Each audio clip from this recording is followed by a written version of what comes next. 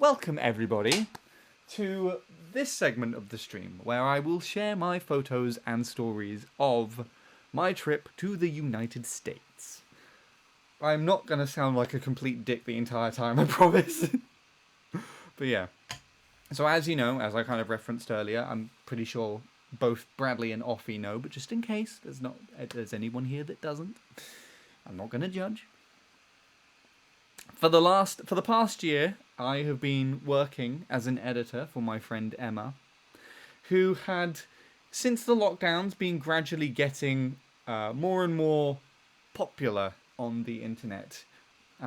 Definitely, while we were at NAMM, it was very clear that she was within the realm of a social media influencer now, because people came up to her there about as much, if not more, as at the drum show. But anyways, because of that, she was invited to come to NAMM, the National Association of Music Merchants, and I somehow managed to persuade her to bring me with her. So, on the 24th of January, 2024, I don't know why I had to specify that bit,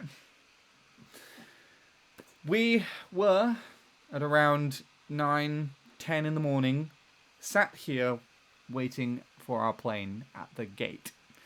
This is the first of 530 photos and videos in total that I have to share. I won't spend about 10 minutes on each though. I will kind of flick through them quite quickly because I took nearly 200 on the plane there alone. But yes, so the trip actually started off technically on the 23rd for me. I went over to see Emma and I spent the night at hers. We actually did a little bit of music jamming first, which was, I think, the first time in almost exactly a year since I had done any music with her, or actually like enjoyed much of jamming out some ideas. But yeah, we just jammed.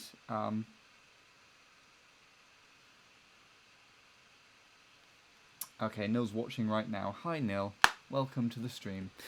Anyway, yes, so it was quite fitting for this trip actually, because the 24th of January 2023 was actually the date that me and Emma met up and where I proposed to her. I could have worded that better. Proposed the idea to her. I just didn't propose. Let me rephrase that. I suggested the idea of taking on helping her with the editing, because only a week prior I had just upgraded to this laptop that you can currently hear blasting out 1,000 degrees through the fan vent of the graphics card right now. If I didn't buy this thing, I wouldn't have suggested that to Emma, and I wouldn't have bought this thing, first of all, if I didn't see a lorry with a laptop on it from PC Specialist as we were taking Robin back up to uni, but also because for my volunteering I did an editing project. And it was awful. It was one of the worst things I had to pull together on my old laptop. It was just too slow. It was just terrible, that device. It had to go. So many just on the spot decisions, like spontaneous type things that just led to another, and it's quite weird that a year later this whole prospect led to me essentially going to America. So anyways, I've happened to I've had this photo on the screen for probably like 20 minutes and I've rambled not about starting on the photos. Yeah, so I stayed at Emma's, barely slept at all. I was having an insomnia spike again, like in the couple of weeks prior. I had been anxious for like several months because this was big.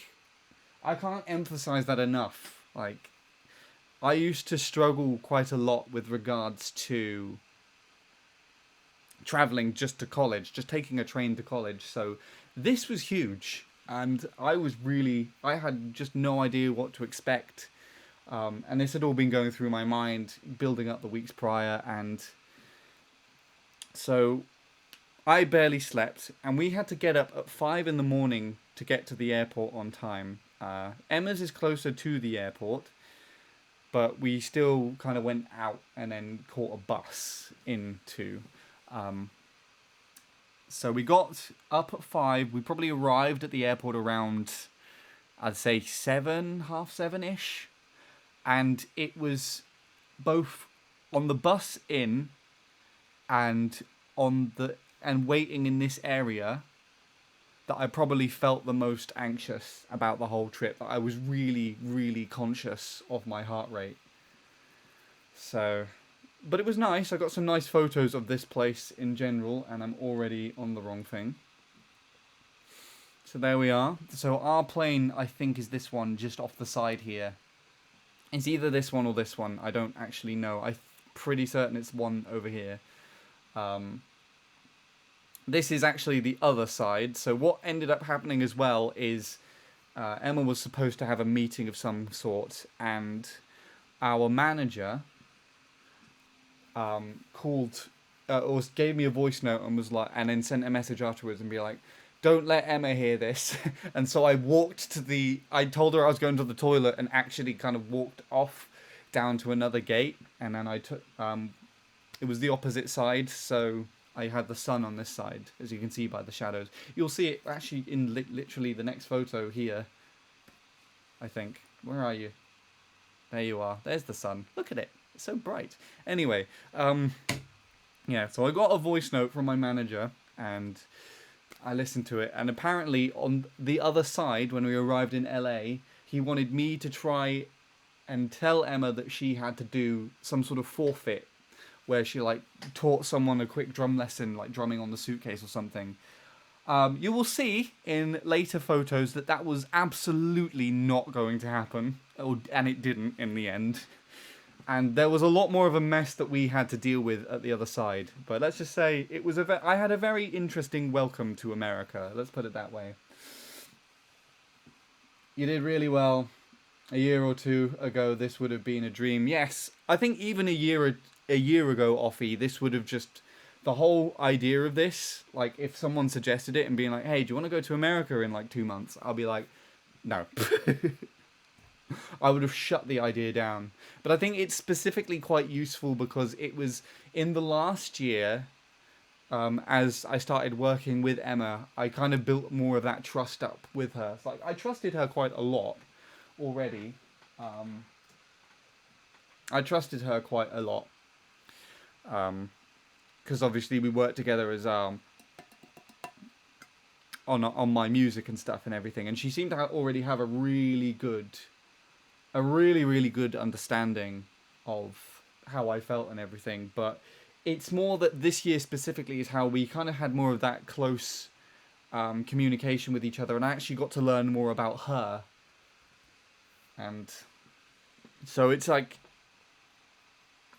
I don't know, I would trusted her more to kind of be the one to do this trip with, so I think so.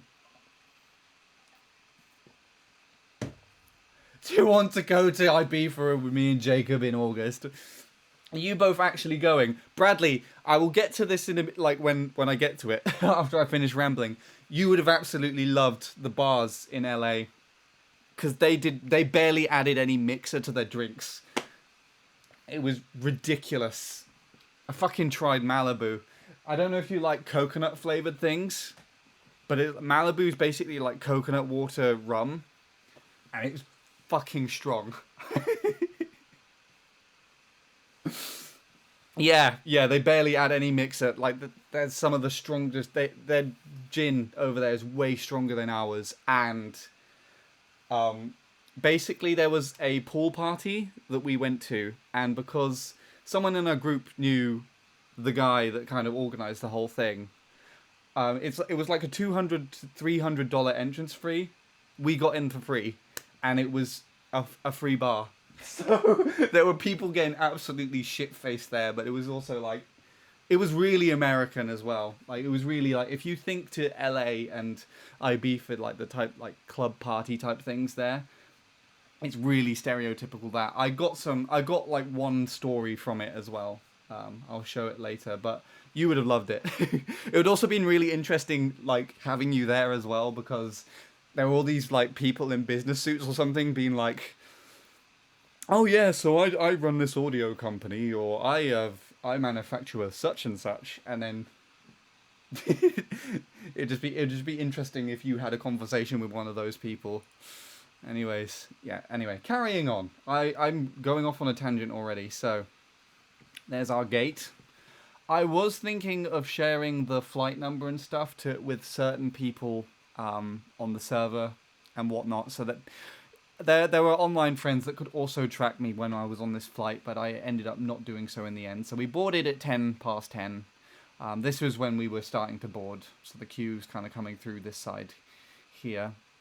We obviously didn't take off at 10 past 10, which is why I started getting stressed again.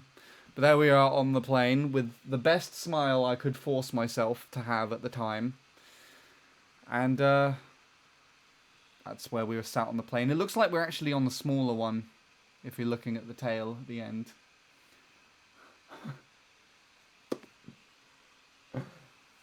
I'm the manager of a multi-million-dollar company. I like pretty pictures and music, and yay, America.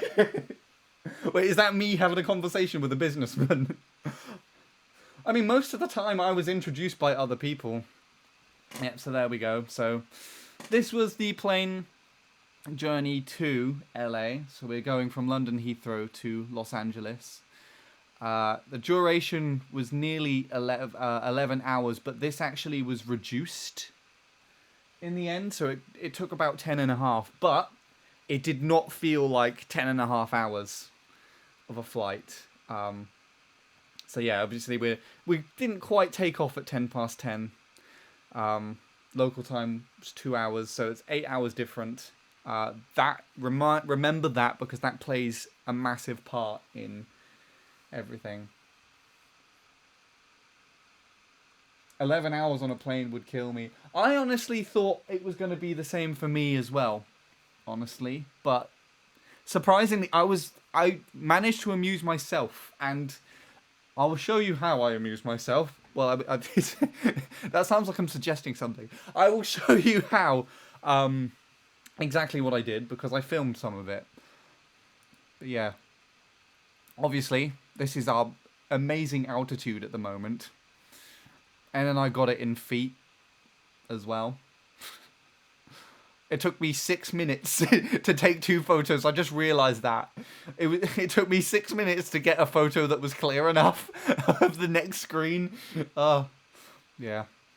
There we are. Here's the takeoff. So I have this both muted on here and muted on OBS, because the sound quality is horrendous, first of all, from the takeoff and landing videos, but also in later videos I don't want to risk getting DMCA'd, because there are some music in it as well. But yeah,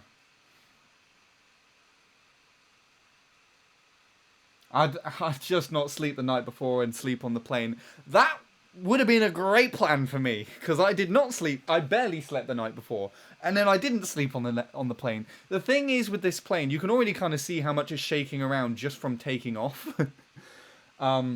Well, actually, I'm sure Offie and Bradley, you've both been on planes before. There we go. There, I've left UK soil, and we're off and away. Next time I'll touch solid ground, it will be America. But yeah,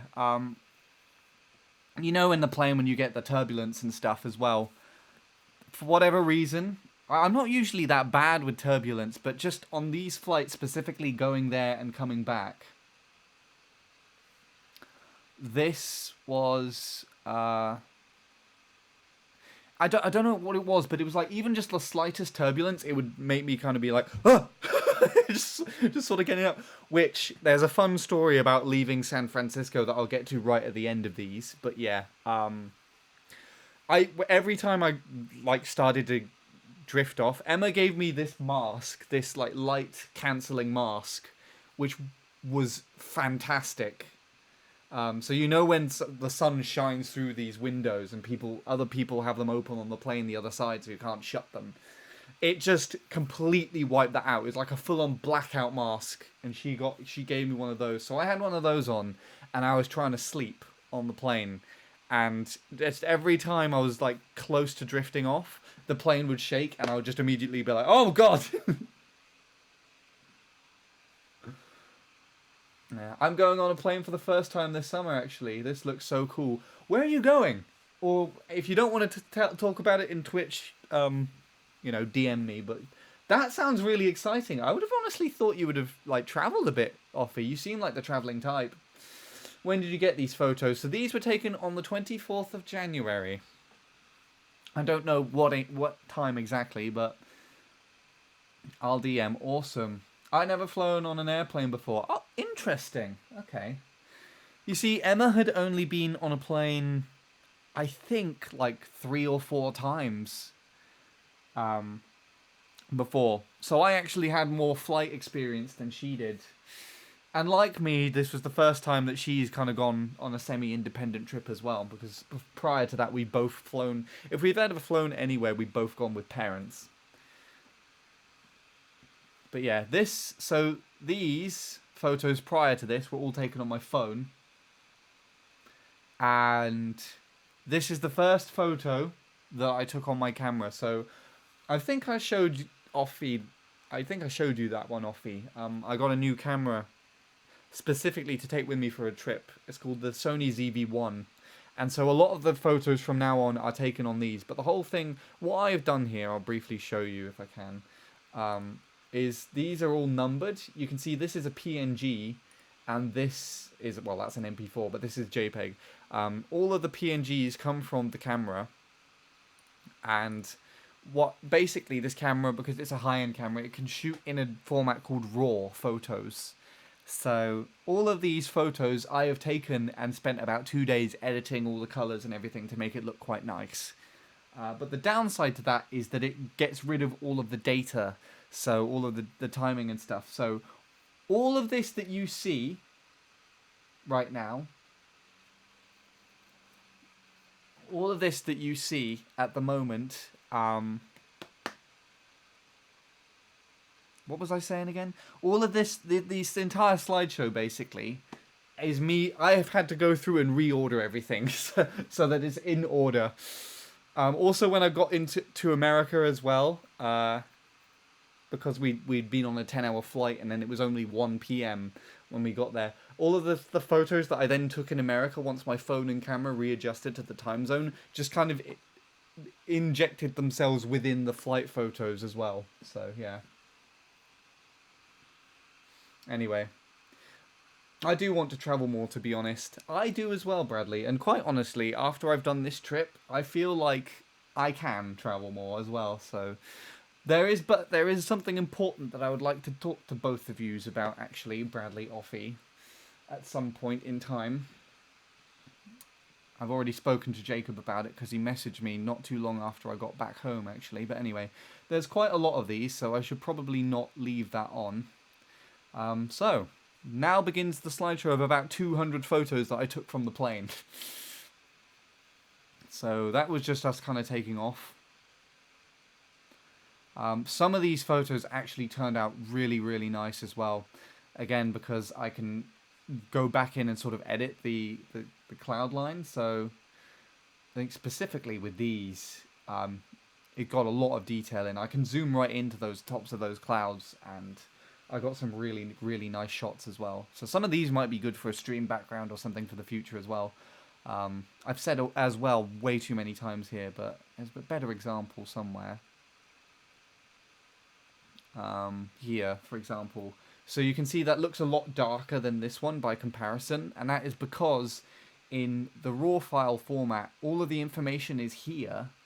You just kind of have to tone it down. So here, obviously, it's a little bit too overexposed because I had some of the window in the frame, so we're kind of taking that into account. So I can't darken that anymore. But because all of this is here and most of it's light, but there is sort of texture information here, I guess, for lack of a better way of explaining it, it basically means that I can kind of turn it down just to bring all of these clouds back. Otherwise, all of this was bright white the entire time, and it was actually really difficult to look at while we were flying. But again, because of my, I guess, mediocre but reasonable editing ability, I've managed to kind of bring that back so it's tolerable to look at. So you're welcome, everybody. The clouds look so fucking cool from that angle. Trust me, this is probably one of the worst ones that I got on the flight. I got some interesting ones. So this is after we passed over Scotland. I saw some of the rocky islands down here. Speaking of islands, as in Ireland, you'll see on the flight mat later. To my amusement, we went around Ireland. I'll show that off on the flight mat later. I don't know why I filmed this. What's the point? She says. I think it was one of those situations where the spread was too thick, or like too cold, so it didn't spread properly. But yeah, so most of my flight amusement was looking out the window, taking photos, watching Emma do this. Another, I don't remember what this app is called, but apparently she used to play a lot of it when she was a kid. It looks really interesting. I never had a go on it. Solid choice of entertainment. Candy Crush. It's similar to Candy Crush. I don't think it is that though, because I don't. These look like it's something to do with gems. Something to do with gems. Gem Rush, maybe. Yeah. And this was my other form of entertainment. Emma had a DS and she was playing New Super Mario Bros. And she was actually quite a reasonable player at playing this. Like, the game was finished. She got to the end. She hasn't 100%ed it, obviously, because there's a medal missing. But I did not know she had this DS. If she told me that she had her DS... I brought my 3DS with me, and I don't know if anyone has ever played this game, and there's like a multiplayer game on it where you can do both. There's like a Luigi Casino, but then you also have a versus thing. I'm going to try and play it with Robin at some point. I can't snooze the ads. Shit. Twitch, you are terrible. Okay. Well, we're going to have to wait for that in a minute. Apologies, but yeah. Yeah, I could have played the multiplayer with her if I knew she had a DS, but I put it in my suitcase because when you go through airports in the UK, you have to get out all of your devices and have them like presented in the tray. And yeah. I didn't want to do that with everything because I was already carrying quite a lot in hand luggage, so. Hi Neil, how are you doing? I'll speak to you in like probably a minute and a half because ads are going to ruin everything. Apart from for Offie as well. Offie's subbed, so... Oh, I haven't seen anything for the ad now. I don't know if it started. There we go. 1.5 minutes. Hi Offie and anyone else with ad blockers. How are you doing? How is your day? Hope it's all been good.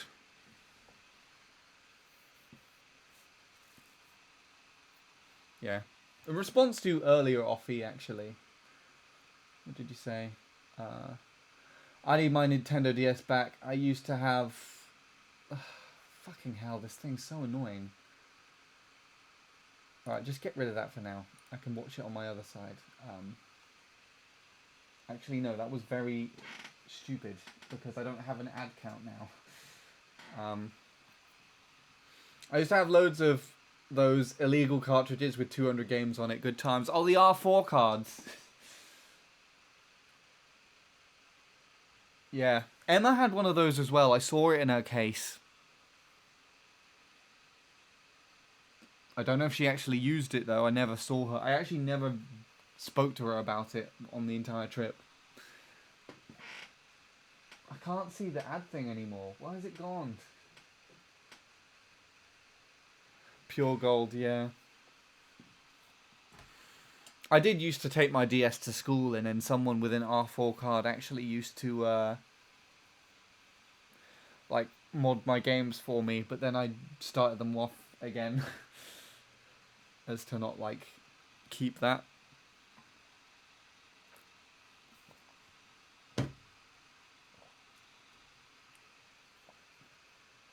Right.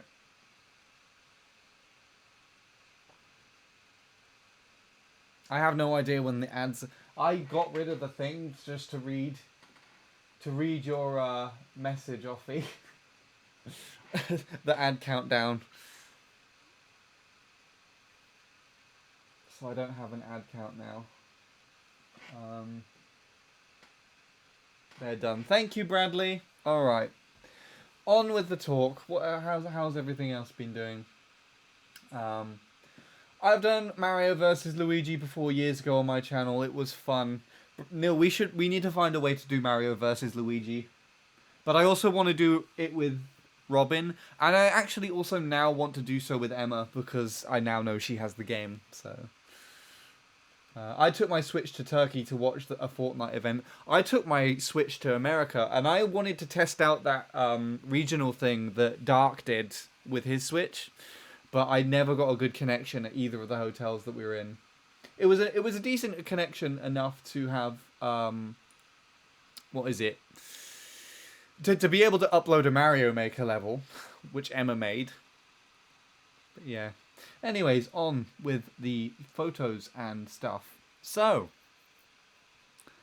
I tried to get some more scenic shots as well, as scenic as you can get. Now this is while we're flying over Greenland. So we passed over the Arctic Circle. And so the sun, this is probably around 12 or 1 p.m.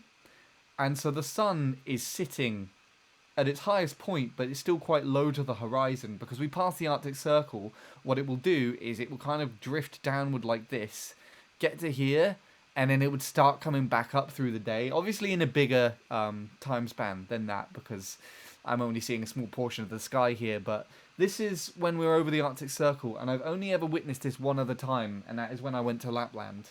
But I never seen... for the most part, primarily, I'd never actually seen some of the scenes that I have on this flight because I always flew to the south of Europe, basically, most of the time. So I would always see like all the sunny mountain countries, never all the snow and everything like that. Didn't actually see Greenland itself, and I didn't see Iceland either, but we didn't fly over it because it was too cloudy over Greenland. But there is another country that came afterwards, and it was very pretty. Also, this thing happens on the plane because of the pressure. Water freezes at a higher temperature than it would usually, I think. It's either higher or lower. I mean, obviously, the pressure and the temperature outside of the plane are going to be significantly low anyways. Enough to, if they were down here, it would just freeze water instantly. But because there's a little hole, we have like 3 layers of glass basically. So there's like a plastic panel here, then there's 1 layer of glass here, and then there's one to the outside, and it has this sort of little like hole in it. And yeah, that's what it is. The hole lets in moisture on the other side of the glass, and so we get these little like shards. But they're most prominent if you are actually also flying over like really cold spaces as well, which is obviously going to be Greenland in this instance. So that's me trying to take photos of it on my phone. You can kind of see how it's the phone's sort of AI, not AI, the way the phone kind of like processes images, tries to sharpen things, so you sort of get these little circles around it. But I'd actually say the pictures that I got on my phone, these ones, were better than the camera, which are these, because I just couldn't get it in focus. It's a really good camera, but it cannot do macro photography at all. It was really difficult to get it in focus. Anyways, so we get a lot of clouds. This is the lowest that you ever see the sun. So this is still like midday kind of ish, and that's like on the horizon basically over there. But yeah. These are my favourite cloud patterns here. They're like waves, basically. You know, sometimes like in the winter, when you get like those really kind of like those lines going across the sky, this is basically what they look like from above, essentially, but more like tightly packed together because we're so far up. There's some ice. That is ice on water down there. That's the first time I've ever seen that happen. I don't think I saw it when we went to Finland. I know I did see snow on things, but I think we just followed along the landmass most of the time. But you can see in contrast to this, there's the ice down there, and then those are the thin clouds that I was taking a picture of earlier. How thin they actually are in comparison, because Again, I had to treat the lighting on this to make it turn out a little better, but yeah. There's some more ice down there. That's a much better example. This is now sort of crossing over between Greenland and Canada. So this is kind of within the sea area there, the sea ice. But the thing is, you have to remember as well, when I was looking out the plane a bit earlier and you saw those buildings and everything down there, we're about twice the height of when we were at that area now. So these are significantly big. These are like the towns of the size of basically an entire town, potentially. And this is also the part where me and Emma would trade places to look at them as well, quite a lot, because I had the window seat, she was sat in the aisle, and yeah, so we were just talking about this for quite a while actually, to like think how big those actually are. They were significantly big. Anyway, yeah, so got quite a lot of shots there. There again, you can see those thin clouds going in the lines there. Quite interesting. At least I think, anyways. There's a mountain. Can you tell that's a mountain? I can, because I saw it better in person than here. That's the first mountain that I saw. I got some more significant ones that broke above. This is the difference between kind of like the ice, the water ice, and then coming into sort of the islands of Canada. So this is really pretty now. When we flew over, so these are probably my favorite photos of the trip, actually, because when we were flying over Canada, the sky was almost completely clear, so you could see all of these like snow and ice formations. And this is the first time, again, I've ever seen this like with my own eyes. It's the first time I've actually seen Canada with my own eyes. So that's probably quite remarkable here. But yeah, there is also another one here. These were quite interesting as well. So what I think this is this is liquid water here, and then this is the ice going around here. You can kind of see there's a what's it called? There's like a slightly darker patch here compared to here. And so what I think is going on... I mean, the first thing that I looked at, because this steam is actually rising. This steam is rising up. I thought this was just like a series of geysers. But I think it's something to do with the water like melting at the edges here. Because this is obviously water here and this is ice. So... I don't know, but I took a couple of pictures of it and then this video. If you look close enough, you can see this is rising. It's also, my camera, I didn't notice this until I looked at it on a bigger screen, but my camera's kind of like wobbling. The frame is wobbling for some reason, and I only ever noticed that on the plane. No clue what's causing that at all. Almost looks like fossils. What the that? Yeah, I can see it. I can see it. Anyway, yeah, that's what that thing looked like when we passed it. It could be a glacier, actually. Maybe it is. I don't know. But wherever it is, I also took a picture of it where it is on the map. That's where we were when I saw it. And also, this is what I was talking about earlier. You see, you would think logically, oh, we'll just fly over this way to get to here. Look, we go around, and it amused the hell out of me when I saw this on the map. We go around Ireland. We were like, okay, we're past Ireland now. Off we go. I really want to show that to Ningamer, actually.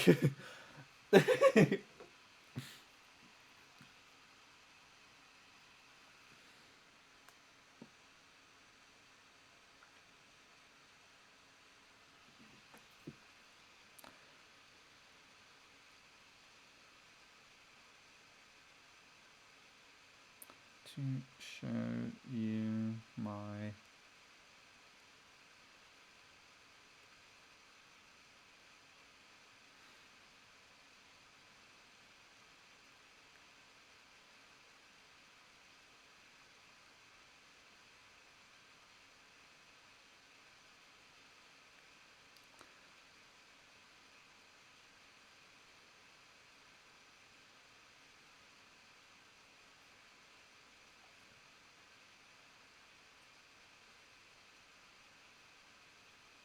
There we go. Let's see what he says to that.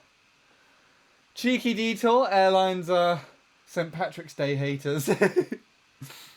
We did do it a couple of other times. I don't know why they did it though. Oh yeah, also.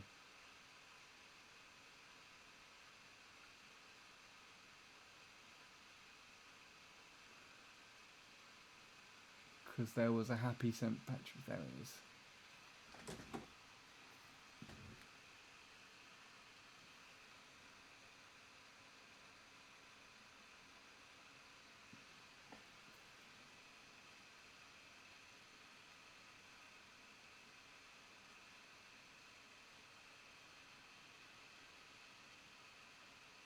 Yeah, we'll send that to him as well. Right. Anyway, moving on. I really like this photo as well. Actually, I took this in portrait specifically because I wanted to post it on Instagram, but I didn't get to in the end. But this is obviously water and then ice, and the way that it was shining on the back to the plane was just remarkable. But also, I have also edited this photo to make it look more desirable, so to speak. That's what it would kind of look like otherwise in those. That's one of your favorites so far. Offie, honestly, if you really like any of these photos so much, you can like take a clip or a screenshot of them, send it to me, and I will send you like the full res thing. Because one of the things that I've been thinking of doing recently, because these photos and then what I've taken on Robin's DSLR camera, a lot of those are such high quality that I'm actually thinking if I ever redecorate my room soon, I'm just going to have a lot of these printed to canvas and just decorate the room with them. So if you ever want any of these photos, just let me know. And I'm more than happy to share like the high-res photos. This one's really cool as well. Again, I took it in portrait to like post it on Instagram. But you basically got, these are like trees and things down here. And then all of these points here is water. So that's like a frozen river here. You can see that it's frozen because whatever's here is casting a shadow on top of that. Really, really like that photo. I think I took a landscape one as well. Yeah, that's a better one. I really like I edited this to kind of complement more of this, but because we're high up enough that the atmosphere is kind of shading everything a slight blue. I really like the way that it kind of came out in the darker areas here. Really nice photo with that one. Anyways, this, I think, is starting to pass over into America because we're starting to get these very square patches, and this land is not as snowed on. It looks like it's snowy over here, but it's slightly different. Can you see? So I think this photo was taken much later, but if I am correct, this is the first time I saw America with my own eyes. So it does exist. Nil isn't just a figment of my imagination like he keeps telling me before I go to bed. You know? It's really there. It is really here. Or is this snow? I can't actually tell from here. Maybe. Excuse me, the US doesn't exist. Well, what the fuck is this then? Canada, but stripy. It was a fever dream you had. To be perfectly honest, I was sick quite a lot. So, on my way back, like after I came back, I'll save this for later. Actually, there's Emma pointing out the plane. The idea for this is that we're going to edit that to one of the shots that I took looking out the plane. Actually, I think she took these photos, so maybe this isn't even the first time I actually saw America. I just lied to you. Perhaps it isn't. No, I think I saw it first. I saw America first, then she wanted to sit by the window. But yeah, we're going to try and edit one of these into this shot here. Although she didn't like this photo. She prefers something like that. Because with some of these photos, we took a couple, actually. We took one from our hotel room. and it's basically just Emma sat by the window, and when I kind of did up the photo, you got more of the detail coming back. And the idea was the same with this, that I could then just take a photo and just bring some of the details back. There's no chance that I'm going to bring anything back from this. Can you see any detail in that? I'm sorry if I just blinded you, but is there any detail there? Think what was worse about that. I zoomed in a lot more than I thought there. What's worse about that is it's my idea. I thought that you could see out the window while also taking picture in a place that is significantly darker compared to said window. But yeah. Slowest flashbang ever. Emma pointing at the conspiracy theory known as America. Wait, why is this suddenly a conspiracy? I've been there. So much detail. Anyway, mountains. Here they are. Look at them. Aren't they cool? Very grainy when I zoom in like that. I got some higher res photos of the murder. Well, no, this is the highest res photo. What am I talking about? I got some like clearer photos than that. But yeah. These are probably my favorite mountain images. The entire trip. That's as flat as Google Earth. Well, there's some more mountains later. It's breaking the cloud line. What are you talking about? Not that there's any clouds there to be broken. Maybe the flat earthers are onto something, though. Yes, maybe. Maybe. Look at this very flat horizon right there. Yeah. There they are. That's a better shot of the mountains. I think that's one on my phone, actually. They are really bright, though. I apologize. Don't know what mountain that is, though. I didn't have the foresight to take a picture of where we were on the map to see. On the way back, it actually did point out some of the names. And some of the names of the places in America are really ridiculous. Like, I'm pretty sure there's one place that we saw on the way back called Baldy's Point or something like that. I don't know for certain. There's some more. So this is actually coming up to... what's the one before California? That one. Wherever that one is. Literally every other state, because it's like right on the west coast. Anyway, here's the moment you've all been waiting for. Coming into land at the LAX. Pretty sure there's a town called fucking in America. Oh my gosh, I know where I want to go when I'm next over there. Oh yeah, that's the other news that I was going to share. Because NAMM went pretty well, there's a chance, and I feel like a relatively high chance, at least considering the NAMM aspect, that I should be able to go back next year. I'm going to try and arrange a little bit more, to do a little bit more there this time, because I only kind of planned and actually bought my tickets and stuff in November. And so we were really trying to figure out what we were doing, basically. We did still do some stuff, but it was quite interesting. Most of the time, the commentary in the background of this is me and Emma going, "It's so square." Which, yes, top-notch fucking planning, by the way, America. That definitely wasn't fucking confusing half the time I had to go somewhere by myself. I definitely didn't walk the wrong way 3 times when I was trying to look for a Walgreens, despite the fact that I'd already been to said Walgreens, because everything looked the same. Oh yeah, they hate roundabouts, and they absolutely love massive highways.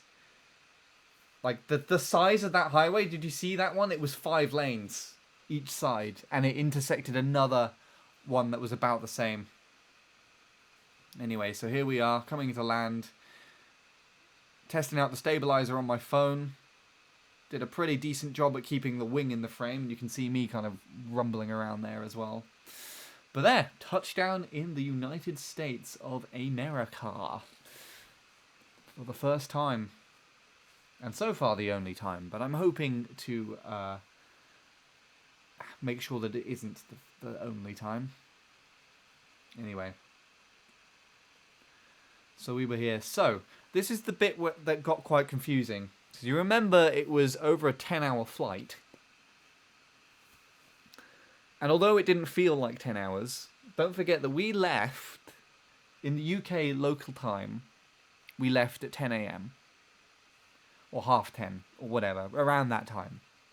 We landed in LA at around 1, 2 in the afternoon. So although, for us, 10 hours had passed, the time difference was only like 3 or 4 hours apart.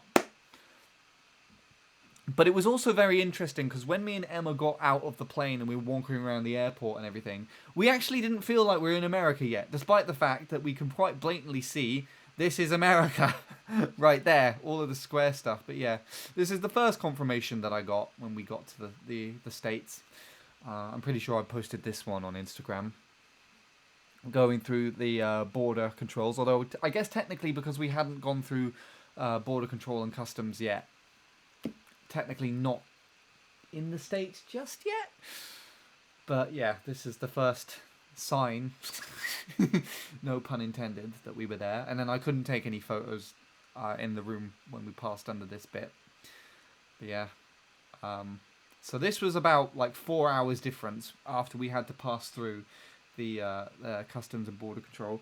And I had a bit of a horrendous time going through there, because basically what happened is Emma had organised it so that we had a smaller queue to wait in, basically, on the side. But we didn't see it, and when we asked for help, we didn't get it. They just told us to go into this main queue. So, oh yeah, the boxed water. I'll get onto that in a minute. So, yeah, we had to wait in this queue, and it basically, I would say the length of the queue is one. You know in airports and things, you have those queues that then kind of go perpendicular to where you're actually supposed to go for ages, and then they kind of loop back round, and you have to go back the way you came. We had one of those that when it took 2 minutes to get from one end to the other. It was that long, and then we went round that about, I'd say, 4 or 5 times. So we were in it for, I would say, about half an hour, 40 minutes, already waiting in this queue. And then just before we got to before we went round another bend, Emma noticed the queue that that me and her were actually supposed to be waiting in. And she was like, oh, we're supposed to be over there. And in front of all these hundreds of people that we just stood in a queue with for ages, she ducked under the barriers and went to go into this queue that was, from everybody else's perspective, a lot smaller. I was like, why? Why have you done this? We didn't plan to do this. I mean, in her eyes, we did get through it much quicker, but it stressed me out so much. Anyway, so 4 hours later, this was the first bit of water that we found in the US, and I'd never seen this before, and it really fucked with my head because, you know, in the UK, we would get water, we would get things like milkshake in these sorts of things, or smoothies in these, and so every time I'd try and drink it, I'd be like, oh, I'm just about to have like a strawberry or banana milkshake or something. And it was just not that. And it didn't. And on top of that, boxed water is not fucking better. It tasted like complete shit, and like they added chemicals into it and everything. It was disgusting, but I was thirsty. I had to drink it, and I will never have it again. And I hope to God I'll never have it again. I did try to keep this, though. I thought it was quite interesting. It was really, really interesting that this existed. I did try to keep it, but I had to get rid of it either at NAMM or when me and Emma were leaving LA because we just had too much shit in our bags, basically. Yeah, my dinner is ready, so hold on. Let me just see what's next after this. Because, oh, okay, it's just more airport stuff. There's more interesting things that I have to talk about. This has ruined my day. What, the boxed water or me hating the concept of boxed water? There is only one correct answer. You better choose rightly. Right. I will be right back very quickly. I'm just going to get my dinner and I'll come back and just snack on that and talk about the rest of my trip.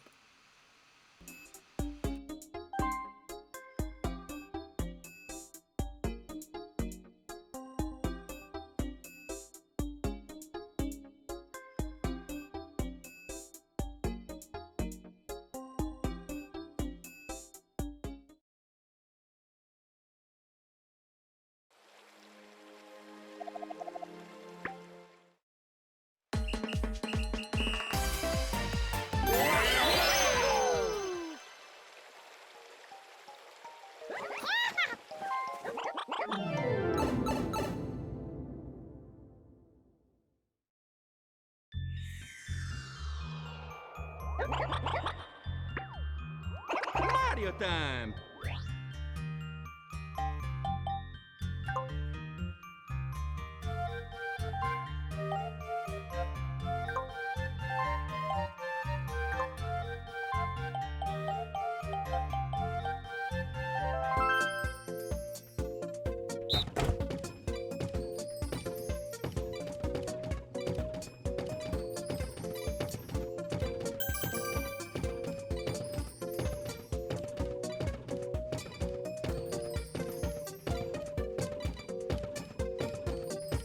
Okay.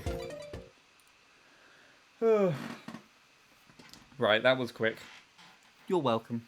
We're having a lot of noodles today. I think we got like access packs that are gonna go out of date soon, so I've just had noodles every other day. That's what I've got for dinner. The Be Right Back screen is so cool. I love it. Have you not seen my new Be Right Back screen yet with the video in the middle? Or do you mean the background? That's a spoiler. I've given you a spoiler for the photos. Anyways, yeah. I'll get to that in a minute.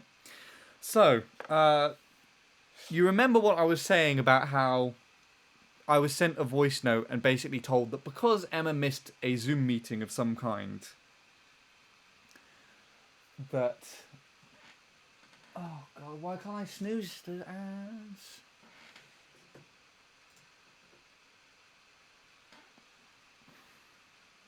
I don't know why the ads chose to come now. They're annoying. Are they snoozed?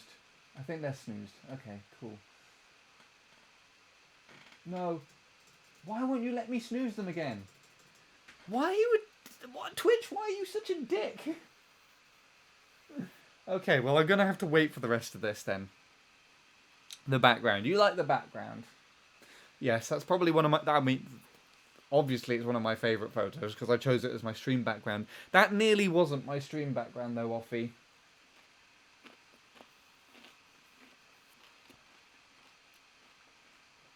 That nearly wasn't my background because the whole like start of this stream has been a mess, basically. I only planned to do it yesterday because that's when I finally finished putting my photos in order. I then only... I went out for a meal today. And I only got back, like... I planned to do the stream at 4, but then came back at 10 past 4. And so I barely had time to get everything ready.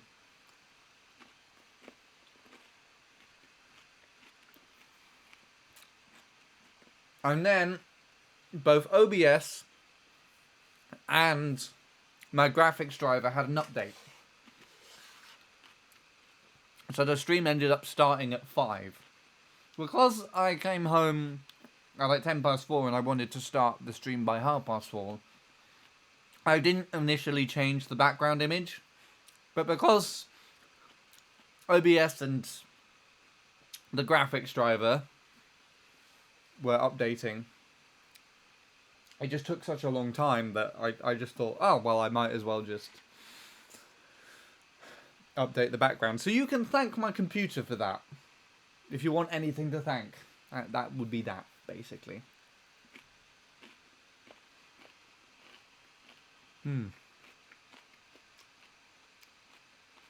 So sorry I'm chewing cucumber while I'm doing this. I had a really salty gammon steak for lunch today. and did not drink enough to compensate for it.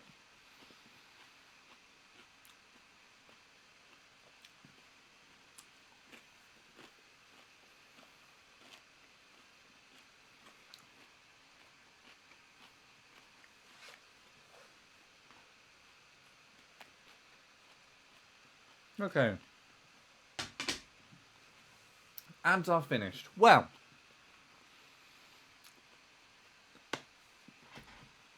alright, back to the story. As I was saying, I don't know if you remember a little bit earlier on in the story, I told you that I got a voice note earlier saying that Emma had to do a forfeit because she didn't turn up for a Zoom meeting. Well, where's the thing gone? This was the state that Emma was in when we got to the airport.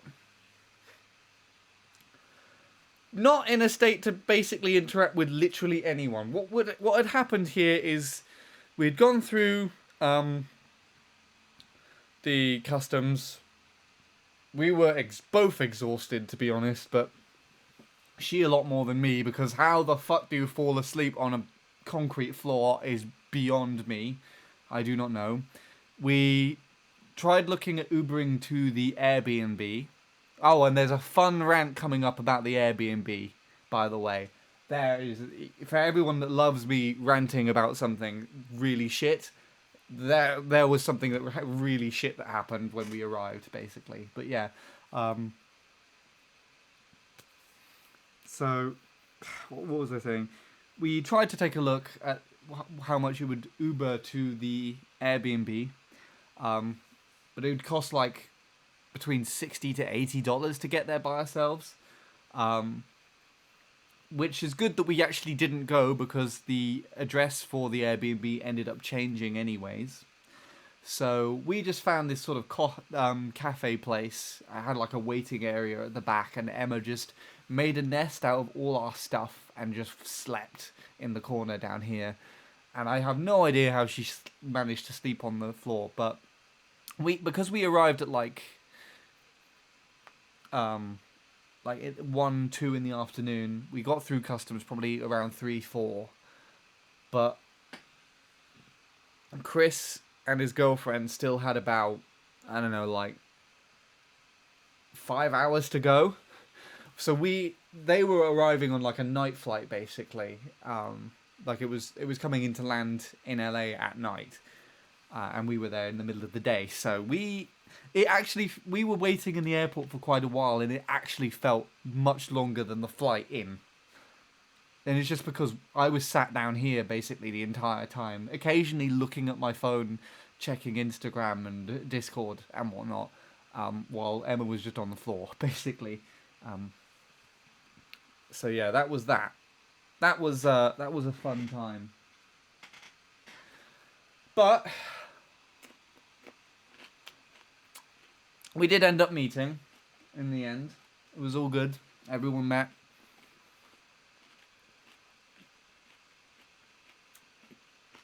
I'm just trying to think what happens next and also not swallow chunks of cucumber.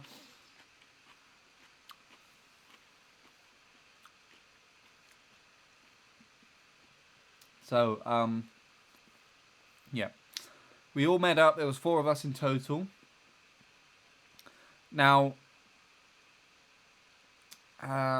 we went out into the bay, like kind of like, you know where all the buses and cars are outside of Heathrow. You basically had that, but it was like 5 lanes for some reason. Ridiculous amount of concrete. America just seems to love it. Anyway, so we went out. We had to look for a very specific bus and catch that, and it was obviously completely crammed with people because it was the last bus of that specific place that night. And so we caught it, and then we went to the hire car place because Chris was driving, which is better for him to do so because they drive on the right for some reason over there, and he lives in France, so used to that kind of thing. But our hire car was one of these. and no one was expecting it. We weren't expecting it. He wasn't expecting it at all. But yes, we went. So I have now not only been to America for the first time, but also been in a Tesla for the first time. Very, very interesting car. And to be perfectly honest, the silence of these things is terrifying. It's ridiculous. So, you can actually see it on this photo, and I didn't know about this before. But basically, not the left-hand driving wheel, yeah, unfortunately. This is where I would sit in the car usually. I don't want a fucking wheel in front of my face. Yeah, I don't know. I'm pretty sure Chris said it's only one pedal. There's a pedal there, but it looks like there's something else here. But yeah, Chris said it was essentially one pedal for the entire car. Because it automatically, I think, changes gears and does all that kind of stuff. So all you do is like you put your foot down on the pedal to go, and you take it off, and the car would brake automatically, basically. But that's where the first problem came in, because these things are fucking sensitive. So just imagine, for everyone that can drive here, imagine using your car pedal, but to make it go at like the standard sort of 20-30 miles an hour, you just push it the lightest possible amount down that you can. You're basically like still like holding your foot up at that angle, and you just push it down by the lightest bit to make it go 30 miles an hour. That is apparently how the Tesla fucking works. So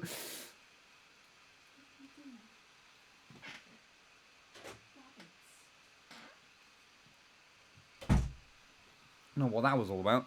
Yeah. So imagine that.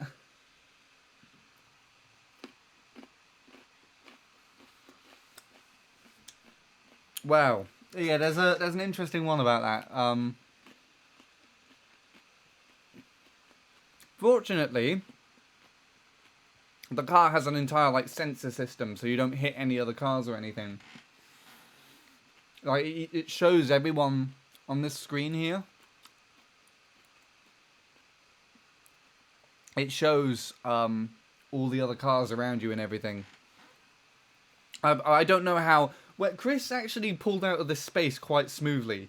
We then proceeded to spend another 20 minutes just around the corner from where you can see here. Just trying to turn the air conditioning off. Or on. I don't even remember. This is all you get as well. This panel here is literally everything. And it's I don't know. It was a very confusing fucking car. But the main bit is the pedal. The fucking pedal. Right? It's because you push so lightly to basically go your standard amount.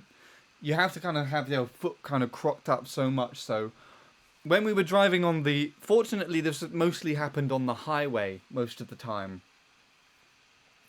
When Chris was pushing the pedal, basically, every time his foot would like slip a tiny bit more forward, the car would lurch forward and like start accelerating. Teslas have one of like the fastest acceleration rates, I think. I don't remember how much it was, but it really went. And the annoying part is like this is in the middle of the night after I'd been on a 10-hour flight and then waiting in an airport for 7 hours. It was dark. I was tired. At this point, I'd been awake for over 24 hours because this was around about 5 in the morning in the UK the next day, and we woke up at 5 in the morning to get our flight in. So I was kind of curiously looking around because this is the first time I'd been on a road in America, obviously. So I was kind of trying to look at the surroundings, but I was kind of also falling asleep because driving at night in a car is relaxing to me. So I was kind of like, and then every now and then Chris would like accidentally accelerate the damn thing. It's basically like the turbulence that I would witness on the plane, where I'd just be like, oh fuck. I absolutely hated it at the time, but it's really, really funny looking back at it now. But yeah, that's basically our experience with the Tesla. the way that you control things, it has like a voice activation thing on here, so you just ask it to do stuff. And then, but because we're all Brits, it just wasn't recognizing our accent, so it just was barely doing anything. The other aspect about this as well is it's eerily quiet as well, so it's kind of like the way that we first started moving forward with this, it's almost as if you didn't have the engine running and like you just pulled the handbrake off and you started rolling down a hill. That is the Tesla. That's the sound that it made. Nothing. It made barely any sound at all. And it was really, really, really weird. I was very uncomfortable in my first like 20 minutes of this car. Yeah. Aside from the pedal thing though, Chris was a very safe driver. You have to drive very above the as well as the wheel being on the wrong side of the car. You also have to drive slightly differently in the US, and he seemed to be well aware of that as well. So kudos to him on that. Anyway, the rant time. As if I wasn't rambling enough already.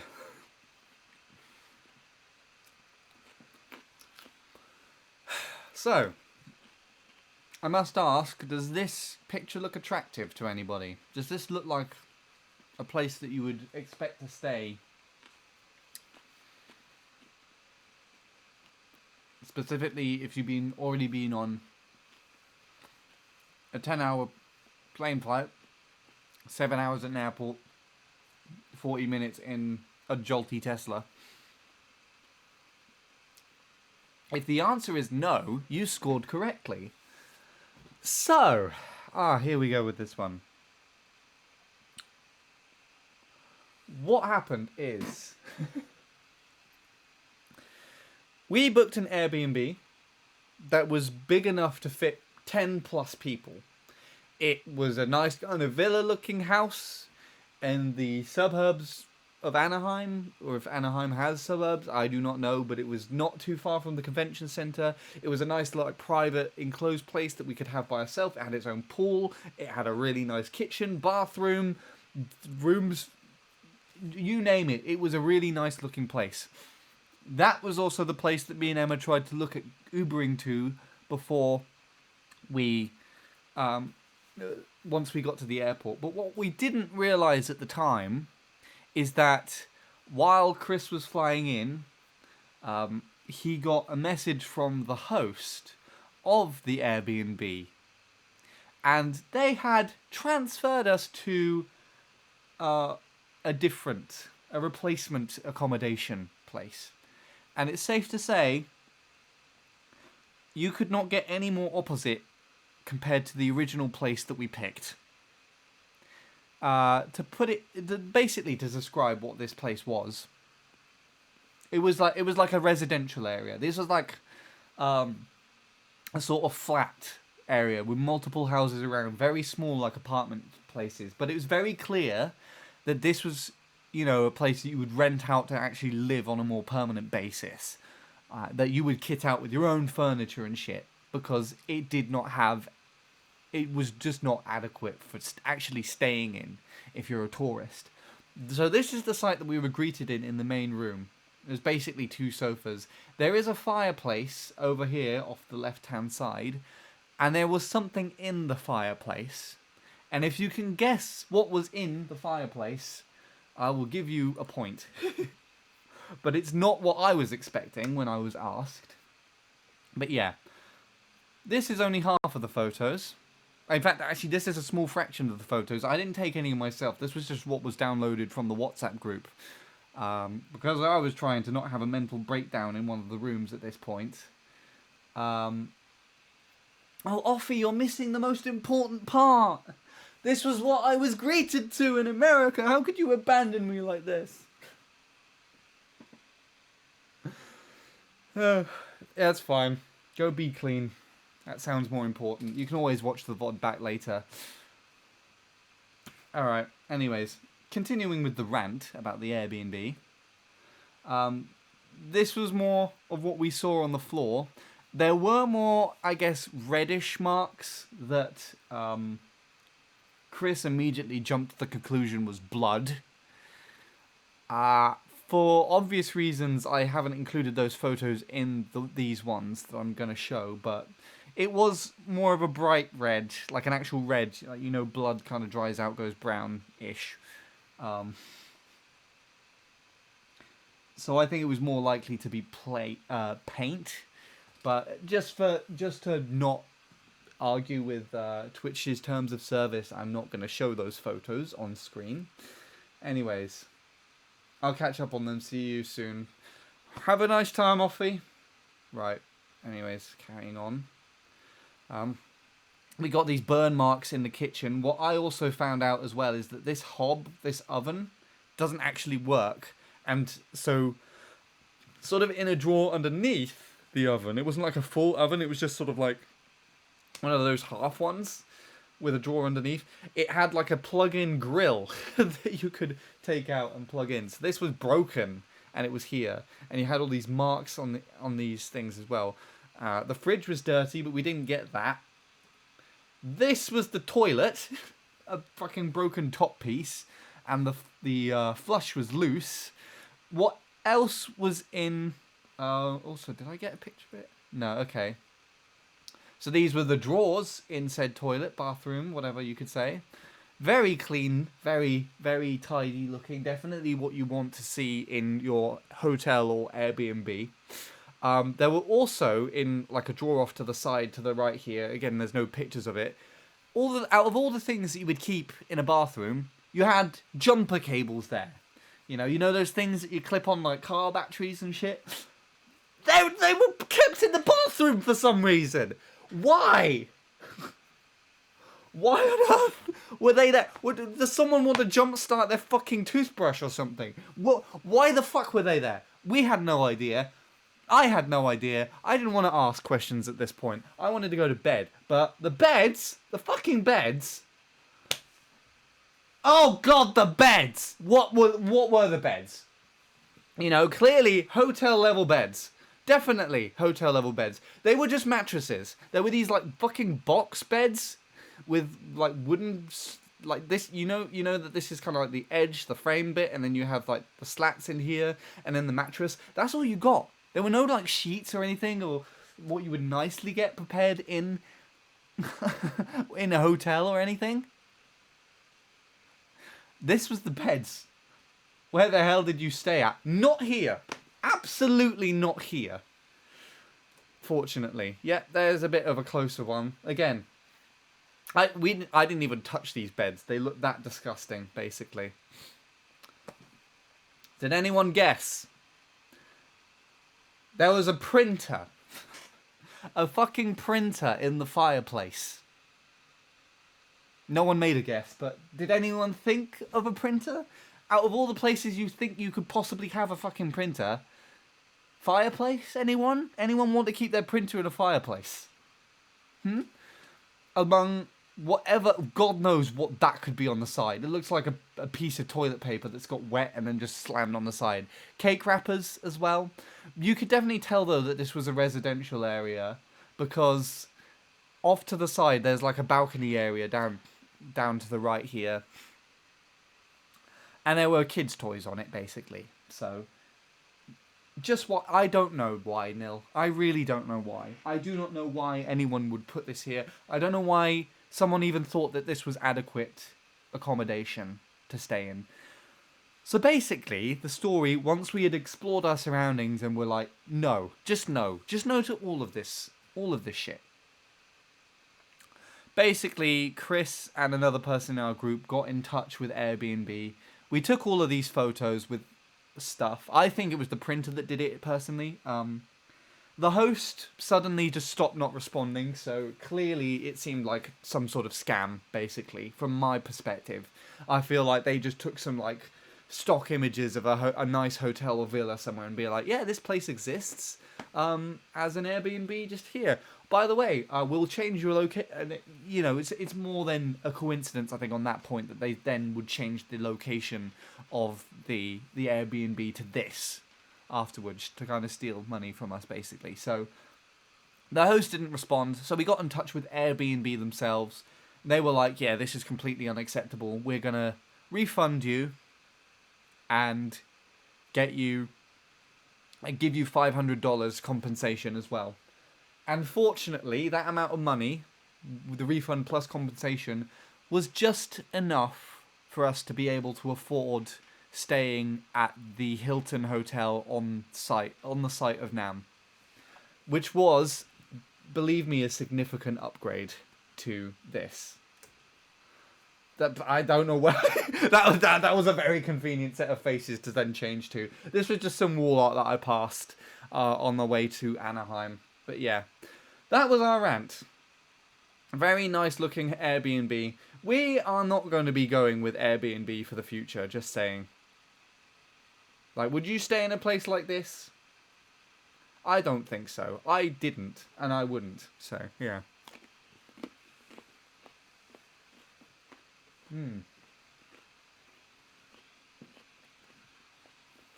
But yeah, that's that part of the story. So, carrying on.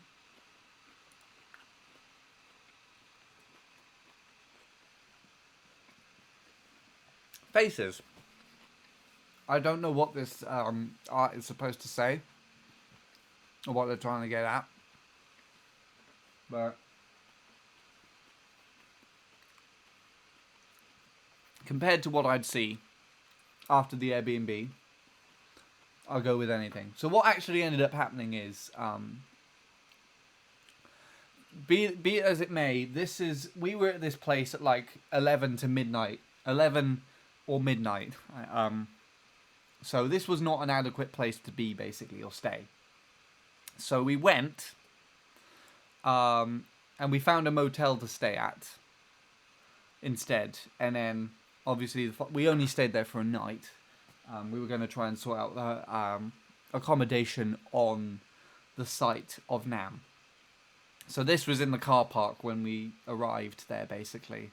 And this was actually, I don't remember where this was exactly. I wish I took some more pictures for it, Neil. But you know the kind of like outdoor like shopping area in the city resort on Go Vacation?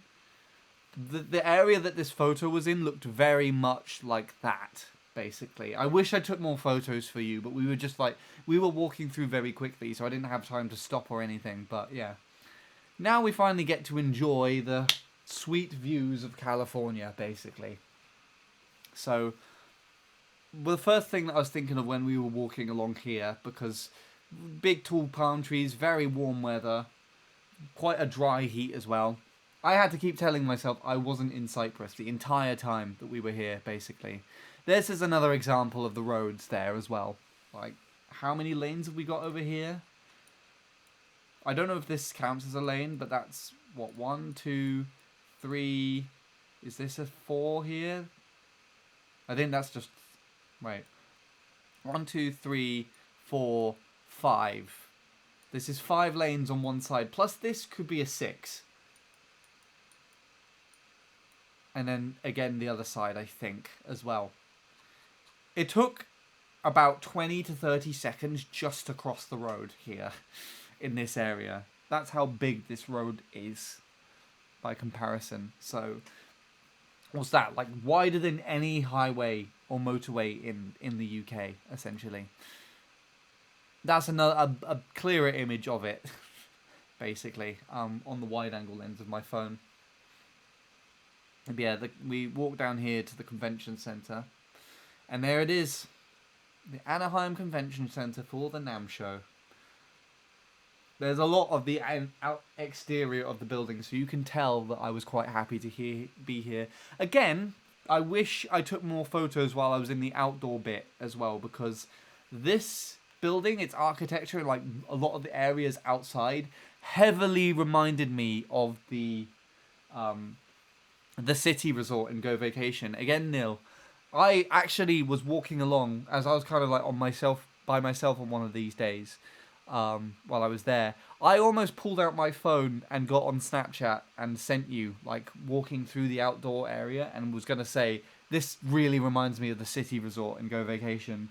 I don't know why I didn't do so in the end, but yeah, we just ended up just kind of like walking. So this is the area after you pass through security. Everyone's getting badge checked here, but because we had media badges, we didn't have to. And this is the biggest stage over here, the Yamaha stage. But barely anyone was in this area most of the times that we were there. I think he got most of its performances at night time. And again on the wide angle lens.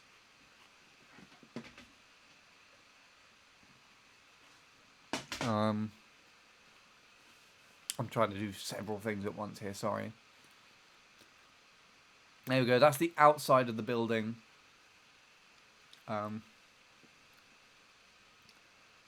So we had our picture taken just outside here. So if there's anyone that has me added on Facebook, you would have probably seen that as my cover photo. With me and the rest of my group. Obviously, I didn't include that in this batch of photos because I don't have permission from everyone to share those photos. But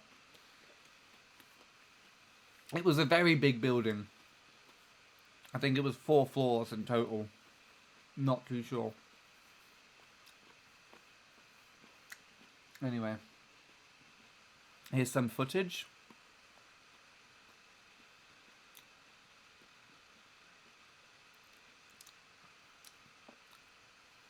This person was constantly doing like drum demonstrations throughout the show, basically. And we never spoke to her, which is quite interesting because there's another ad break. Yay, another ad break's coming. I can't snooze them anymore, and I don't know why. I apologize in advance. Anyway, so yeah, at this point, this is when we were in the convention center, and I actually went off to try and find my own something else to eat because everyone else wanted to get something like Mexican food, and I was just like, I'm gonna actually look for something else. But it was also just an excuse to walk around, so I actually walked around by myself for an hour. I saw these two people playing guitar, and I recognized both of them from YouTube.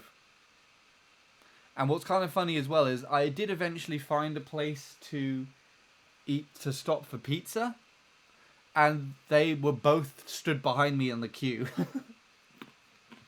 I was waiting to get my slice, basically.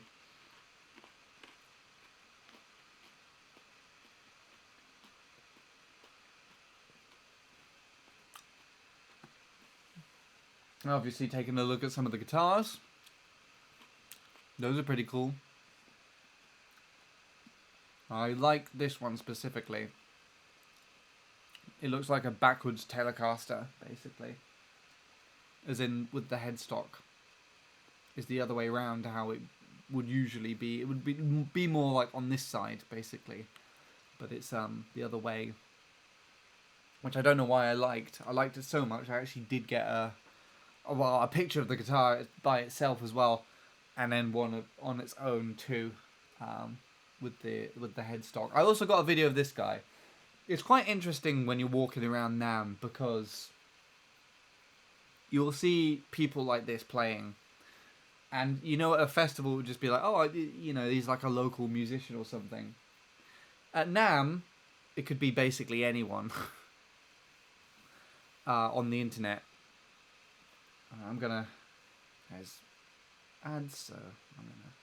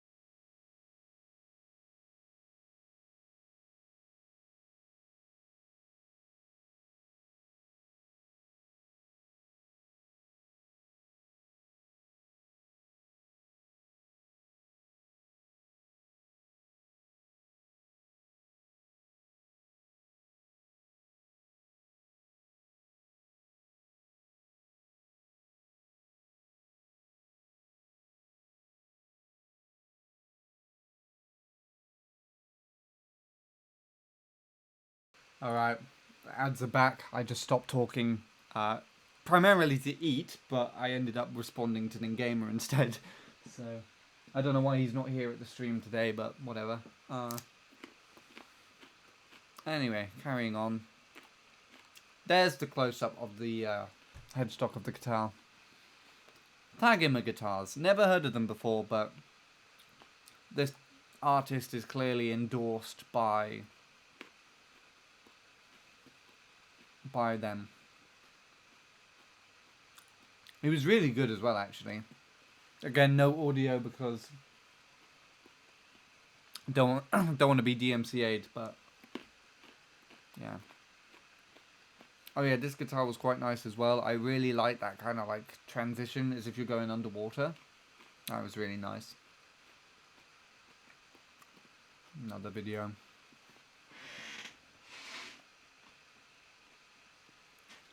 It's just very interesting melodic playing.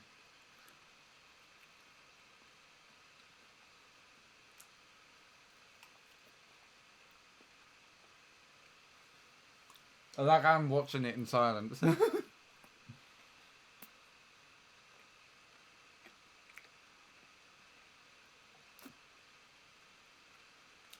Oh yeah, so there's this guitar. And because of this reflection, this is technically the first picture of me in America. Because I'm in the reflection. So you can see there, proof that I was there. But this guitar was also really cool. I really like that guitar. And then this was basically a massive wall of, I guess, speakers. With this guy playing some sort of like rock guitar solo. And it's right next to this guy doing melodic bass playing. So it was a very big clash of sounds. This was overpowering it at this point, obviously, because I stood right in front of it. But it was just very weird that you'd have those two things right next to each other. I didn't stay to listen to either of them that much. I didn't actually know who this guy was either. Then I kind of walked around the edge and just saw these really cool patterned guitars. I tried to get a close-up picture of this, I think, but I just got a blurry shot. But we're looking at these. Yeah, there, it's a little blurry. Very cool pattern. This is another one of the guitars as well. And then the person at the stall came to talk to me and talk to me about them. And it's a company that originates in China that makes these guitar bodies as well. And then I was like, oh, well, cool. What would you expect that the price would be for this sort of thing? Maybe like $200, $300 maybe at the very least. This was... Not this one. This was $90. $90 in total for that, a guitar that looked like that. And I think it was like 100, maybe 120 for this one. It was a little bit more like extravagant, I guess. Which was very, very... I'll admit it was somewhat tempting, but there's also like a... I don't want to be racist, but it was also like a Chinese company. Usually when they sell quite low, it means that the... at least with experience that I've had with guitars in the past, or heard that people had with guitars in the past from there, that they had to then do quite a lot of work to get it to actually sound decent and play decently. So although it looks the part, and I would make a really nice sort of just wall decoration piece, I would say, I don't know how it would sound without actually trying to play it. And for this stall specifically, although you had in some of the guitar places little areas where you could sit down and plug in the amps, plug the guitars into amps and try them out for yourself, this little stall did not. But I was only wandering around because at this point I was still looking for something to eat. So I was still just kind of looking around. I then watched these two guys just playing for a bit. They were just playing some kind of like jazzy sort of bossa nova type stuff. Also, some of the guitars here were really nice as well, but I didn't really get much pictures of them. This is the first picture that I took on my camera at NAMM.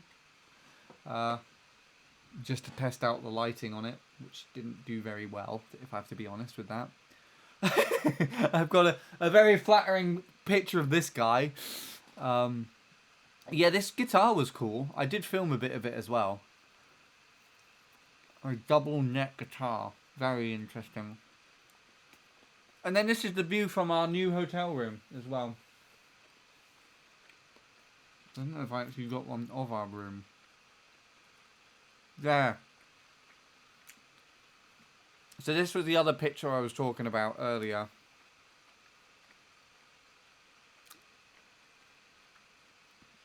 You know where I got a picture of Emma looking out the window and you could sort of see all the stuff behind it.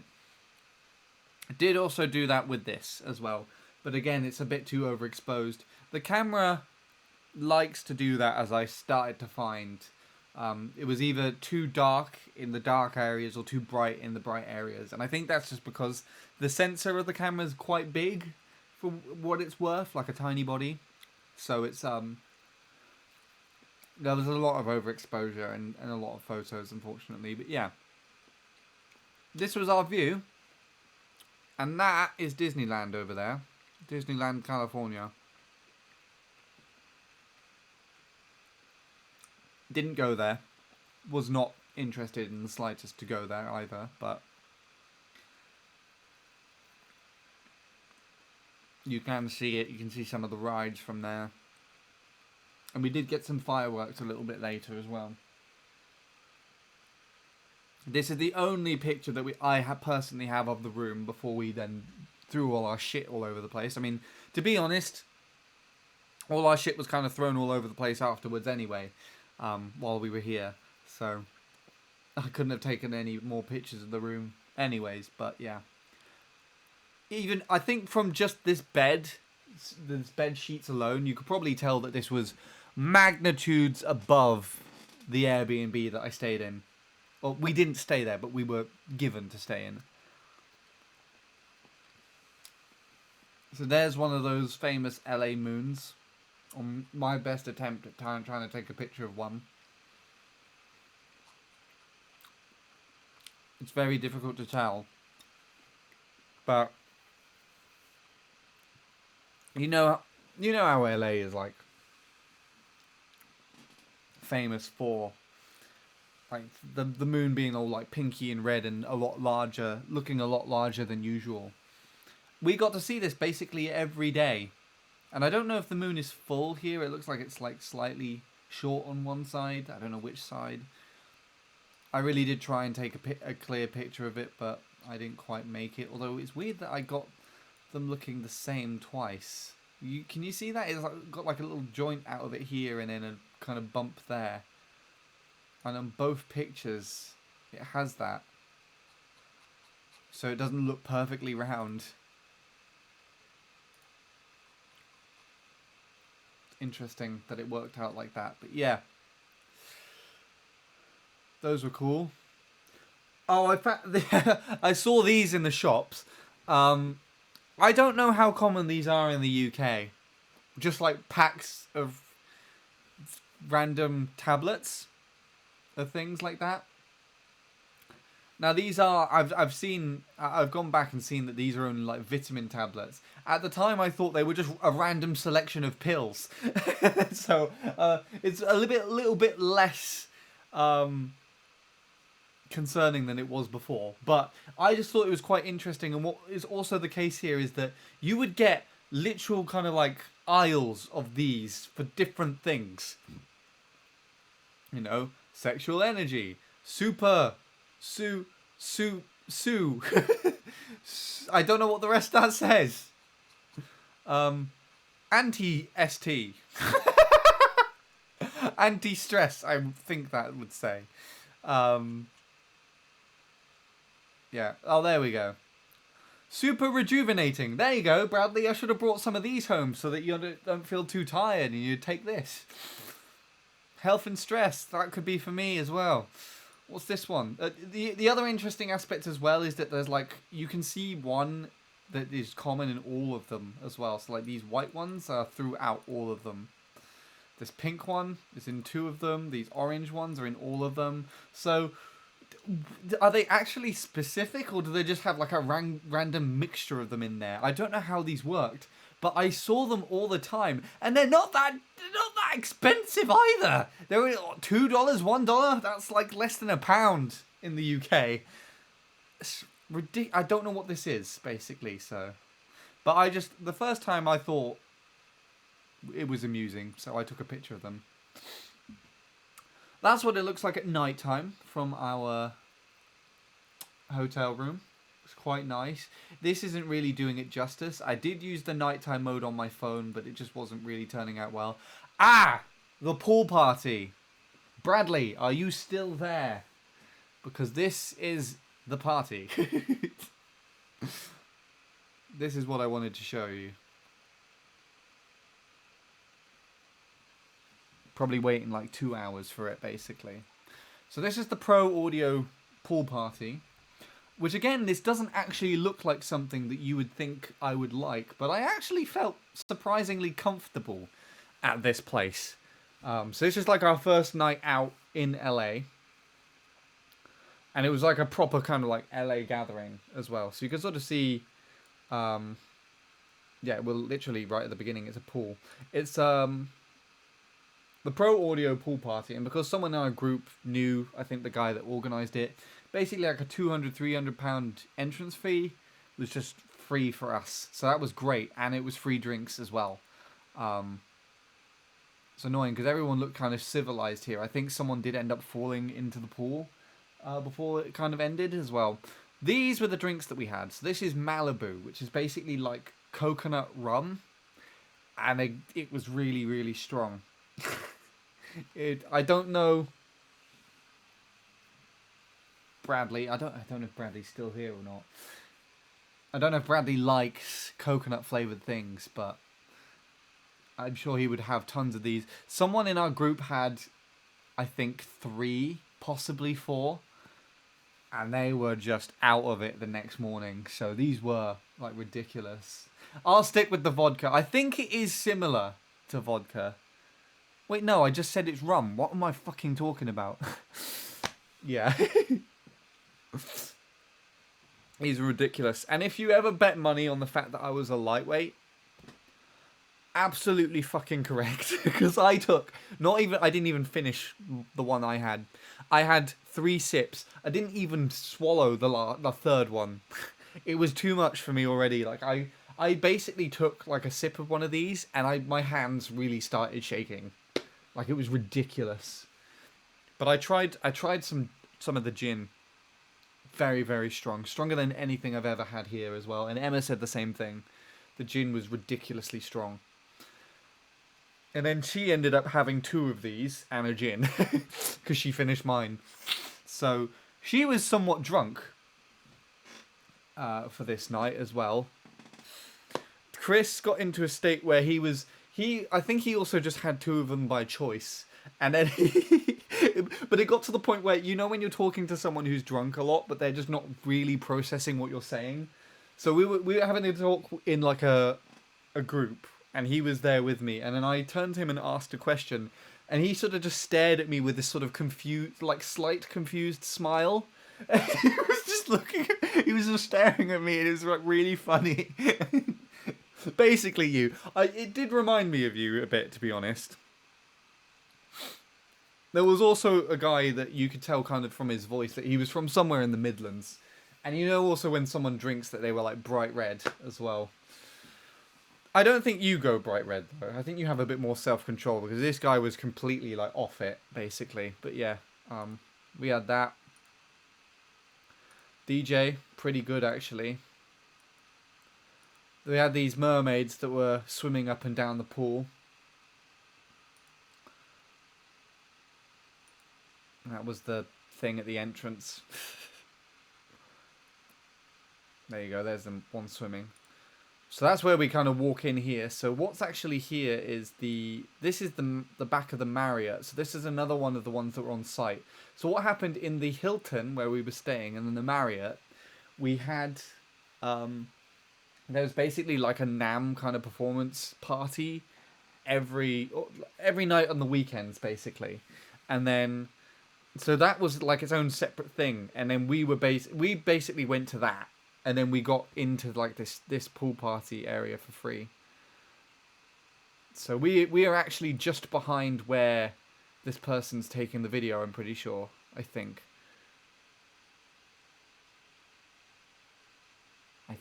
Yeah, I think, yeah. Anyway, so that's the pool party. I think you would have liked it, Bradley. It was free drinks, so... And they did have other things as well. There was another bar. They had the Malibu that was like complimentary. But I think there was vodka there. Vodka and Coke. So I think you would have been done. Anyway, what was that? Was that all of it?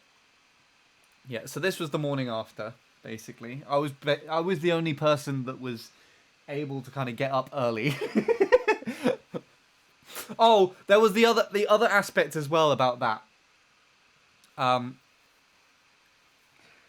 tired what time do you reckon everybody got tired at? Because this was the other aspect that we figured out about jet lag. So in the daytime, it was perfectly fine. You know, you wake up when it got light, you have lunch kind of in the middle of the day, and then it got dark again. It felt like a day. We were able to kind of adjust to the times for that pretty much perfectly.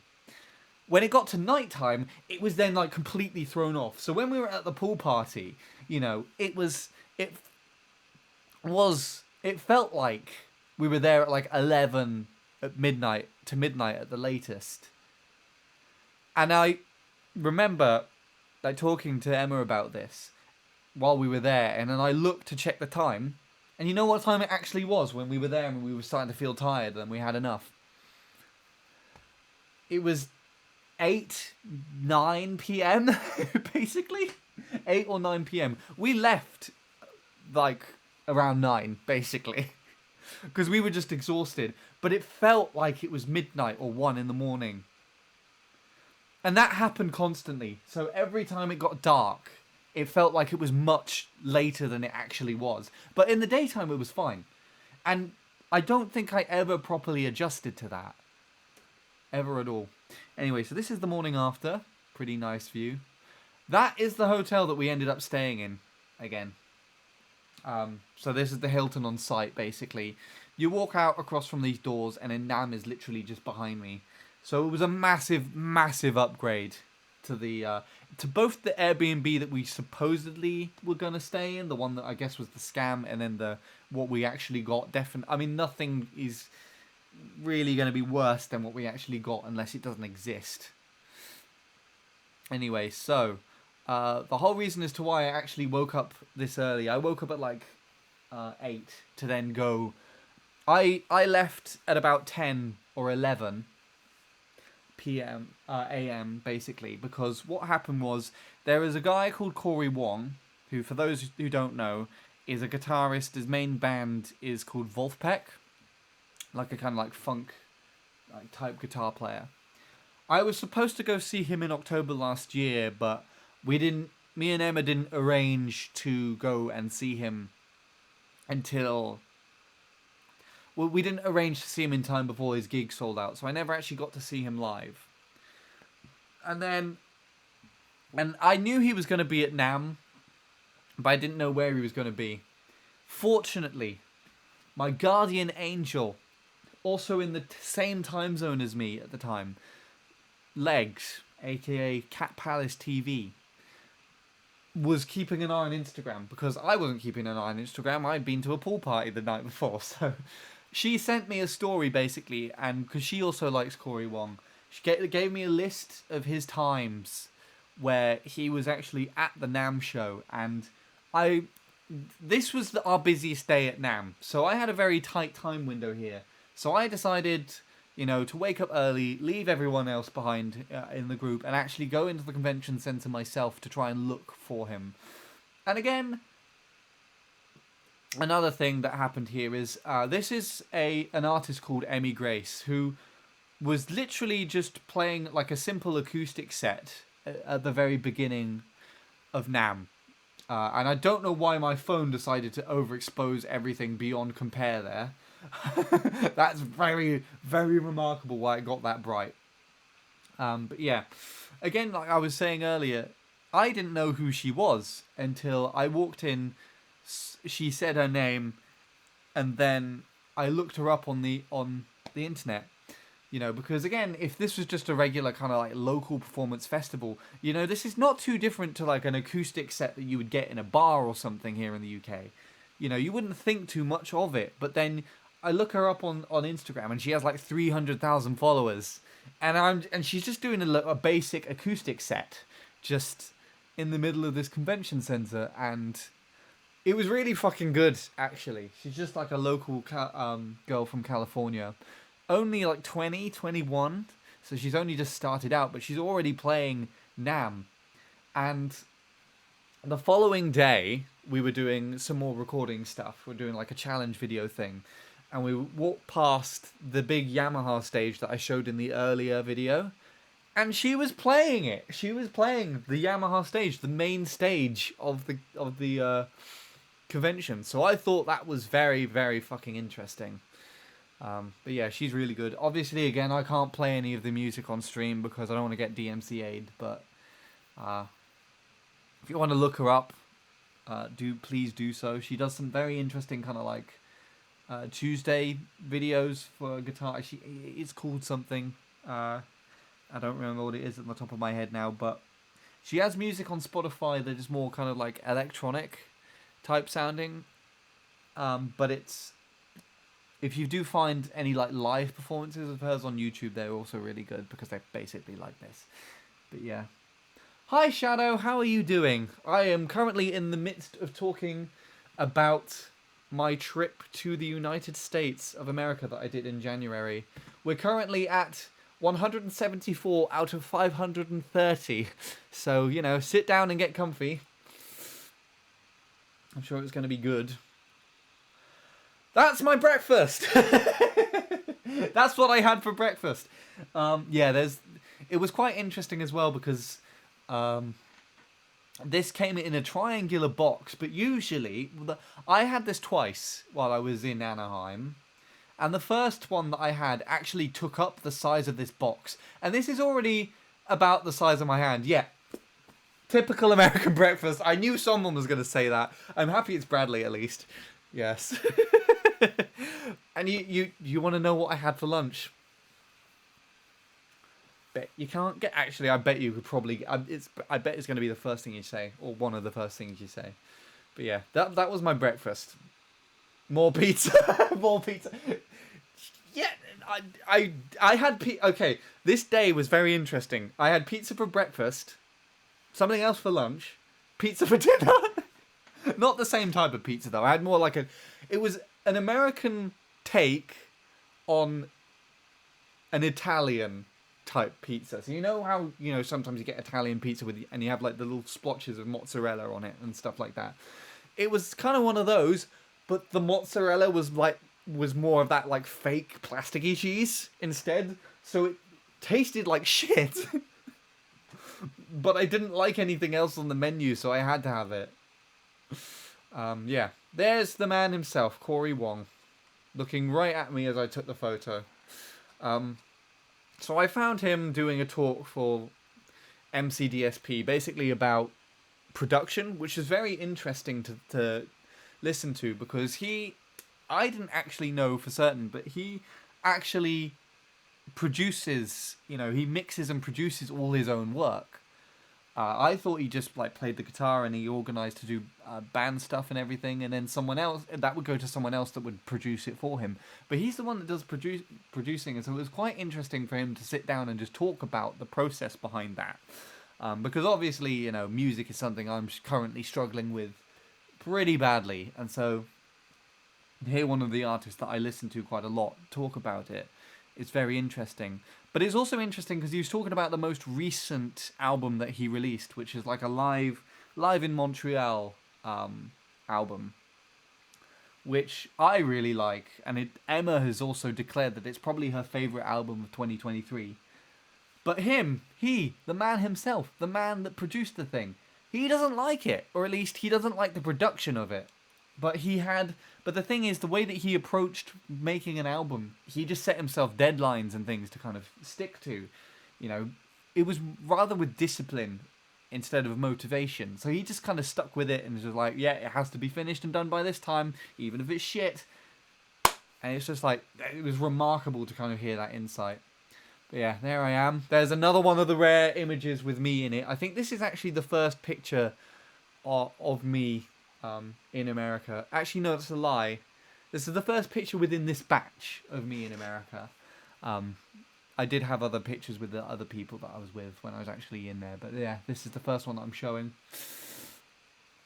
It was cool enough for me to wear this thin, long sleeve top. You'll actually see me with my legs out later. So don't get too excited. But it was hot enough to wear shorts in January. And I'm still trying to process that fact as well. But yeah, went to see him. That was my lunch. Donuts. This was supposed to be a dozen donuts as well, by the way. It was more than a dozen. And I obviously scoffed the lot as well. These were just the simple kind of cinnamon coated donuts as well. It was really, really nice. Cinnamon sugar coated donuts. Very, very sweet. Felt really unhealthy for you. But I scoffed every one of them. I took Emma to this place a little bit on our last day as well. And then she basically did the same thing. She was like, oh, these look so unhealthy and sickly. And then she just tried one and she just almost ate all of them. You definitely came back fat. No, I did not. Because I was sick. I actually came back a stone lighter than I was before. No, seatbelt extender. Those things actually fucking exist.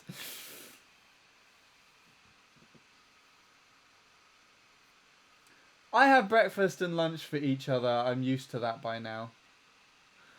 Breakfast and lunch for each other. Does that mean you have breakfast and lunch at the same time, basically? Brunch? Or am I misinterpreting that? Oh, ads. No. Ah. I missed the snooze button. It was back. I'm pretty sure it was back. Yeah, we're going to get more ads, but that will give me enough time to rest. Oh, yeah. I took several photos of the donuts because I wanted the best angles of them, obviously. Because they were nice. They were very nice. If I could choose to go back and have any food, I would have these. Because they were like the only sweet thing that felt tolerable while I was in America. I don't know why. Like, I tried Oreos, and they were really sickly. They were like the worst things I could have ever tried. I really don't know what they do. They must like put like, it was basically like take like 2 pieces of bran and then just sugar cubes in the middle. That was essentially the best way I could describe it. Did the ad actually snooze? Oh, there it is. All right. Anyway, how are you doing, Shadow? Because I know you skip the ads. You're illegal. Illegal. Oh, this is spaghetti. I thought this was noodles. They're cold now, but they're nice.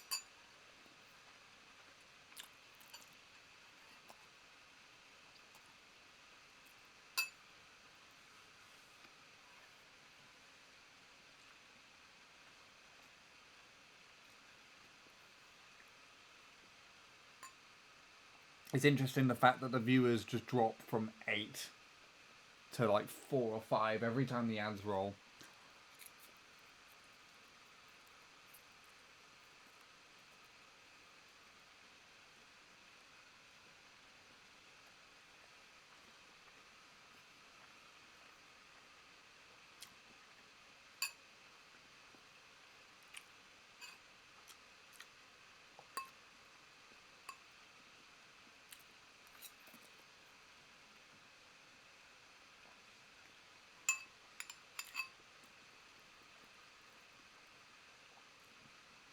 Oops, what was that?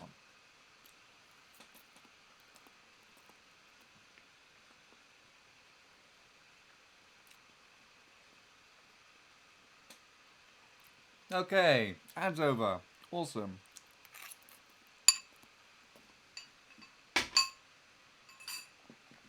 Actually, I can't tell if these are noodles or spaghetti for some reason. Alright, so moving on.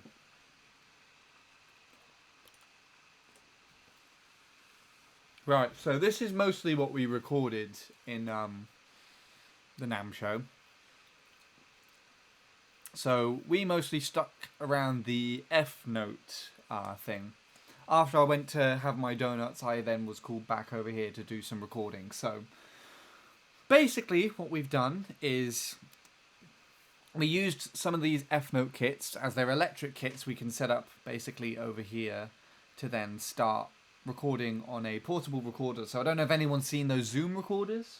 I've actually got one, and by got one I mean I accidentally stole it from the person that let us borrow it for this trip. Who is also the person that handles all of my money, so I should probably get that back to them at some point. Handles all my money, handles my payment for the editing expenses, basically. But yeah, so we were able to like set one of those up with these. Emma's got a lav mic, it's just hidden under here, under her hair there. And then we had Chris and his girlfriend, who's just off the side of the screen here, filming on their iPhones. Poor choice of camera, I know. It does look kind of but we had to kind of make do with what we got. So yeah, they were recording on their iPhones, and then this is the video that I took on my new Sony camera. So they were recording in portrait for this batch today, and I was recording in landscape. So obviously the portrait videos is of the front camera where Emma's giving the lesson to, and then the back camera is to kind of have more of a focus on what she's doing on the kits here. If anyone's seen any of the shorts, that's basically what we're trying to do now. But my job, I guess, collecting the landscape stuff is I was recording in 4K for this. The other two were 1080, so objectively mine is already better, even in that regard as well. But you can tell I don't like iPhones, if that's not very clear. But yeah, basically, I come up with a theory that, or an idea that we can use, because Emma only gave like 30-second to minute lessons in total for each lesson, basically.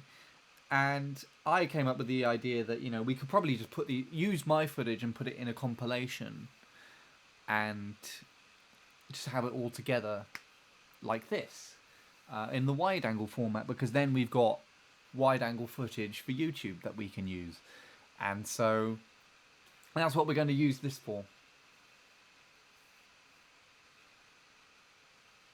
So yeah, I need to get a drink soon.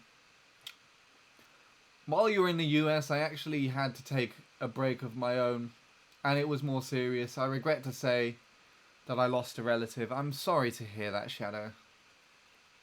It can be very, very, depending on how close the relative was and everything, or anyone close to you would have the same impact. But I know, from losing my own relatives and everything, it can literally change your entire world. Your entire outlook on everything just suddenly shifts because of it. And it's rough. It is very, very rough. But I hope you're doing better now. I hope you and your family have been able to kind of cope with the loss well enough, and that you've been able to have enough break to kind of come to terms with it. Just kind of yeah. I hope you're doing better. You're feeling at least better about it now. But I'm very sorry to hear that. Very sorry. Yeah. It is always a tough one to kind of even know how to respond to that, really. Also, hello, Sylphie. How are you doing? Long time. Sorry, I'm late. Don't worry. You are probably about halfway through.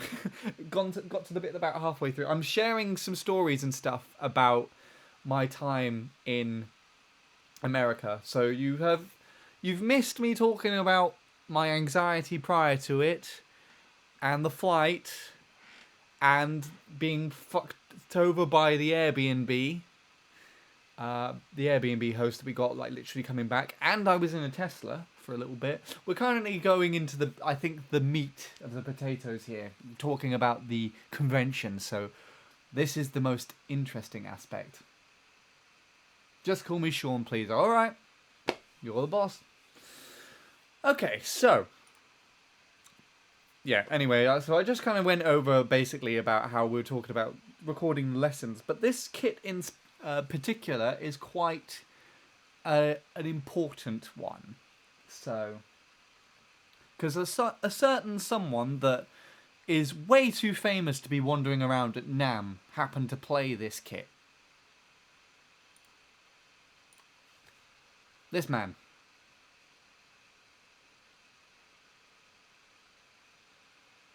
I don't know why he's there.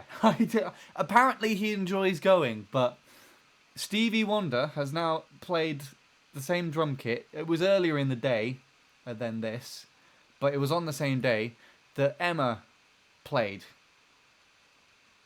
to record lessons, which is, to me personally, I just feel like that is one of the most interesting things ever. So yeah, we weren't actually there when this happened. Obviously, we were doing some other stuff, but this was kind of earlier in the morning. But no, apparently Stevie really enjoys going to NAMM and like looking at all the stuff that they have. I didn't actually know that he played drums until Emma told me about it. But you can see back here, Hammond, that's another keyboard company. When we were recording the following day, we actually saw him as well. So he came through and, you know, he wanted to come and take a look at the keyboards over there.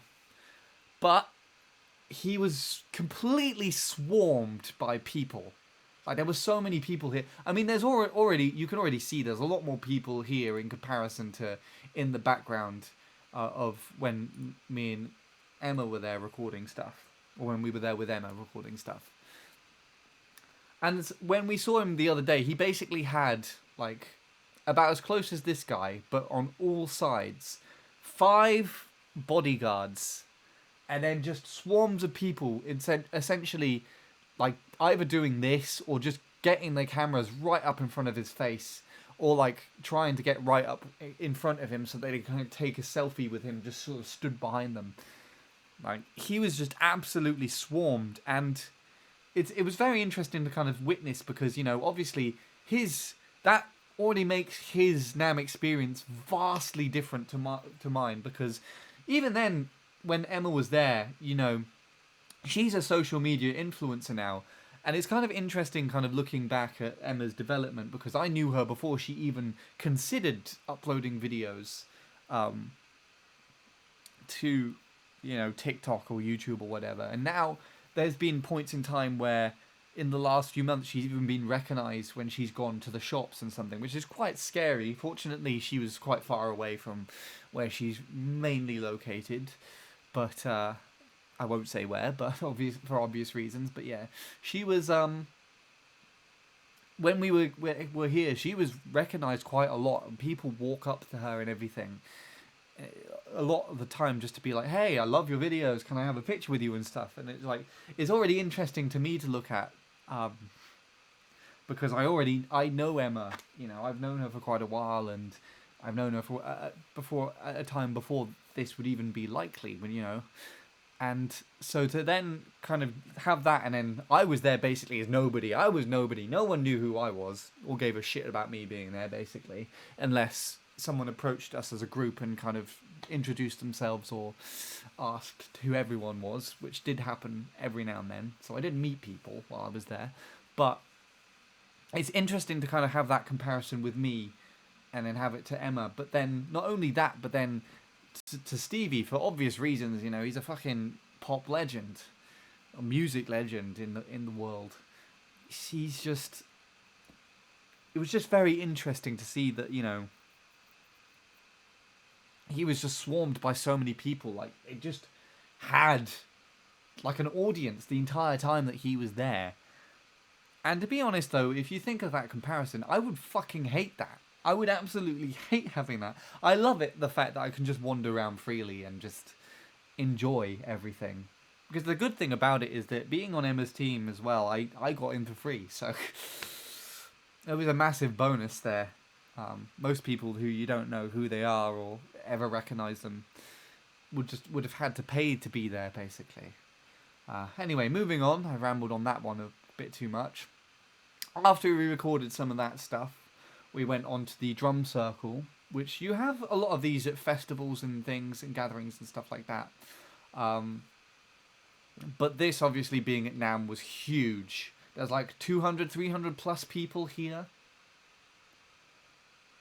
It was vastly different to, you know, any drum circle that I ever been to before. And I got a lot more B-roll than I wanted. So a lot of the other video clips that I'm showing for these at the moment is for what I hope will eventually be a vlog. I'm currently just waiting for Emma to pass on some other footage before I even like start attempting to edit that together. But yeah, hopefully I will have a vlog where I kind of do something similar to what I'm doing now and just basically voicing over everything. But yeah, this is probably, apart from, in fact, yeah, I would honestly say that this was probably the place that I got the most B-roll from. So I probably sat here and did this most of the time. And then I eventually got roped into it as well, so... Oh yeah, I started taking pictures of Emma doing it. Got some nice ones of her on there. But yeah, after that I got roped into it. Can you spot Shawnee? Can you see me there? It's basically like... Bradley did the same thing when he went to Wembley. Spot Sean. Can you see where he is? Do you know where he is? If you can match it up with the pictures that I previously shown here, if you can match it up with this,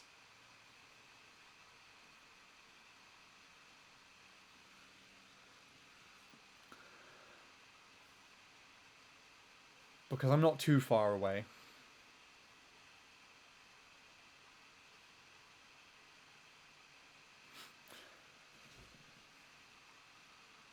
Just to get this to give a good look at everyone that's here.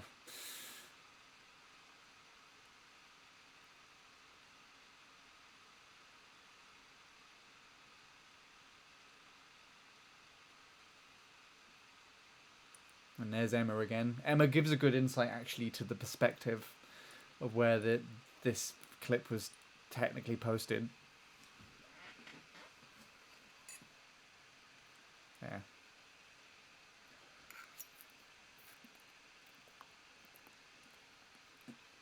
In the meantime, I'll eat a bit more of my noodles.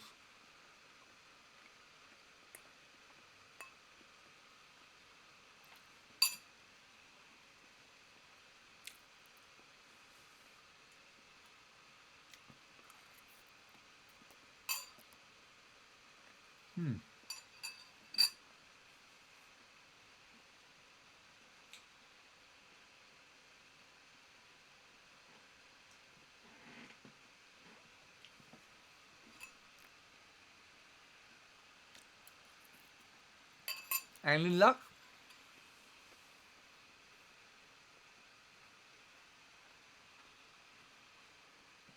Want me to tell you?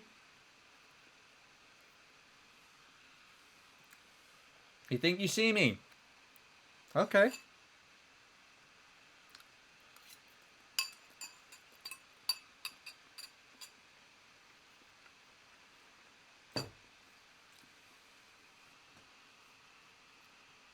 Oh, Bradley's got one.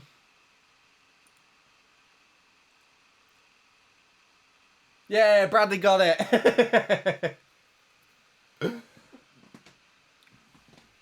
Yeah, I'm sat right next to Emma, so I think she's quite a dead giveaway.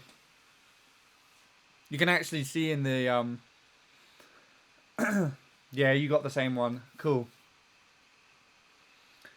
Yeah, in the video previously, Emma's a dead giveaway because the chair right next to her is free. So yeah. There you go, there I am. Where's the pause gone? I say there I am. There's some like guy that's covering where I am. You can see me hitting this drum. There you go. Me drumming exposed.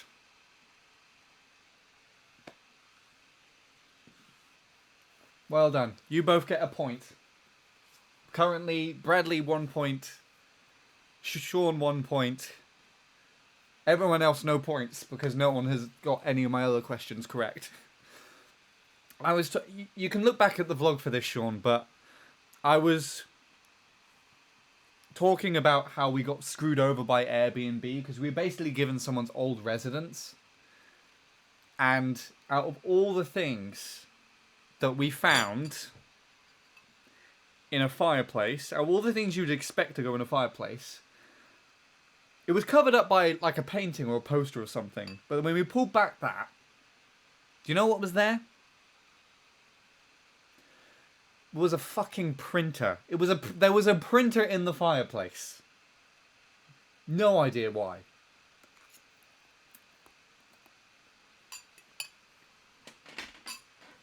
I'll send you the picture of it, actually. It was just so fucking weird.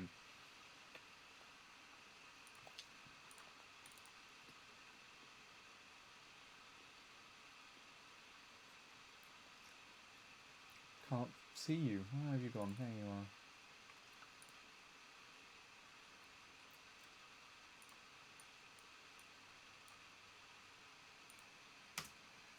Yeah, I sent you the picture on Discord because it just saved me some time going back and finding it. And I just opened up Discord again. But yeah. Such a weird thing. If you want to hear my rant about Airbnb and how disgusting the Airbnb that we were given was, you can go back and look at the VOD. But basically, we got screwed over last minute. I personally think we were scammed in the first place. Like, the host of the Airbnb actually didn't have the building that they had posted pictures of. They were just like some like stock free images or something they got off the internet, and then they scammed us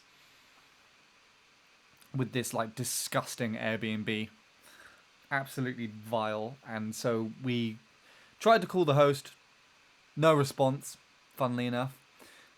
We called Airbnb and showed them all the pictures, and they were just like, this is unacceptable. So they gave us a refund and compensation, $500 compensation, and it was enough to afford the Hilton Hotel on the site of Nam, which ended up working out better because I got to go to a pool party. I tried Malibu, out of all things, and didn't like it. Heard horrible things about Airbnb. Yeah, we're definitely not going with them again because the Airbnb was also it was significantly better in Liverpool actually, but it's just the location of it as well. Like we actually had like decent beds and everything, and like it was decent on the inside and stuff. But it was like the actual estate that the Airbnb was on was very questionable, very very questionable. Anyways, so. After the drum circle, this was also the night of the Creator Night, which is the exclusive, Creator Party, which is the exclusive party that, you know, if you're big on YouTube or anything, you get invited to. And that is what Emma was primarily invited to, as she was invited as part of the media. We were invited to come to the Creator Night. So we had to leave the drum circle about 5 minutes early. Everyone else in our group did. Me and Emma actually stayed for a little bit. So when we got back to the hotel, everyone was asleep. Everyone was asleep in the beds, and we had like an hour, maybe an hour and a half before the Creator Night. So we came in to get ready. I even had like my smart shirt and like trousers for that party specifically because I wanted to look the part at least. And yeah, and then Emma just basically got into the bed and fell asleep as well. So I was sat there, just in the room, being like, everyone's asleep. And then, fortunately, everyone woke up like 10, 15 minutes before we had to go. And so yeah, we went. This is a tree that I passed on the way. This thing.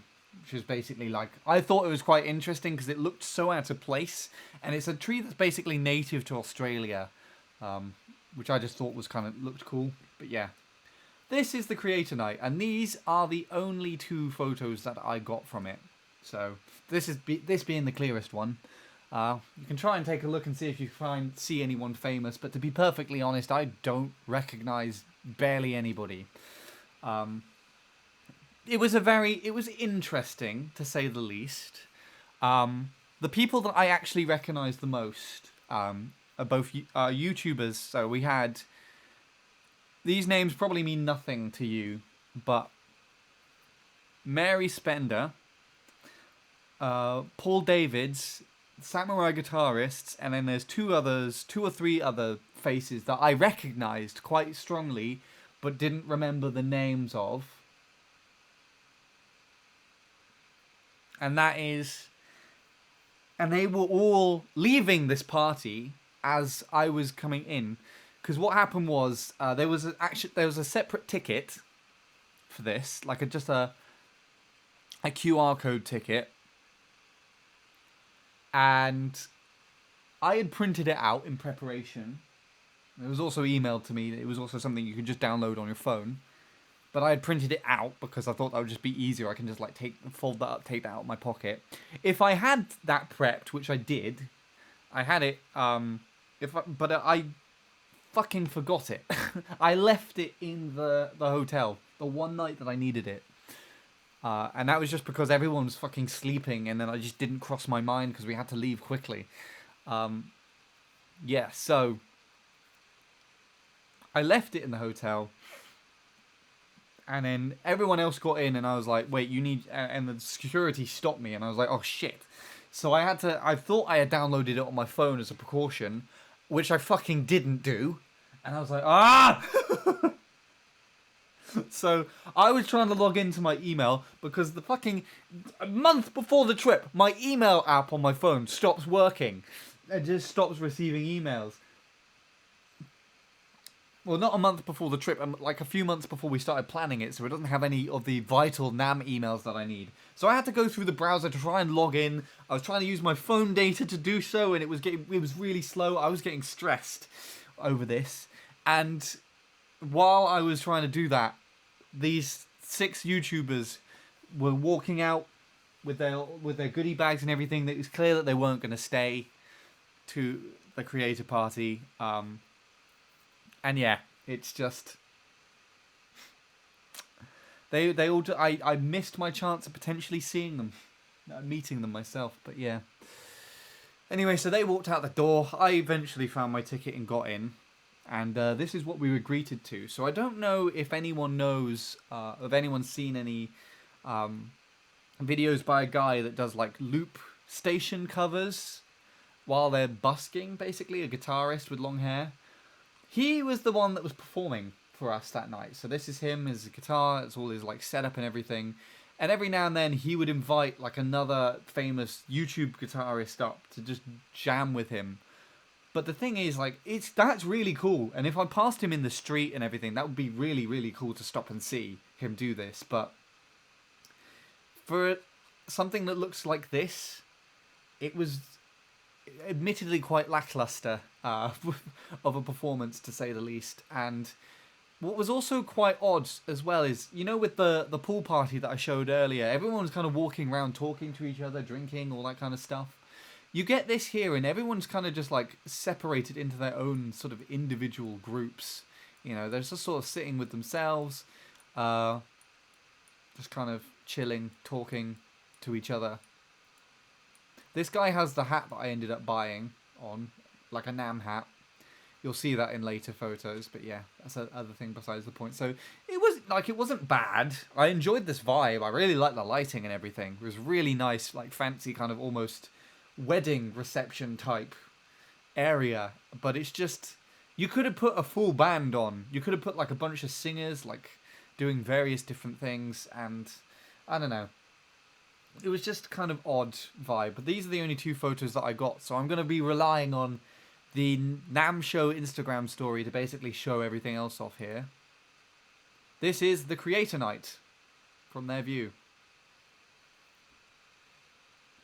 Oh, right, yes. The fucking candy floss, or I guess it's cotton candy in here.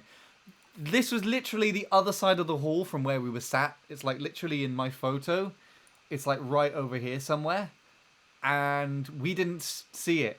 I would have absolutely loved to have candy floss, to try American candy floss, or cotton candy, I guess, as it's called over there. Absolutely would have loved that. But yeah. We did get a couple of other people performing. So there was a few people singing and playing guitar and stuff. There's this. Oh God. In what name? Whose name was this? What in God's name was this? That's what I wanted to say there. The Aurora photo booth. Oh, what? If there's anyone that's actually heard about this before or believes in palm reading, this is going to be quite interesting. So basically, there was this photo booth that we kind of went in and tried out. And, you know, we thought it was just kind of like a standard photo booth that you could try out and just see, you know, take a photo to remember the night and everything, just like a typical photo. Basically, you go in here and you have, it's not like a standard shutter camera that just takes like one blink. It's one where you have to kind of sit there and sit still for a while so that it kind of gets the photo. But then you also have these hand panel things that had like a handprint on them, and they were metal. And at first, like, everyone's assumption was, what are these hand panels gonna do? Because it looks, you know, you're gonna touch something metal that looks hand shaped, you know. Finally I can smooth them again. Okay, cool. If you're going to touch something metal that looks hand-shaped, like the obvious thing that you're going to think is, it's going to shock us, isn't it? You know, like, are we going to be electric shocked while we take the photo? But we basically just sat there. Me and Emma did it together, and we sat there, and then there was no like flash or anything or like a shutter sound for the photo. They were just like, okay, you can go now. And so what ended up happening is we got these photos. So actually, me and Emma's one is there. And I've scanned it into the computer and I debated showing it on stream, but chose not to in the end. Basically, what happens is, in all these photos, it also really pisses me off actually that this was posted to the NAMM show's Instagram story, so people could have seen our photo there. Well, I guess at least there's proof now that we were there. Anyway. What the handprint actually does is you can see all these like colours over the top of the photo. Essentially, apparently that does that, basically. So our hands created these shapes and these colours, and then this woman would look at the photos and give us some sort of palm reading thing. Which I don't actually remember what the palm reading was exactly, but it's something about Emma like lacking creativity or something, which is complete and utter bullshit. I don't personally believe in palm reading anyways, but this just kind of felt more like, I don't know what it was, but it was just ridiculous. after we tried this out, we left, essentially. We were there for probably like half an hour at the very most, and all we did was stand in front of the stage, watch a few of the performances, try this out, and then leave. But yeah, this is basically the rest of the party, essentially. Kudos to you if you saw any famous people. That was probably it. All I can really show.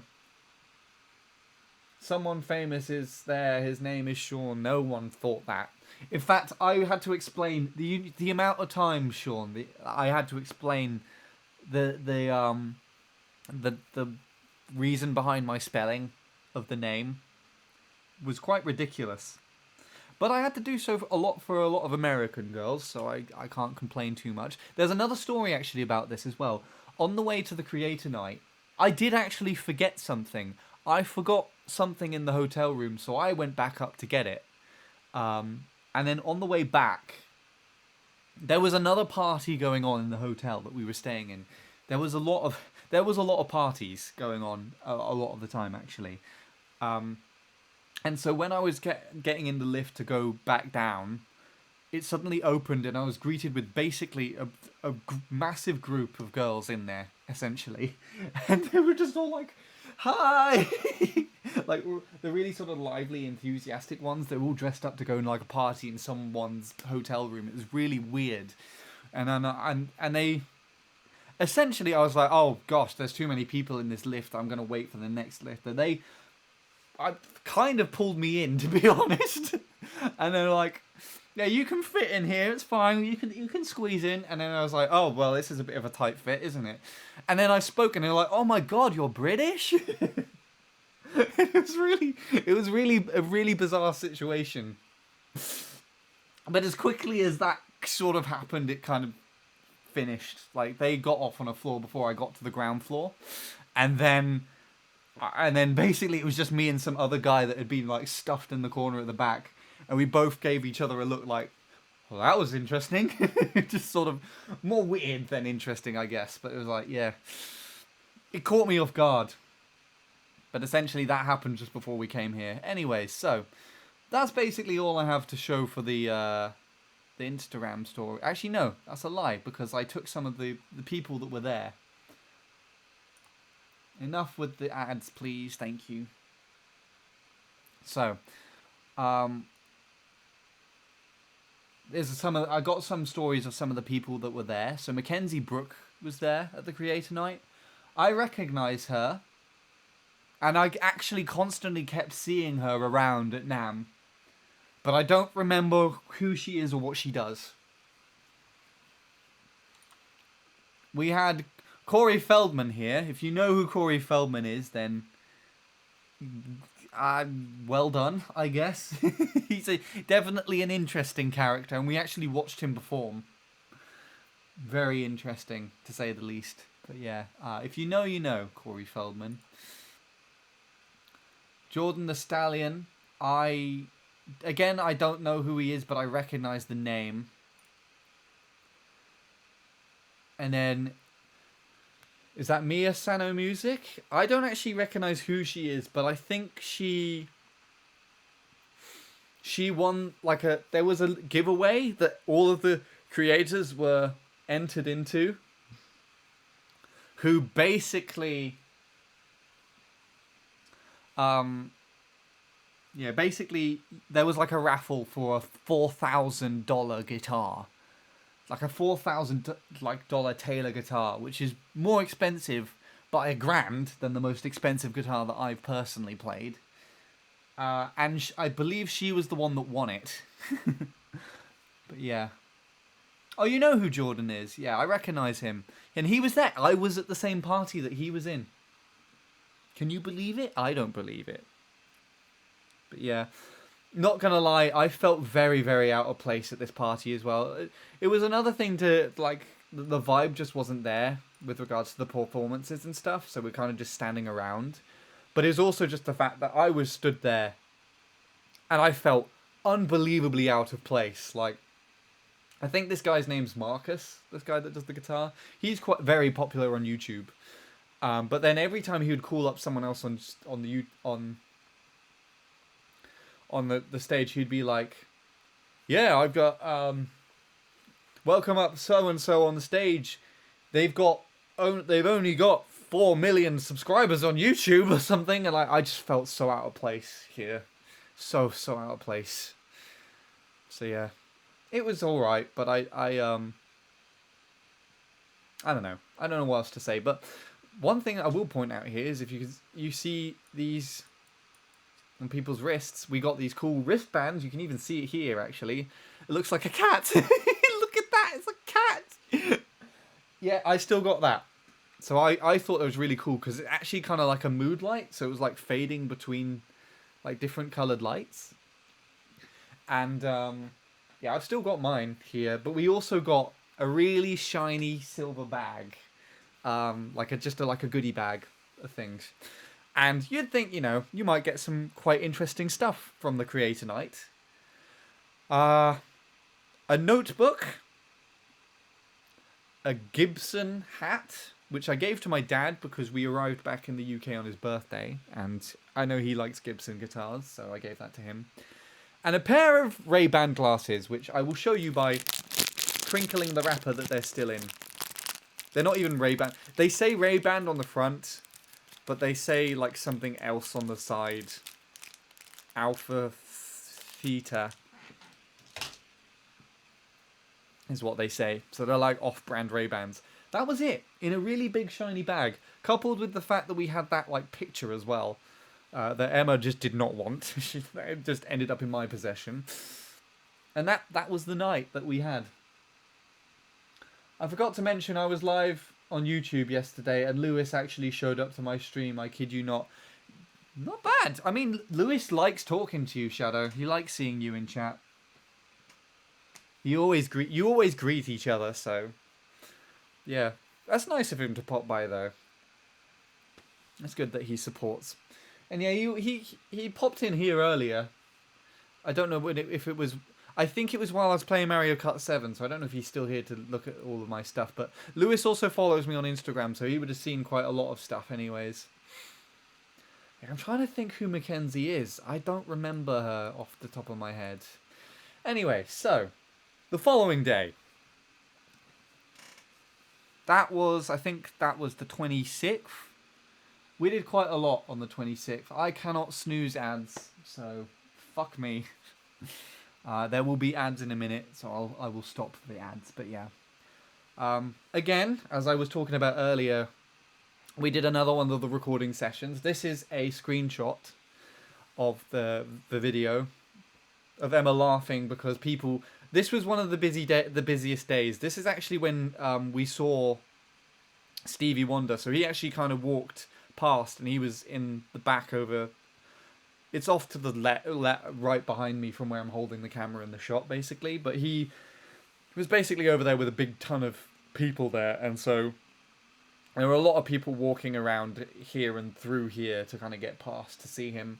And this was when Emma was in the middle of a recording, and she just laughed it off, you know. But yeah, once again, I recorded the wide-angle shots. Chris and his girlfriend both recorded 2 different shots on their iPhones, and we're gonna. I've already compiled the shorts together on with regards to the iPhones, so I'll do the wide-angle shots a bit later. Oh yeah, and then some of the NAMM show stuff. So this actually, there's quite a big leap between that and this. We had a lot of meetings again at the beginning of the day here. So this is in the afternoon, and then we were still around at NAMM during the evening as well as it was kind of closing off. And so we took some shots in front of the sign. I wish I had more photos taken in front of the NAMM sign myself, because I didn't have those. Any of me just by myself, but I got some of Emma. I've got a video of Emma actually talking in front of the sign as well, so that will be part of the vlog at some point too. Anyway, yeah, what else is here? Ads, cool. Right, see you in a bit, everybody.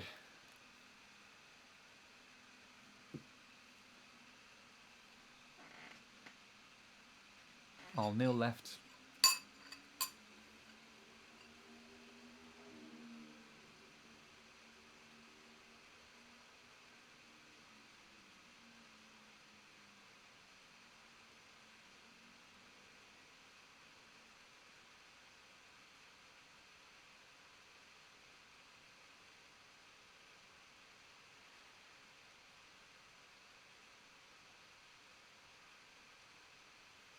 Cool.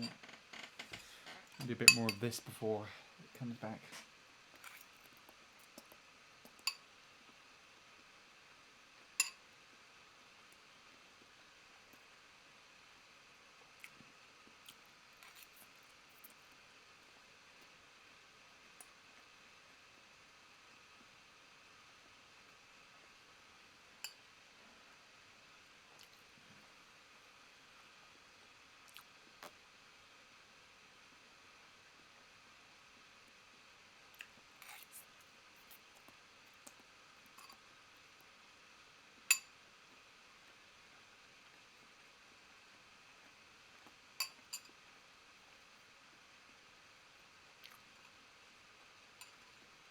Alright, ads should be over now.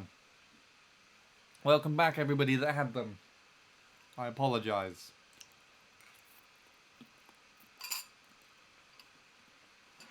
Okay.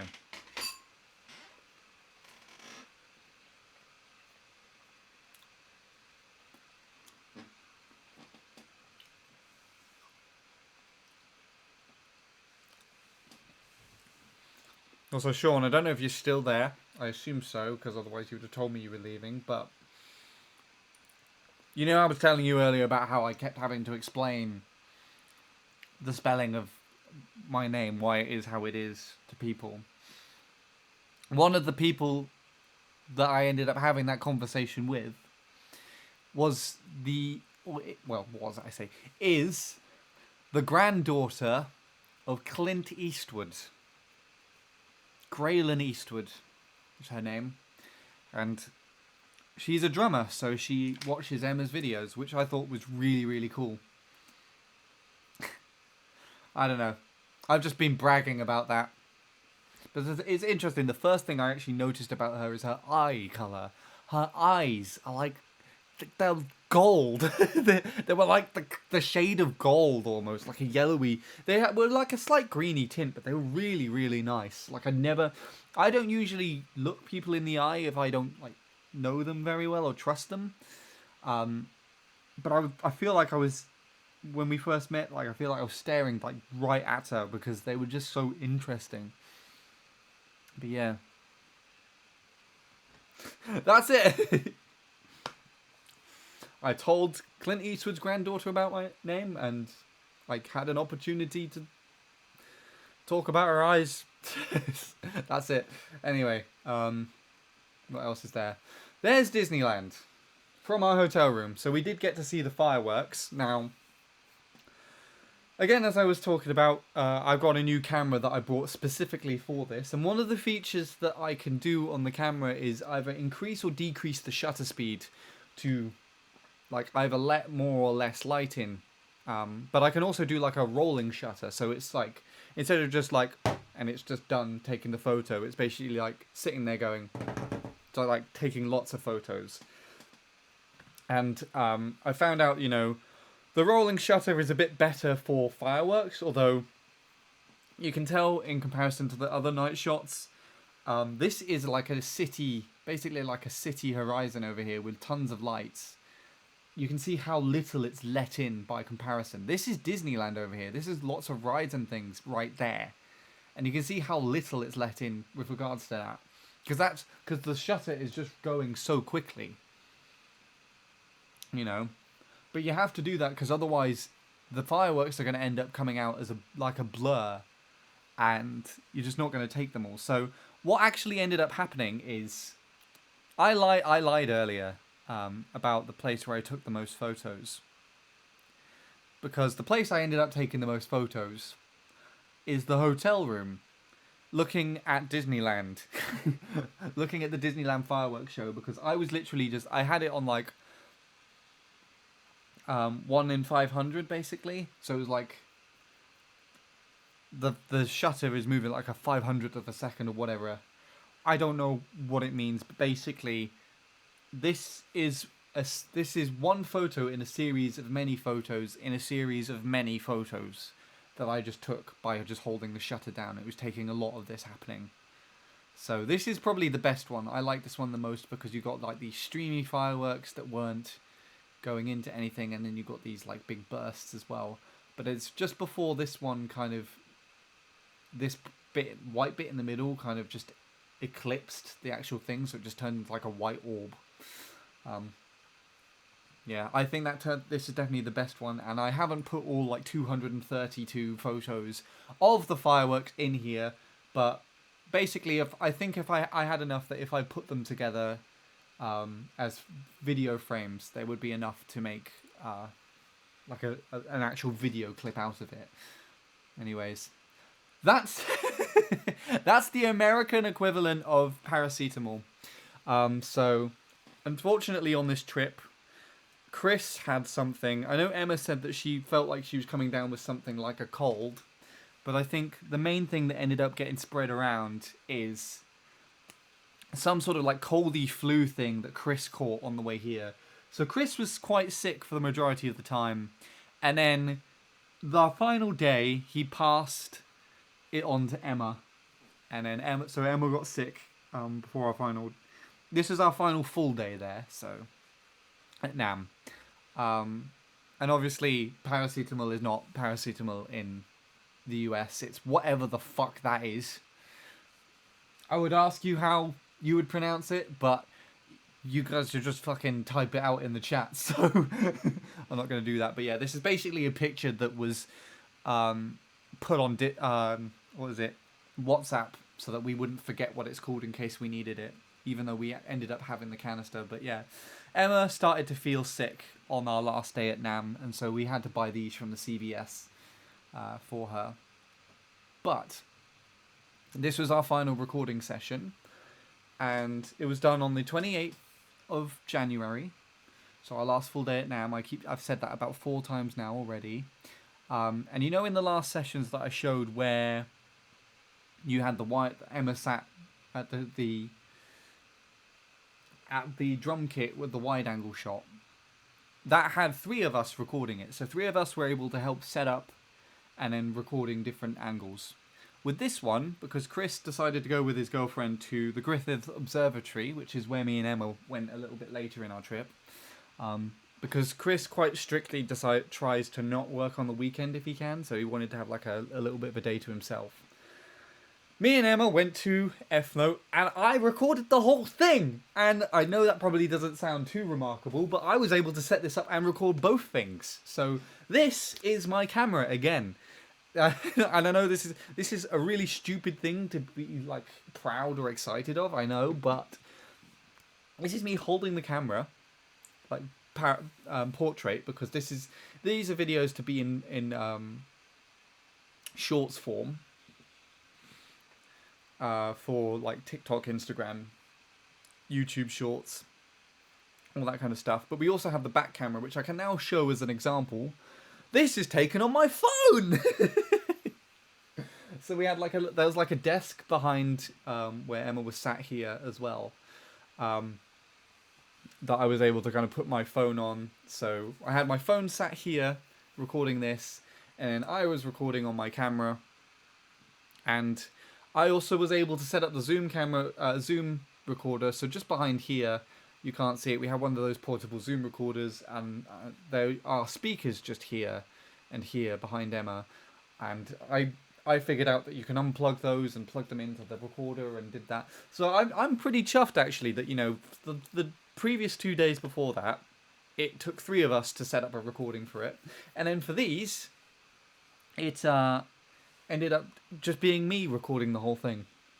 And well, Emma did also help set it up and everything, because she knows how to get the output from the drums, and actually if she wasn't there playing said drums and being good at being a drummer, then the whole video concept wouldn't even exist, and I wouldn't even be in America. So, you know, but I also personally want to say this batch turned out the best of all the shorts, and that is not just because I was using a proper camera and an actual user-friendly phone to record it instead of an iPhone, or 2 iPhones in this case, but also just because we were down here again at like 10 or 11 in the morning, and it was the last day of NAMM, so a lot of the people that had come down over the weekend were going home, basically.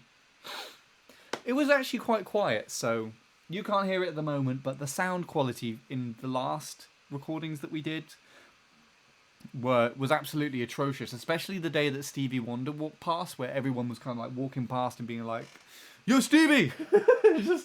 just sort of like out in the open. You know, I tried to do like a vocal isolation on Emma's voice, but it just picks up everybody else's in random background sound. It still would do this with this, but because there was so less people here, and I guess because we're kind of on a stage, which kind of isolates us from the walkway a little bit more, it just kind of made that the sound was just a little bit better for these. So, also, I can't get over the fact how quick she moves her hands here. That. It's basically that. And she's doing that with just her wrist movement. I can't even move my arm like half that speed. But yeah, anyway, so we recorded some videos. I went and saw the Automatones. So if you don't know, Cat Palace TV used to announce the subs that she used to get with one of these little things, the little squeaky things, on her streams, which unfortunately, sadly, broke. Actually, after my birthday, not last year, but the year before, was one of its final performances on stream.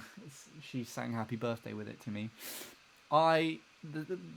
where the drum circle took place, there was an automaton band taking place, performing. So I recorded this video and sent it to her, and being like, I found the automatons.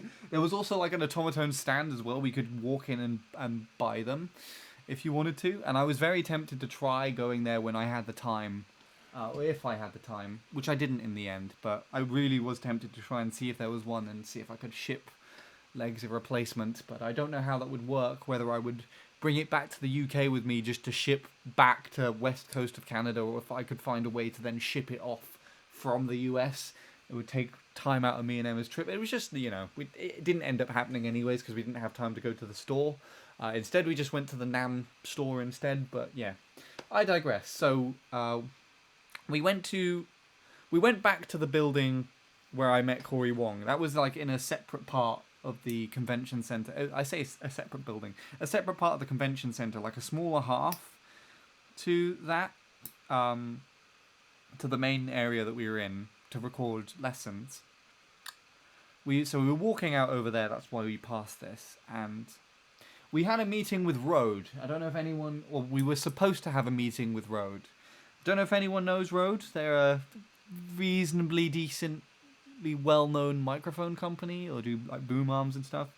Yeah, apparently they're looking into potentially giving us some equipment for as long as we like show it in our videos and make sure that the logo is visible in our content. Apparently they are interested in giving some like microphone stuff for free. So we went to go and have a meeting with them, only to find that the guy that we were supposed to meet or asked if they could see us went home the day before. So yeah, I then took Emma to go and have the donuts. This is a vlog clip from the vlog that I'm hoping to have edited and out on YouTube at some point. So that's Emma telling me off for not panning down to the donuts. But yeah, because this was in the same building, we basically went to try the donuts instead. It was good enough to get an eye roll from Emma. She had a more aggressive reaction to that I didn't get to film in time. Her initial reaction to the donuts.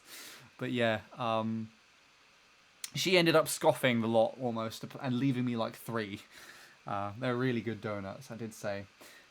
We then took a swing round to Sony, where they had this like vocal booth thing, and it was on a portable recorder, which I was kind of interested in. So I put a spare SD card in that, and then I've recorded these microphones, and then also recorded the perspective of Emma checking them out as well while she was in there.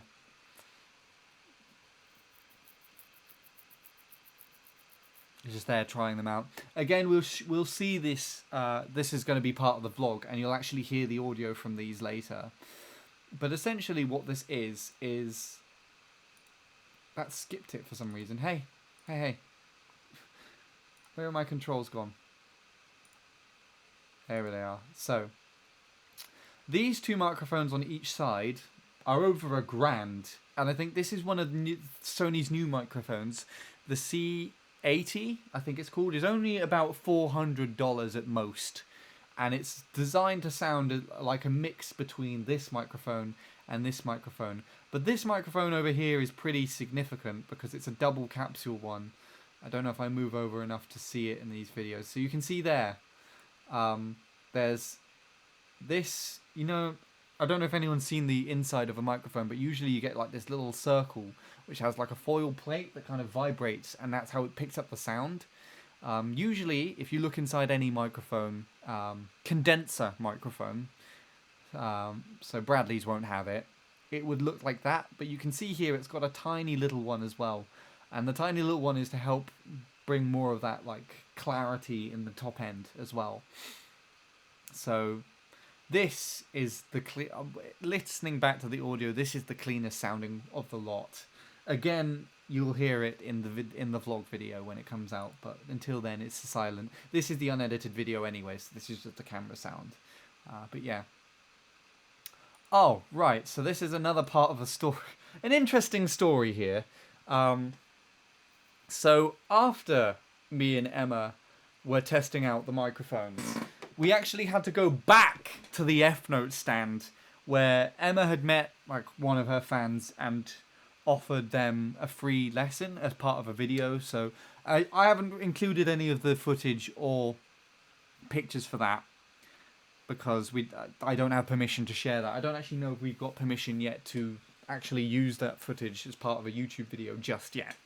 I'm unaware of that. But we then took the... so we filmed for about 15 minutes, and then some guy that Emma met at the UK drum show was also here and introduced Emma to a kid who she then gave another quick 4-minute lesson to, and we recorded that. But then after we finished with that, Emma was exhausted, and obviously because she was starting to come down with something now, we were then having to... She wanted to go back. She wanted to go and chill at the pool. So the hotel had a pool, an outdoor pool, kind of in the center court area, which looked really nice when you look at it from the apartment. But by the time we had finished everything that we had been doing throughout the day, which was messing around with these microphones, recording lessons, going to the NAMM store as well, it was about 2 or 3 in the afternoon. So we did end up going down there, but the pool was already in the shade basically, and on top of that there were also just a bunch of kids running around and everything, which to me personally is not my ideal way of having a pool. I would personally like my pools rather sunny and quite quiet, so I can just kind of relax there, and that's what I was intending to do. But because it was kind of just more in the sun, more of my intention was that me and Emma would then just sit and have more of a chill out together and chat, or maybe swim or whatever. But that didn't end up happening in the end, and I won't go into too much detail, but I ended up getting cold and coming... I didn't go for a swim in the end. I ended up getting too cold and coming back up to the hotel room. And then what ended up happening as well is we only took one of the room keys. And so because I came back up to the hotel, I had the room key. So Emma was going to come back and knock on the door when she was coming back up. But we could see the pool from the hotel window, and I could see where Emma was. So I was keeping an eye on her as well. I just sat down for the most part and was trying to upload all the footage that we got to the drive, because throughout the trip that was basically what I did. I was using this SD card reader I got for my phone, and I was just uploading stuff essentially. And eventually I looked out, Emma wasn't there, and I'd be like, okay, cool, she's coming back up to the room. So I waited because I wanted to have a shower because I felt disgusting. And then what ended up happening is 10 minutes passed, Emma didn't make it back up. So I gave her a call to be to check where she is. Didn't respond. I waited another 5 minutes, called her again, she didn't reply. I waited another 5 minutes, called her again, she didn't reply. So I was just like, okay, well, if she's taking this long, I'm going to go and hop in the shower. And of course, I fucking hop in the shower, and she fucking comes. She arrives, basically, at the door while I was mid... soaping myself up, basically. I lost my words there horrendously. Jesus. But yeah. So she had to sit out in the corridor until I was finished, and then obviously I came to get her. But calling her 3 times and having her not respond or not answer was quite stressful. It was already stressful enough because I didn't really enjoy it at the pool, and I had to go up early as it wasn't what I was expecting. But yeah, I got very stressed out by that. I found out when I got back into the UK that this man was here. Matty Green is one of the producers for Dua Lipa. In fact, I think he's the main producer of her recent album Future Nostalgia. And he was giving a talk and doing a STEM Tours thing.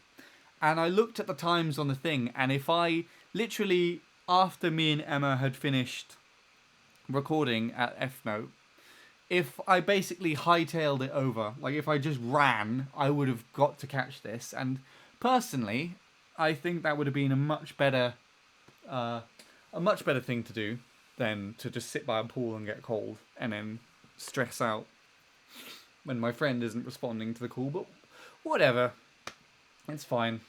I'm a little irritated by the fact that he was there and I didn't know, but yeah, it is what it is. There was also one of the members of Fall Out Boy was there on the same day as well.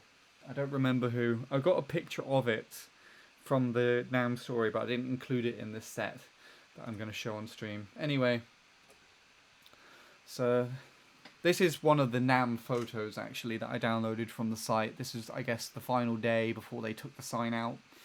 And yeah, this was also... Oh no, this was actually the same day that Matty was there. So, yeah. This was in the hotel room as I was waiting for Emma to come back. We had a really nice sunset.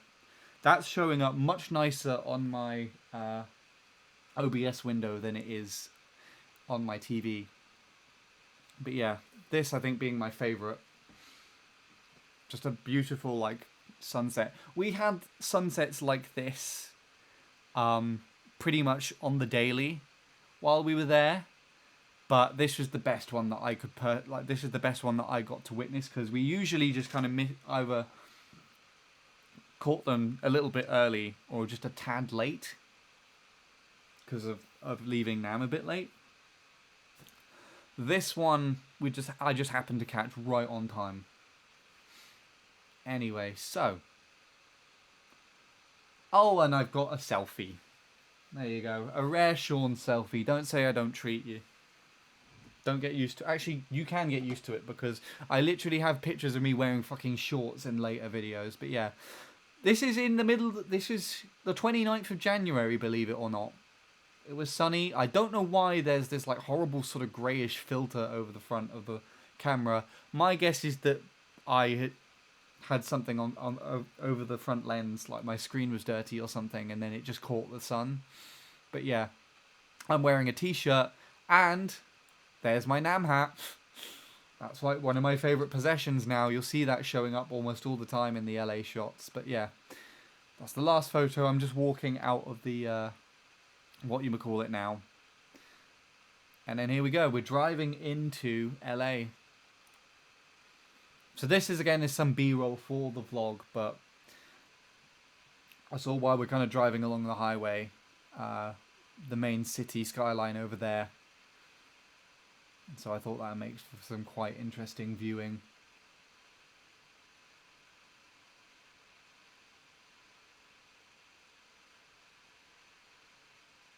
I thought I had the stabilizer on my phone, but I guess not. This is shaking around a lot more than the plane footage was by comparison. But yeah. Anyway, so this is our hotel when we got there. It was a lot smaller than our hotel at NAMM, but obviously we were sharing that room with 3 other people, me and Emma, and this was much nicer than our hotel that we stayed in San Francisco. That was a very, very interesting situation, and I will share that a bit later. But yeah, this is, you can actually see here as well. This is the NAMM bag that we got. It looks like it's just grey, but this actually shines in the light. So these are the bags that we got from the creator party, basically. And then there's the Oreos. So they had like the mini versions of the golden Oreos that you get here in the UK, which are great, but they were really, really sweet. I managed to finish these, but we also had a pack of just like standard size ones, and they were just absolutely vile. They were far, far too sweet for me to have. Oh yeah, that's the view from the window. If you think about it, in comparison to, you know, this was the view from the hotel, the Hilton that we got, and then that's we upgraded to this when we moved to LA. But if you consider the area that we were in, it was very different. Very, very different to what we were in a little bit later on. The actual estate itself. So we went on a bit of a walk, and I found this picture.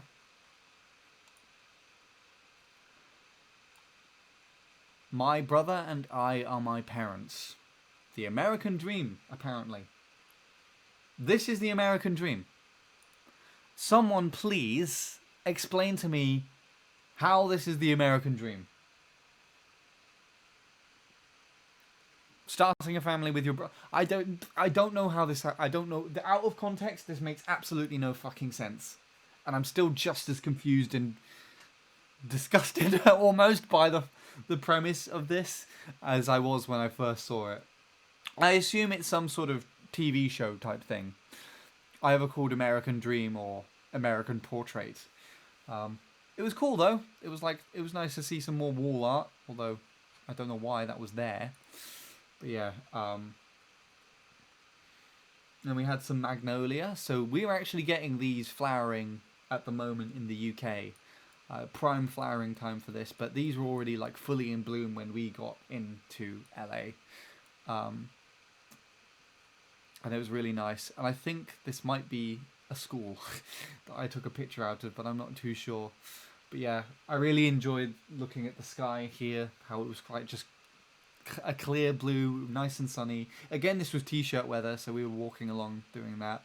We found some more kind of cool wall art down in a park somewhere. Although I must say now, I am so much more grateful for how well our parks and cities in general are kept from litter, because no offense, LA, but you were kind of shit in that regard. The parks were very underwhelming, and the homelessness is so much worse there than it is here, than you can ever imagine there. It was ridiculous. So much like rubbish and just shit everywhere, basically. But yeah, I kind of wanted to have a photo taken in front of this as well. I just took one of Emma. We found one of those swimming in the in the lake. A turtle just swimming in this very green and disgusting looking lake that had like a bunch of algae and like litter in it. What actually happens in this video here is the turtle swimming. I turn to Emma and say, "It's a turtle!" And then she's like, "I know," and then walks off. And then I turn back around to try and film it again. It's actually disappeared. I can't see where it's gone. It's probably just behind where the sun reflection is. But it was initially like right up like over here, and it's just kind of swimming away as we got there. But yeah, I don't know if you can make out behind Emma when she show her. Oh, there's an ad break. Okay. But yeah. Thanks for telling me about that. Twitch, why didn't you tell me that there was an ad? Okay, well, I guess I'm going to eat more of my noodles.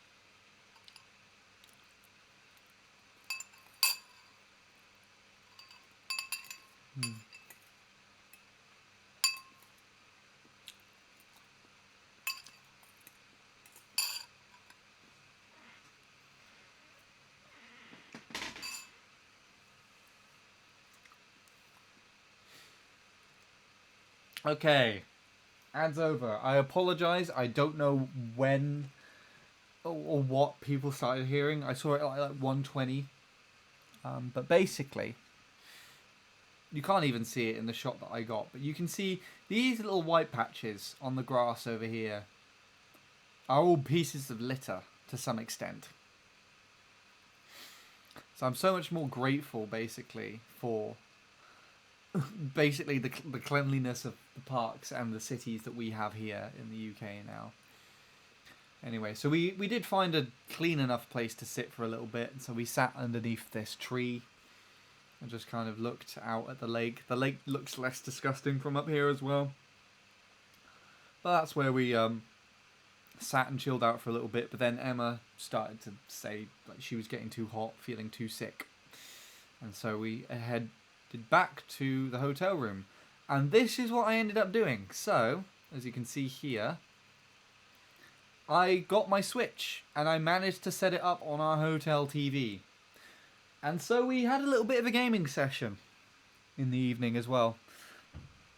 So what is happening here is Emma is going through... I apologise as well, this is recorded in portrait, because this was initially sent to Nil and Robin on Snapchat.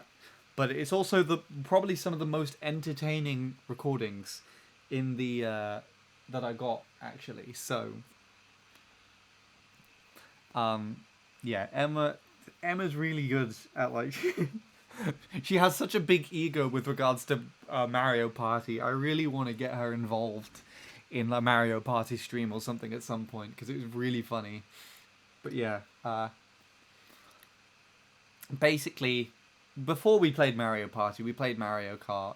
She was picking my combo. I also tried to help her find the best combo in the game here, and she's trying to pick me basically the worst combo on here. So yeah, we're basically doing that. That's basically Emma in the snap just kind of responding to it. So we played Mario... Why did I pause here? We played Mario Kart for a little bit. Now I apologise for the quality of these clips, but they were taken on my Switch saving software, because obviously I didn't have my capture card or anything here. But basically, I ended up as Toadette in whatever this vehicle is. And initially, these are actually the first races that I took. So this snap is taken a little bit afterwards, but just for a bit of clarity, because you can see the Switch setup and everything to the TV. I just thought it makes a bit more sense to kind of explain how things explain here. But yeah, this is one of the first races that we did. I'm currently struggling because this thing actually does not have great turning whatsoever, so I went off the side there. Emma is catching up to me in this piranha plant, and then a blue shell is coming and is about to hit me, and I cross over the line. She gets second. She's actually not too bad at playing Mario Kart at all. She had some pretty good races here and there. Here's another one as well. So we fast forward it a little bit past where I finish. She ends up just using all the shrooms. She was in like 4th or 5th. And then she shrooms completely past a green shell there. Did you see how close she was to being hit there? That green shell passed... Can you see that? That green shell passed like over the top and then underneath her. And then it hit the person who was in second. The CPU that was in second. And she was able to overtake and get second because of it. Here's another one as well. This is after the snap that I took. So she's trying to use the best combo in the game. For some reason, I decided to drive off the track there, and then my blue shell hit Emma as well. And then because of the shock, I don't know if you noticed that there. Where's my thing gone? Because of the shock,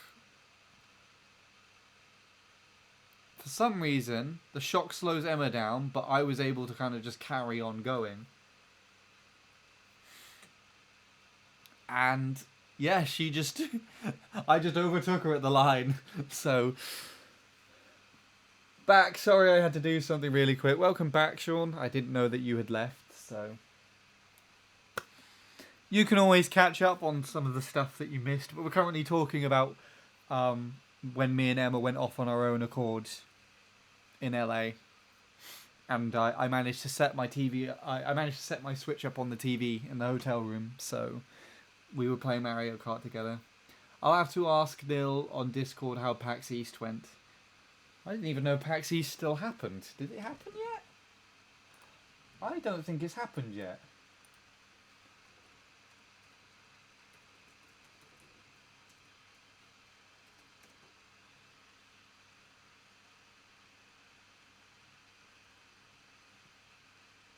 It's next Thursday, Shadow. Next Thursday to next Sunday. 21st of March to 24th.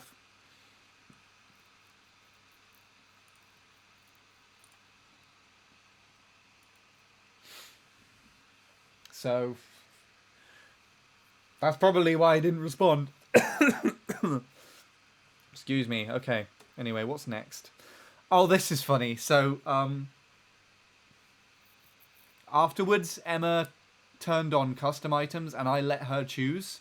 And so I think she chose literally. Fuck you. It literally she chose things like the shock, the blooper, the bill, the blue shell, and I think she chose the golden mushroom as well. You know, it's funny that you mentioned that, Sean. It's funny that you mentioned that. Anyway, so as because of that, we both got shocks. No, yeah. So Emma gets a bill and a blue shell. I get a shock and a blooper.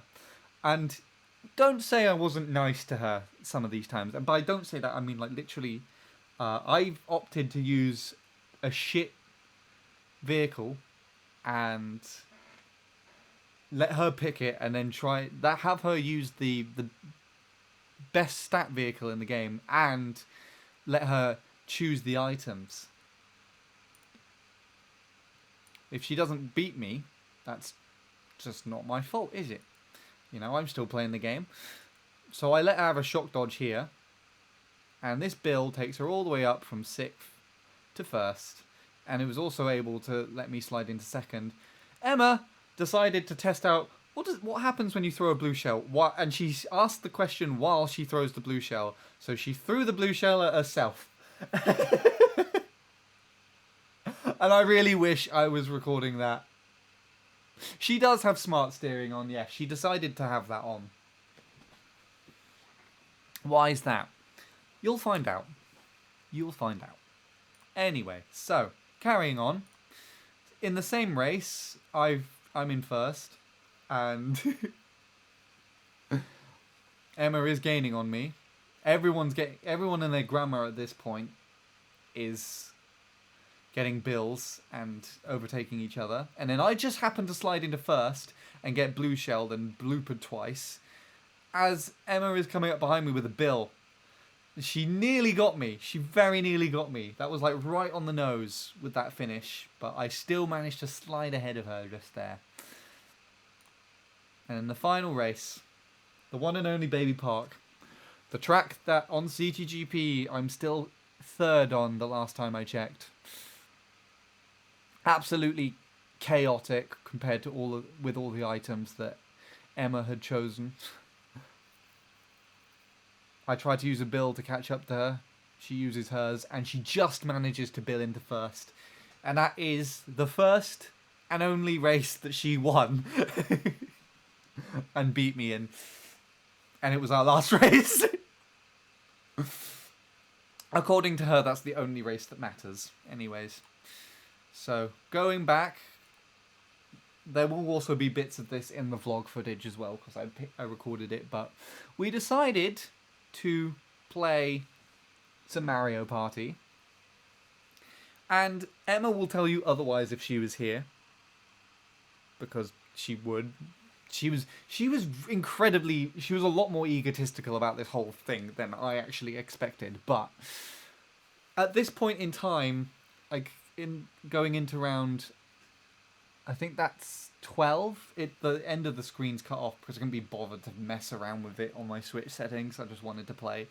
Yeah, I think this is, but around halfway through, Emma started getting ridiculously lucky, and she won't admit to this, but I was personally taking it easy on her. I was giving her a lot of advice, and I was letting her win. I wasn't letting her win all the mini games, but I was just not personally targeting her in mini games or like doing anything to her on the board. I was just targeting the CPUs, And then she started being like, oh, look how well I'm doing. Look at this. Look at that. Because she is winning by quite a substantial margin at the moment. 6 stars to my 1 and Waluigi's 2.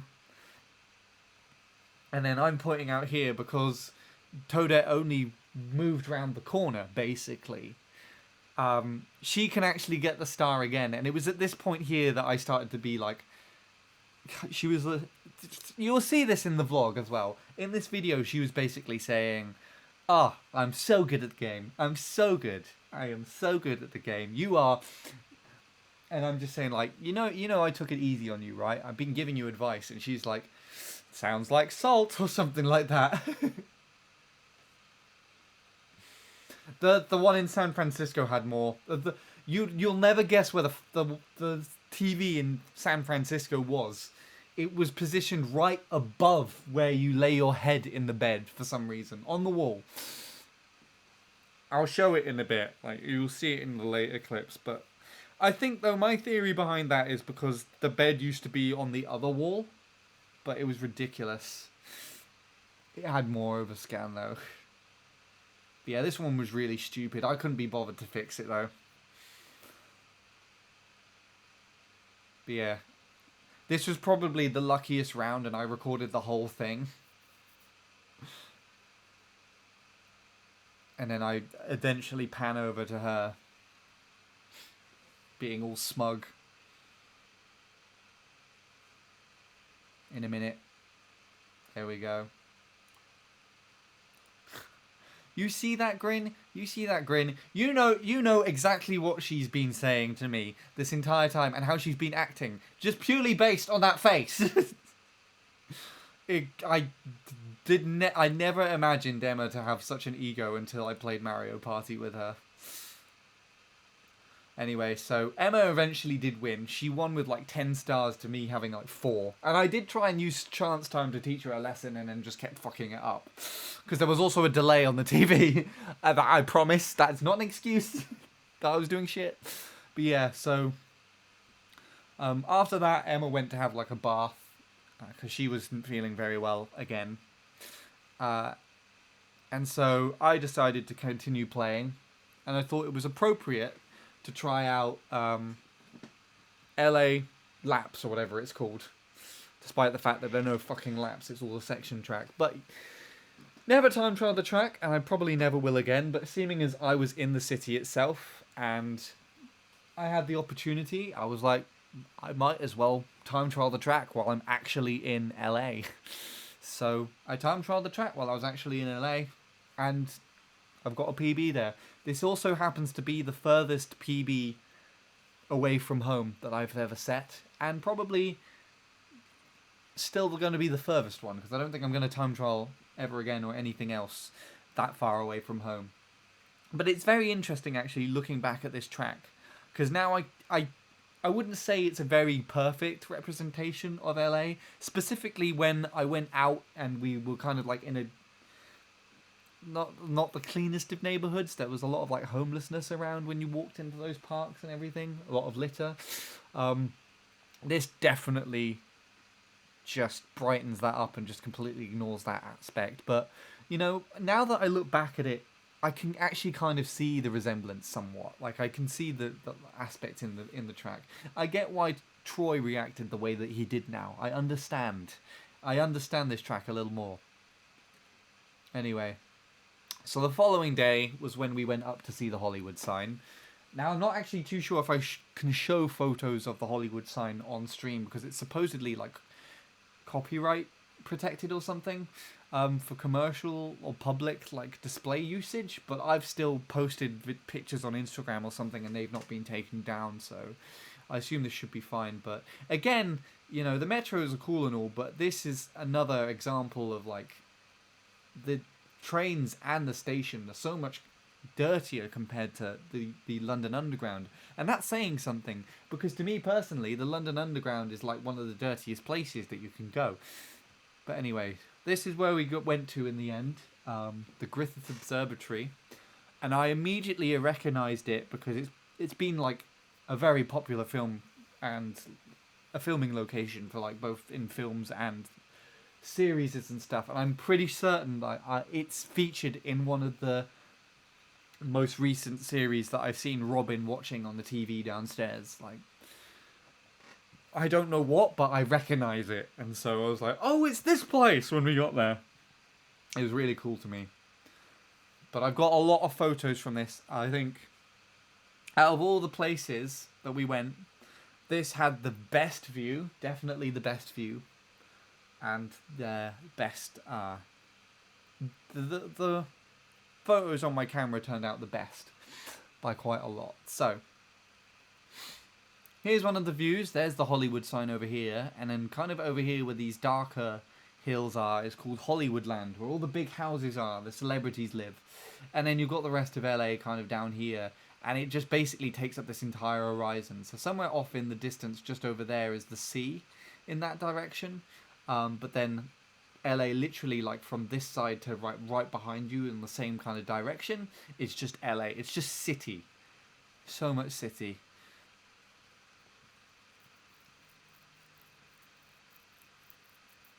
Yeah, so I got some pictures with Emma and the Hollywood sign. I got some more of her earlier. Later. This is the photo. No, this isn't the photo. That's my new Be Right Back background. But this is basically the city. So again, you can see all of these like grid-like designs. Well, I was talking about when I was talking over the flight video earlier.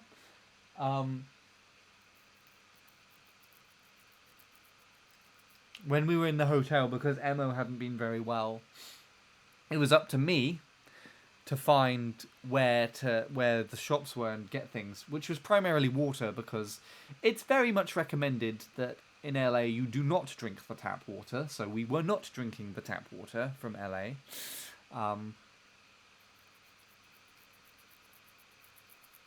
But yeah, I kept, despite the fact that I had already been to the shop prior to that, I kept walking the opposite direction when I got out of the hotel, because it just looked the same every time. Eventually I did end up going the right way, because I was primarily the main person going to the shop most of the time to get stuff. And there's a bit of a closer view. So our hotel is somewhere like off this side somewhere. We're a lot further away from the main city area. See if I got any of the... I got nice, like... I like taking sort of over-the-shoulder shots of Emma just admiring the view for some reason. This is the photo on the BRB screen, I believe. I'm pretty sure that's the one on the BRB screen, right? Yes. That's the same photo. That's probably my favourite of the landscape shots, at least of the city itself. And then here's a bit of a panorama. I can't tell how smooth the frame rate is, so you'd have to tell me if it is smooth or not. But if you can make out any glistening on the roads, or just down there in general, or any of those like glittering and glistening is cars, and we saw so much of that. There was so much like glistening. Also, that's how good my camera is as well. You can see how this... I was trying to avoid this camera being in shot. That's why it kind of pulled back. But you can see how like the minute that it entered the frame here, the focus just switched onto that instead, which is pretty cool. Yeah, and then Emma paid to look through this, and I got some pictures of her looking through it, obviously. But what kind of surprised me is that she literally only spent like 20 seconds or so looking through that, and then she said she's starting to feel dizzy, and I thought it was just because she wasn't very well. So I looked through it, and it was so bright down in the city that it made me feel dizzy as well. So there's something like... So we didn't get our money's worth out of this telescope, annoyingly enough. But yeah, I got some decent photos. There's some of Emma's with the city. Now, I'm very disappointed actually with most of these photos, because my framing of Emma was completely awful, and you'd see this in comparison to the really nice photos that she got of me. Basically, there's a thing in photos that you have to kind of recommended to copy the rule of thirds. So there'll be like lines, basically dividing this into thirds, and it's basically, if you want, ideal if you wanted to take multiple subjects in a scene, it's recommended to keep like your main focus subject within the rule of thirds. And I just did not do this, and I do not know why I didn't see it that way. But Emma pointed it out to me, and then she was like, and as soon as she pointed it out to me, it just felt really obvious. But I really don't know why I lined up the shot. So this is probably one of the better ones, or that one, for example, a little bit further back. And then this was one of my next shots. This is actually my fix attempt. If you can see down here, this tree kind of cuts off. This is an attempt at fixing it just to give a bit more on the left side in Photoshop. But even so, she really should be much closer this way, which if I just simply moved more to the left, she would be more in the shot over here. But yeah, this was the original photo. And it essentially, it looks like I've tried to take a photo of the city, and then Emma happens to be in the shot. She kind of either walked there or plonked herself there, and it looks like that one's even worse by comparison. It looks like she's not the main focus. And I feel really annoyed the fact that I also didn't even go back to try and take the photo again, this time framing it a little better. Really annoying, that, actually. I just did not frame her correctly in any of these. Now, a little bit of fun trivia. In all cameras, they count up. You know, they give you a number and count how many photos you've done. This, out of all the photos, is photo 863. Is me looking down over the wall before I got ready in my stance. But yeah, in comparison, this is a much nicer shot so if you look at Emma's photo, for example, she's just stuffed all the way over to the left, and I have no idea. But she's made sure that here I am much closer to the city, the skyline, the most interesting bit on the horizon there. And then I still have some of the mountains and the buildings over here in shot as well. She did an incredibly good job at this. And she got quite a lot of videos, quite a lot of photos of me as well. Not with all of them with my eyes open. I kind of look a little bit drunk there.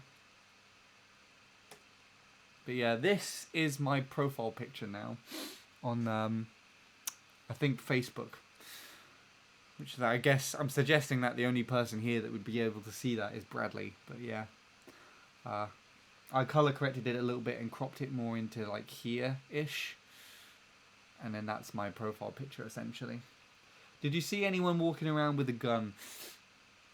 If we ventured more into downtown LA, I don't want to be like focusing on stereotypes here too much, but looking at some of the people that we did see there might be the type of people that you could assume would have a gun. Otherwise, the only time that I ever did actually notice anyone have a gun was at police officers and like security at airports and stuff. We didn't see anyone walking around here specifically with guns. But yeah, there's the legs out. I'm not going to zoom in to save your eyes, but the legs are out. That's how hot it was there.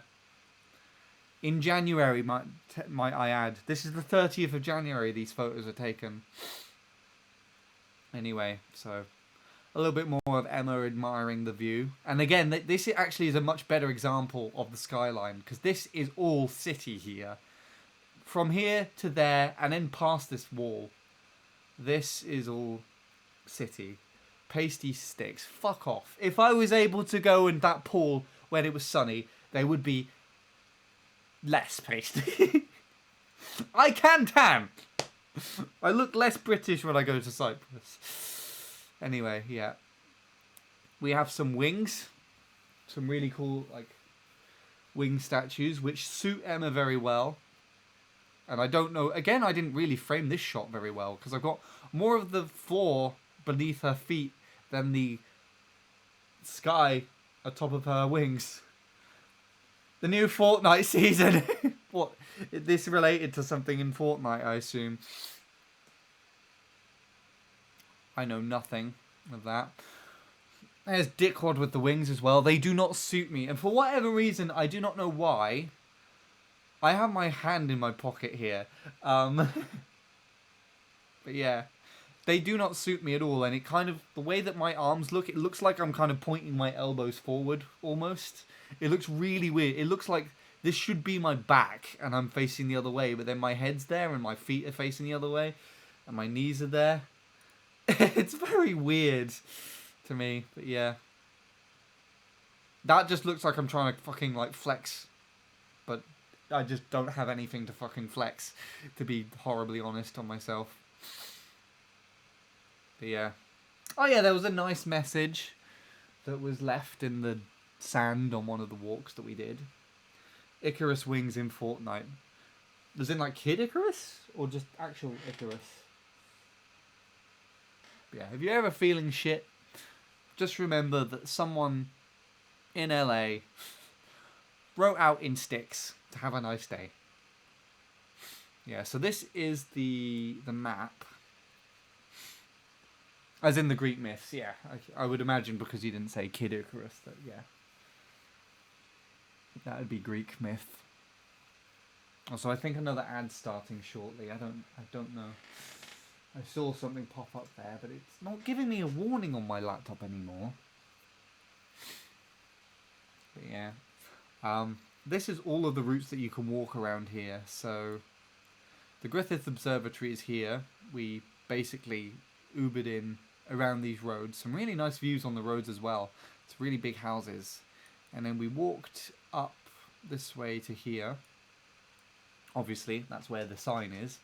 And then I believe our route went along here. We stopped at this photo spot and I took a picture kind of looking down this direction. And then we walked on this way. And then I believe we crossed onto this trail, the Mulholland Trail. I think that's how you pronounce it. It looks a lot wavier than it actually felt.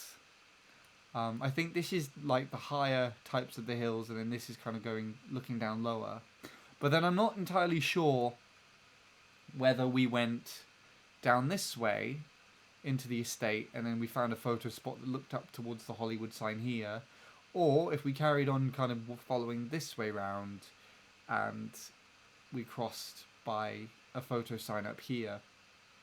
I personally think it's this one because I remember seeing a path like coming off just before we walked into Hollywoodland. It's actually called Hollywoodland as well. I didn't personally know that, which was odd. Yeah. Thanks, ads. That was really useful.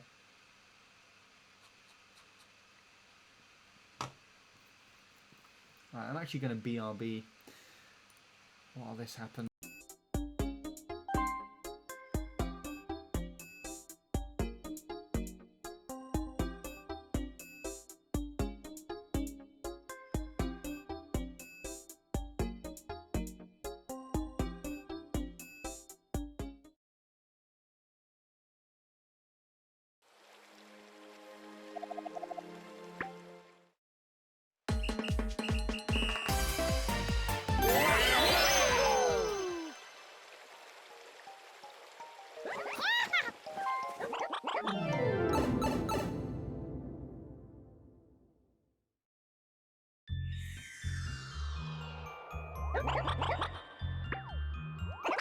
Mario time!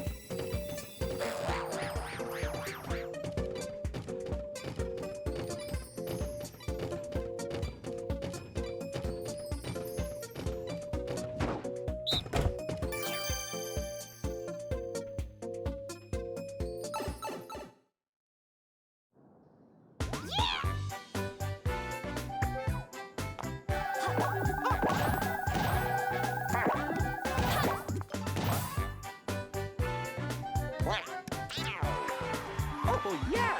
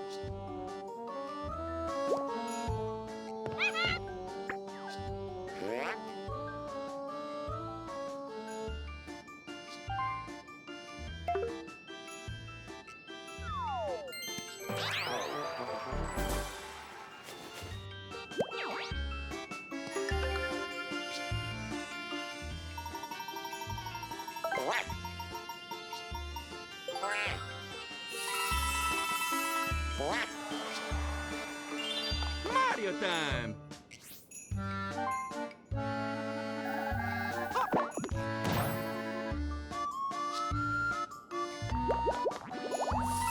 Yes! Let's go!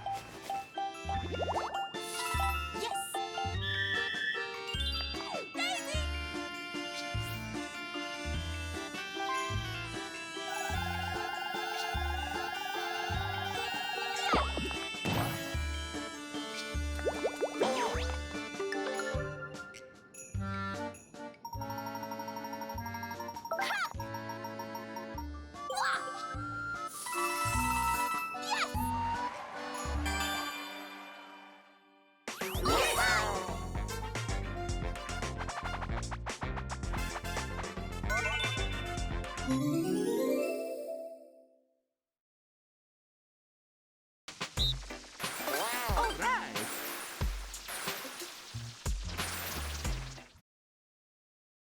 Alright. Hopefully that wasn't too long. I decided during the ad break that came along, it's just not even telling me about them now until they happen, because I just keep skipping them when they show up. But yeah, I've decided that I decided to go get a drink and have a toilet break. So I also now suddenly feel a bit chilly, so I'm going to put my jumper on as well. Yeah, this is a lot longer, taking a lot longer than I actually expected. I probably spent about over an hour playing Mario Kart in general, and then while also having dinner, managed to chat about my trip so far for I guess 5 hours. Possibly just under that at the moment, and we are currently at 286, so there's 330 photos in total, so we're about halfway, right? I think 500, let's see, 50, 30, 15, yeah, roughly about that. We're 20 over halfway. Anyway, so carrying on, hopefully I can speed through these. I will have to start talking quieter in a bit because parents will be going to bed. So this is the path that we were following up. This gradually transitioned into a dirt road though, but cars can't go up here anymore. Found this boy, little lizards, very quick, and actually this photo turned out really, really nice on my camera. I was surprised I was able to get quite a nice focus on him and just this area here, but it's because of the focal length of the lens. It's quite narrow, and so I was able to get quite a narrow shot, but I managed to get him in the shot, which is really, really nice. Yeah, there we go. I think that's probably one of my favourite photos if it's not a landscape that I had to pick. This I thought was interesting as well, this sign. So restricted entry, very high fire hazard severity zone. So they get like forest fires and things like in when all the plants dry out and stuff here. I kind of knew that. But trespassing and loitering are forbidden by law. I thought it was quite interesting that loitering is forbidden, because that's not something that I think is forbidden here, unless I guess you're like on a factory site or something and not supposed to be there. But I thought it was very interesting that they're like a lot more strict on it here, or at least have a sign to kind of indicate that it isn't allowed. And also rattlesnakes. Didn't hear or see any, but apparently they're there. So I wasn't personally willing to go walking off in through the plants anytime soon. You know, if it was the UK, I'd be more than happy to kind of try. Well, the worst thing that would probably happen is I'd actually trip and kind of slip down the rocks, basically. I mean, that's probably the worst thing to happen here as well. But yeah. I imagine a Californian like rattlesnake, or if that's what they're even called, would probably be a little bit worse of a bite than a British adder. But yeah, this is the first photo site that I pointed out in the map, and this is one of my favourite photos again, and one of the clearest that I got of a Hollywood sign as well. I think I zoomed right into it. Yeah, there we go. I zoomed in and took it, and then we started walking and talking for a little bit, and I think that is actually over here, just off this mountainside here a little. So we're kind of walking along this way, and it kind of dips around, and it kind of goes and dips back around the other side. So these are kind of like the bendy bits that we were showing. It's not going up and down the side of a hill like it looks like it is on a map. It's kind of going along the side of the hill. So yeah, I took some of these are really nice photos. There's also like these trails lower down as well, but we didn't go on any of those because we just wanted to stick with the view and try and see if we could get any closer to the Hollywood sign to take a picture with it, which we gradually were.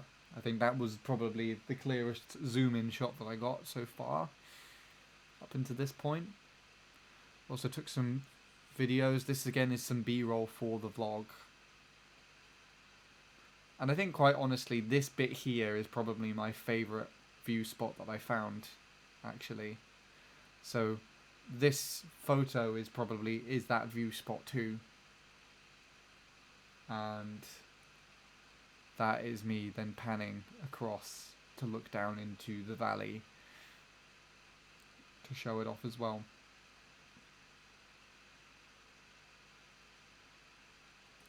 And then Emma, this is the one photo that I actually ended up putting in my... Emma took lots of photos and videos on her phone, but this is the one photo that I decided was worthy enough of being shared on stream of hers, and that was her filming me basically doing that, or her taking a picture of me doing that, essentially.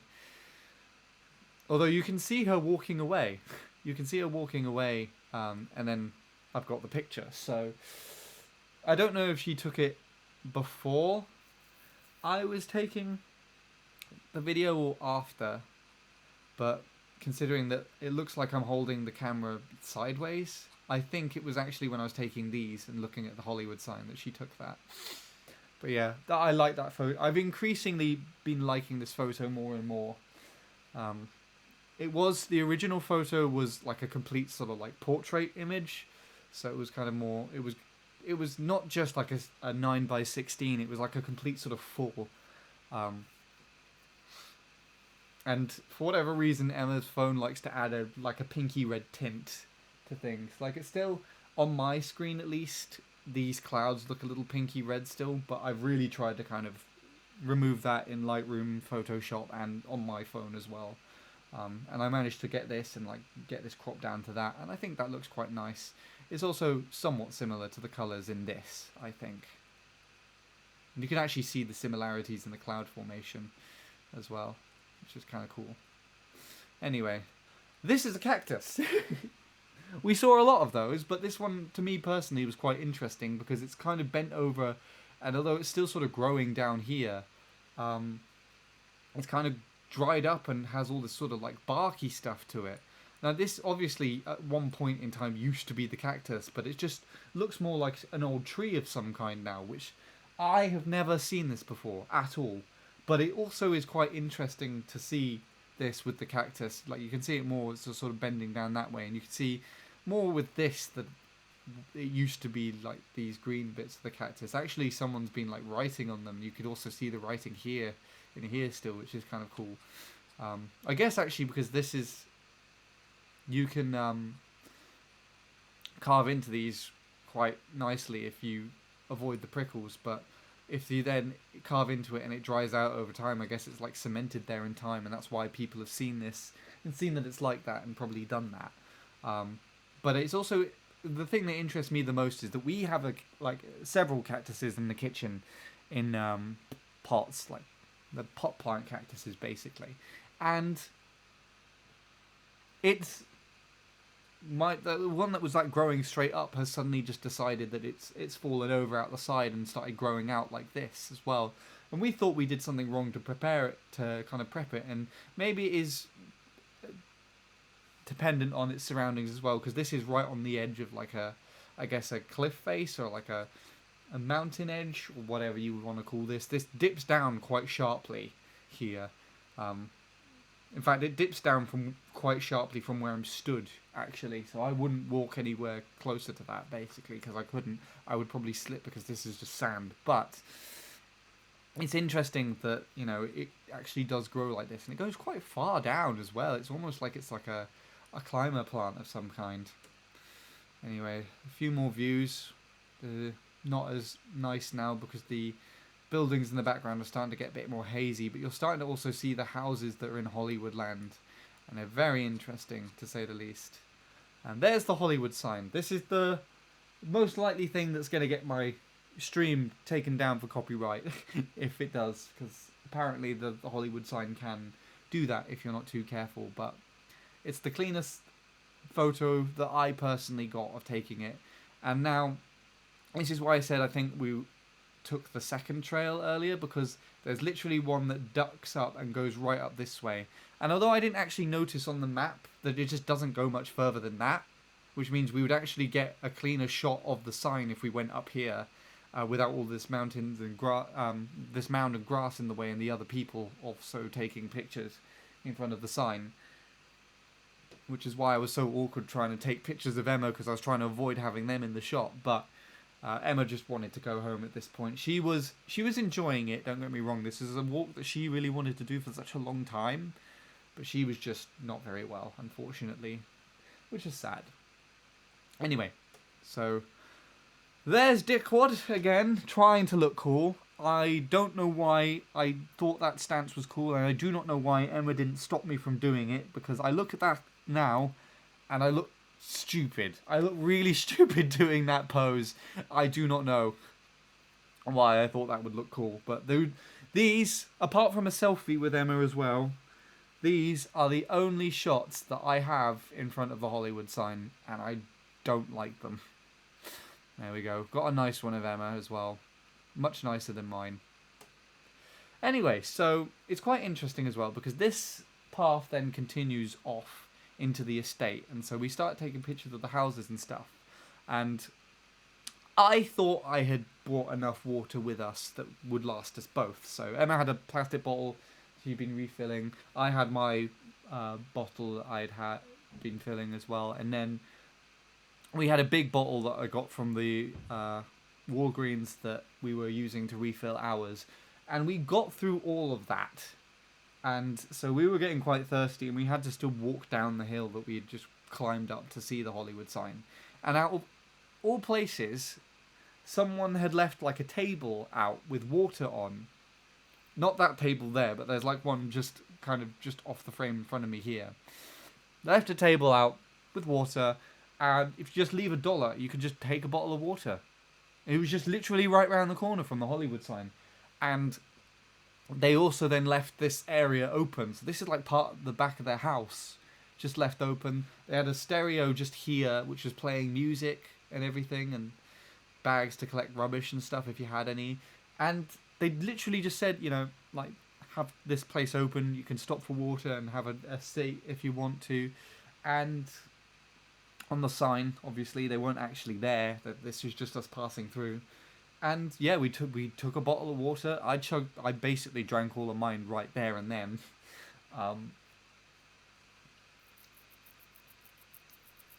And yeah, we sat in these chairs and just looked down the hill at all the houses down here.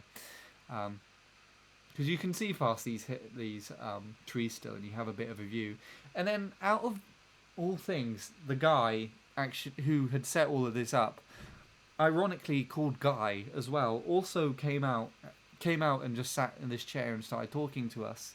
And he just so happened to be a musician as well, so we really had an interesting conversation. But he was such a nice guy. Like, he was so nice, and he's so lovely, and like, it's the thing that you would think about, because given how like fancy these houses are, like the comparison in the UK, you would never expect anyone to do this sort of thing in the UK at all. No one's nice enough here, especially in the south.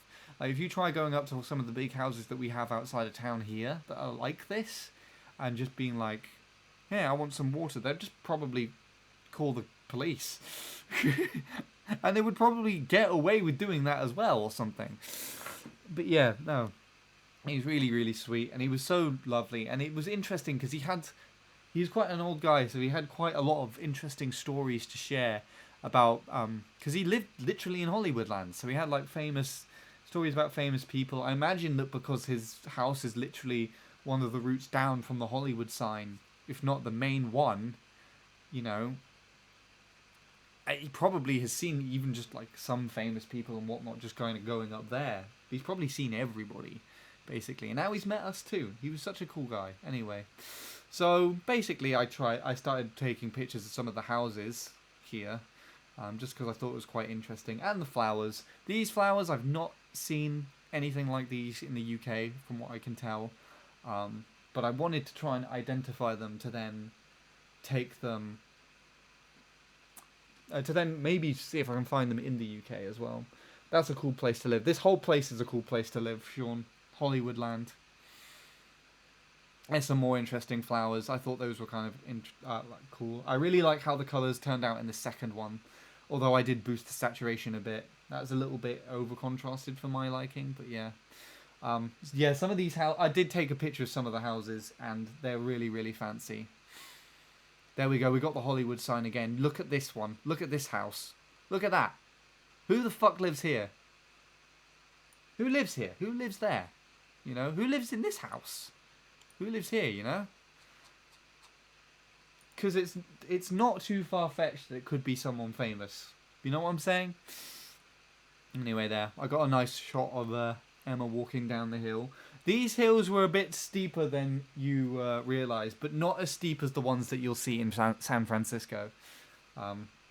I don't know why San Francisco exists like that.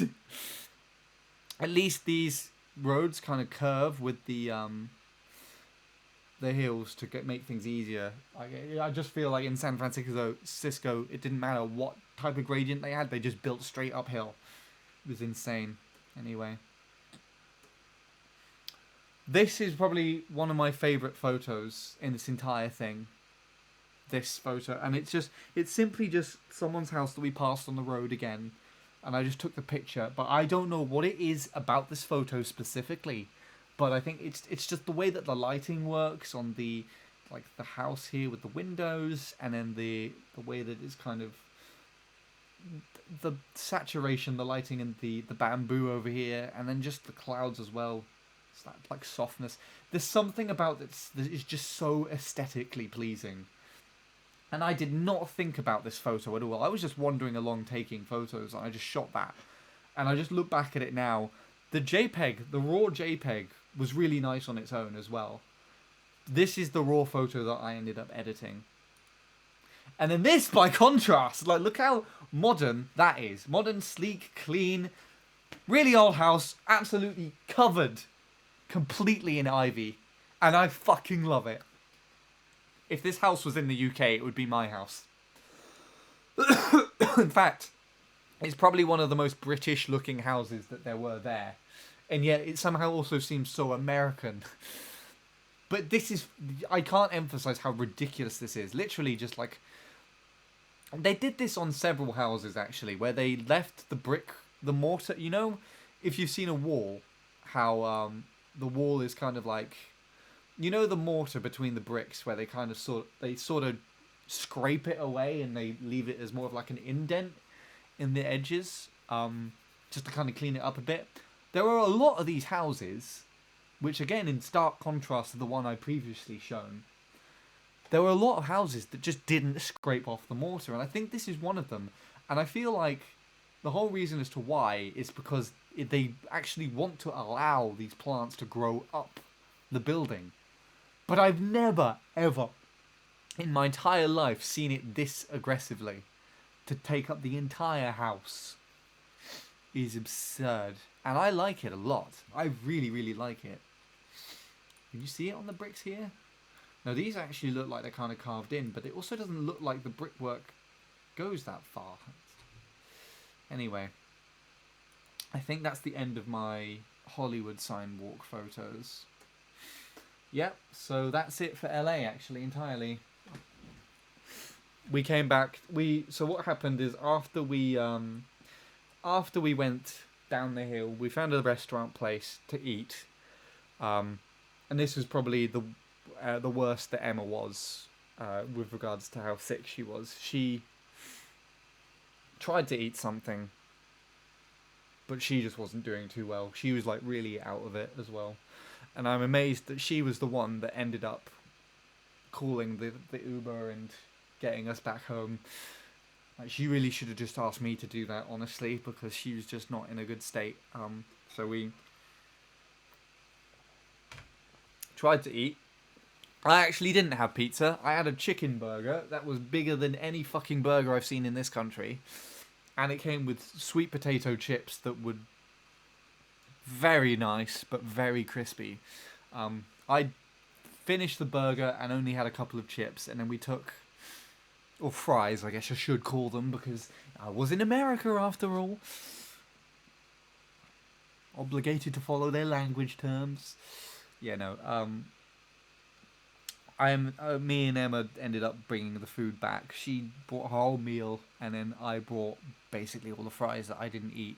And then we ended up not eating any of it, because obviously Chris was the one that passed the sickness on to Emma because we were too close to each other in a hotel room.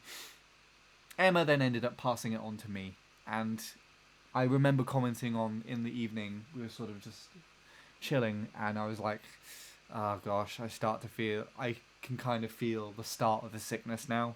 And I was trying to deny it because I didn't want to be sick and try and be adding to that as well for both of us being sick, but there's not really much I could do at this point. So this is Union Station, one of the train stations in LA. I'm very happy that I got a picture of this guy just sleeping without realizing until looking back at it when I got back to the UK.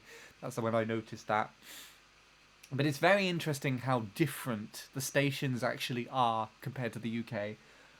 Significantly smaller. This actually felt like it was a church of some kind at some point, how it's laid out. But this is very, very small. Very, very small. As a matter of fact, you could probably have this, like, churches bigger than this or something, because it really doesn't go to too much else. There's a more modern bit behind where we're sat, but apart from that, this is like the waiting room, and we're just waiting for our train to be ready. So this is outside the building. I don't know if that's part of the station or a neighbouring building, but I just thought it looked cool. Now I think I actually took, I think I sent this picture to Will, and I asked him on Discord what station he thought this was. And I usually do this in the UK when I'm either like travelling to London or somewhere or whatever, and Will almost always gets it. He almost always I say almost always gets it. He has actually always got it since first try ever since I started doing this. But I gave him a good challenge with this one, I think, because he didn't quite know where we were. But he still got it. He still got it. You can see that it says LA over here, Los Angeles. It doesn't give the station itself, though, I don't think.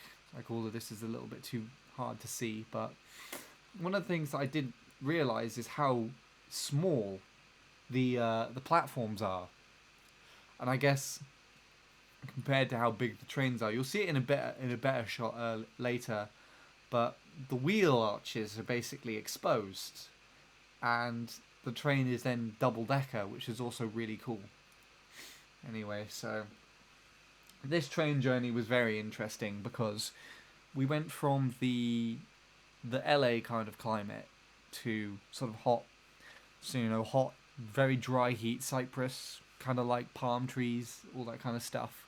All the houses were kind of a bright white, peachy colour, to like you would have at villas in the Mediterranean almost. And then by stark contrast, San Francisco, absolutely tipping it down majority of the time that we were there. And the landscape, as we were travelling up there, looked very similar to the Jurassic Coast and in Wales as well. Sean, you'd probably agree with this. I actually need your second opinion on it in the later photos. But yeah, so I started taking some photos. Obviously, instead of the views, I took a photo of Emma taking a photo of the views.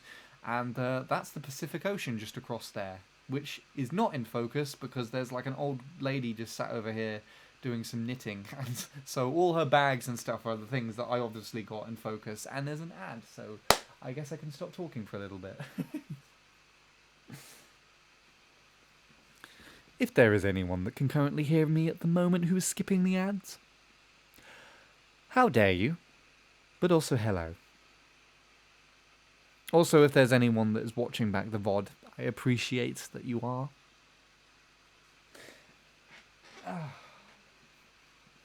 I have gone on way too long in this. I apologise significantly. But once we get to San Francisco, that's basically the last major kind of milestone for this.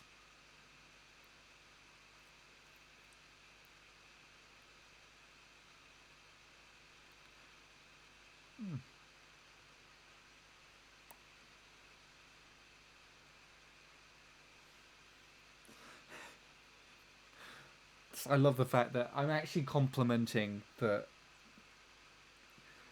Ireland looks pleasing because it was really, really green when we were flying back over and I saw it. And then Gamer is still like thinking I'm insulting him. That's fantastic.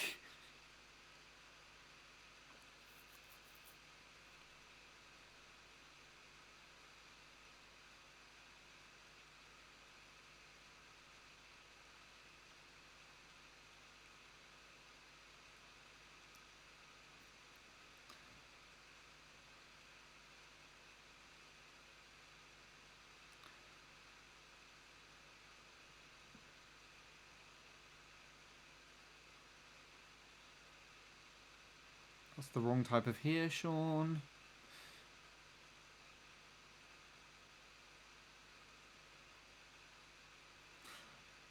Actually, I think we're just talking about shit about each other's countries at the moment. Hi, Sean. Anyways, welcome back from the ads. I will continue. I don't know what was said before I was cut off by the ads, but basically, that's the Pacific Ocean over there. And the thing that I got in focus was not the ocean, but some old ladies knitting, basically. Although it is actually kind of aesthetically pleasing seeing the bag next to the ocean like that. Like, if that was cropped to a square, maybe that could be like an album cover. I don't know. Maybe. Yeah, again, a much closer up photo and it didn't get the ocean in focus. I actually got some B-roll footage of Emma taking some photos of the ocean with her. She took this like almost like a DSLR film camera. It's an Olympus. I can't remember the make of it, but her dad used to have one. Well, her dad had one that he's passed on to her, but then this is another one that she found with a different lens that she has bought, that she bought off eBay because she found it on sale, and she decided to bring that with her, I guess. But also you can see these chairs over here. Like it literally sat. This was the observation car. So you had windows that went all the way down to like foot side, and then above you as well. So these trains were built to observe the environment basically, and the train went much slower than any of the trains here do, which is a good, but it's not great. Basically, it was stressing me out towards the end of the journey, and I'll get more into that later. So, but yeah, this was the observation car. Like it was really nice. We really need some more of these on. More of these? I don't even know if any trains here have these in the UK, but we need them if we don't. Yeah, here's some B-roll. There's the ocean. Actually, I don't know if this is the Pacific Ocean or not because there are islands out there.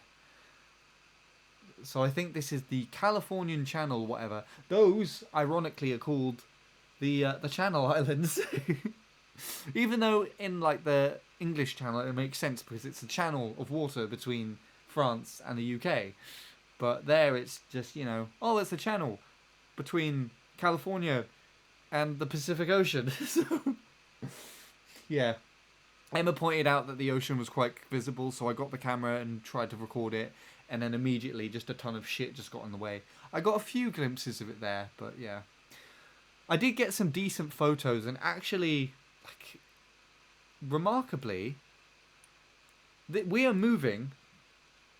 Don't forget, we are moving, and I got like this tree that we're passing while we're moving in focus, which is how good this camera is. But unfortunately, it looks really, really gloomy, which is a pity. But yeah, there we go. And now you can see we're moving again. Actually, maybe we might have stopped there. I don't know. But yeah, we're moving here. I got a couple of decent shots of the ocean, I guess. There's some of Emma observing the ocean. I like this one, actually. I really like this one. So much so that I've cropped it to like a square, just kind of coming off here. Which I actually think would be pretty useful. Which I actually think would be pretty nice for her to use as a profile picture. But I don't know if she's seen it yet or not. I sent her so many images on WhatsApp. Because what happened was you can transfer the... Well, I didn't transfer them like this. I put the SD cards in an SD card reader for my phone. I bought for my phone. And then just transferred all of the JPEG photos over to my phone. And then I just spammed her with them on WhatsApp for no good reason. And I really don't know why. And I sent so many that in the later half of the trip when we got to San Francisco, it started to delete our LA photos in the group because there are just so many of them in total. And I really don't think she downloaded all of them either. I think she ended up leaving quite a lot of them. But yeah, they're on a Google Drive now though, so she can help herself. But I think if she did have a photo that was like cropped more to a square, then it would work pretty nicely as a profile picture. What my phone actually did, there's like an automatic thing, is it identified the horizon and it straightened it. You can see it's lower, kind of going off below Emma's lip as it is over here. This is a slightly higher point. So it managed to recognize that and just straighten it a little bit, which I could have done in Photoshop, but I was amazed that it was actually done automatically by my phone when I was trying to touch more of these up. Anyway, so this is the comparison that I wanted to make with regards to the UK trains and the trains in America. Because if you remember what I was pointing out earlier with the wheel arches, the wheel arches are exposed here, and then you've got the train just kind of dwarfing you basically. It's essentially a double-decker bus train. A double-decker train. It's a double-decker train. It's like standing next to a double-decker bus. But you can see here as well, the platform just dips down. Like a curb. You know, like on the curbs when they're going over by someone's like driveway or where they dip down to let the cars out. They do it here as well, which is really interesting. So this platform is not that high. I would say at most it's like a foot tall. So it's about the same as in the UK we have raised, or at least in my town, we have raised curbs for the buses, which is why I made such a comparison to the what you call it, the double decker buses, because this is what that reminds me of so much so. So it's really interesting that they would leave that exposed. Hello, is it Virox? I don't remember how I pronounce your name. It was either Virox or Virox. Hello, I haven't seen your name in such a long time. I'm assuming you took the California Zephyr. If that's what it's called, then yes. All I know is that it was an Amtrak train. But I assume California Zephyr's the type. Virox is nice. We'll go with that then. Hello. It has been a while. How are you doing? I am sharing stories of my trip to California. So I went to California in January, late January, early February, because one of my friends has essentially become a social media influencer in the drumming music world, and she got invited to a thing called NAMM, the National Association of Music Merchants, as a content creator, and I somehow managed to wean my way into coming as well, and so I'm just sharing some photos of the trips for that, because for those who know me well enough, I used to basically really, really, really struggle even just taking the train to college. So to actually be able to fly, not only fly over to another 1,500 miles away from home, but I actually took a train in another country, and a long one at that too. I think this is probably the longest train I've ever been on. Yeah. I think that just shows good development, so I'm very proud of that and very happy to share my progress with things. Still here, just making plans for my next streams for this week. I plan to go live on Wednesday. Nice! Hopefully Lewis will pop in then as well and say hi. Been pretty good. I've been getting into sports recently and shifting Mario Kart aside, but I've been TTing Coconut Mall occasionally, now and then, just taking care of my body. Well, that's always the smarter option to do. I'm talking from experience here, having completely injured my hand with this absolutely disgusting, atrocious feeling hand injury back in 2021. I was like, I don't remember if I ever spoke to you about that, Virox, but basically I played too much using GameCube controller in right hand claw, so much so that eventually I woke up one day and every time I would try and like move my thumb up, the tendon would like click. It basically you would feel it shift and move in your hand in the top half of my thumb, and eventually if you moved it enough it would pad out. But it was so bad. It was particularly painful in the mornings when I woke up, because I hadn't been moving my hand in my sleep obviously. So it like I would move it, it would kind of like jolt, click, and it would shoot this horrible sharp pain right up my forearm. And I eventually had to wear a brace on my thumb to kind of help it like throughout the day. And then when that wasn't working, to help fix the problem, I ended up finding a shorter brace that I could wear in my sleep as well. And it was only then and then after I finished working on, after the album project I was working on fell through. Because back then I was still trying to work as a musician with a studio, trying to fully produce and release an album. But yeah, back then I was also doing that. And I think the only person that was actually aware that I was actually in pain a lot of the time and had a problem with my hand was Emma, the person that I went on this trip with. So I think that just says a lot about my position. I think it's more than a coincidence that when I stopped working on the album project and playing guitar on a continued basis in general, that started to recover. But also, playing Mario Kart, when that stopped being that aggressive, it suddenly did slow down as well with that. Didn't know about that. It's been too long, so I don't know if I forget or never knew. One of the on the Mario Kart Wii side of things, I hit 33.6 flat ones on Coconut Mall for my personal life. I've been practicing a lot of weight training after school. That sounds good. It's interesting as well because I know quite a lot of Mario Kart players seem to go into weightlifting as well. Like I think that's Nick definitely does that. I know Liam does that. I think Brett does that too.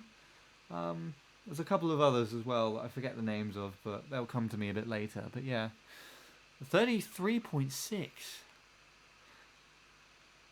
That's quite quick, isn't it? I don't remember what the world record gets now, but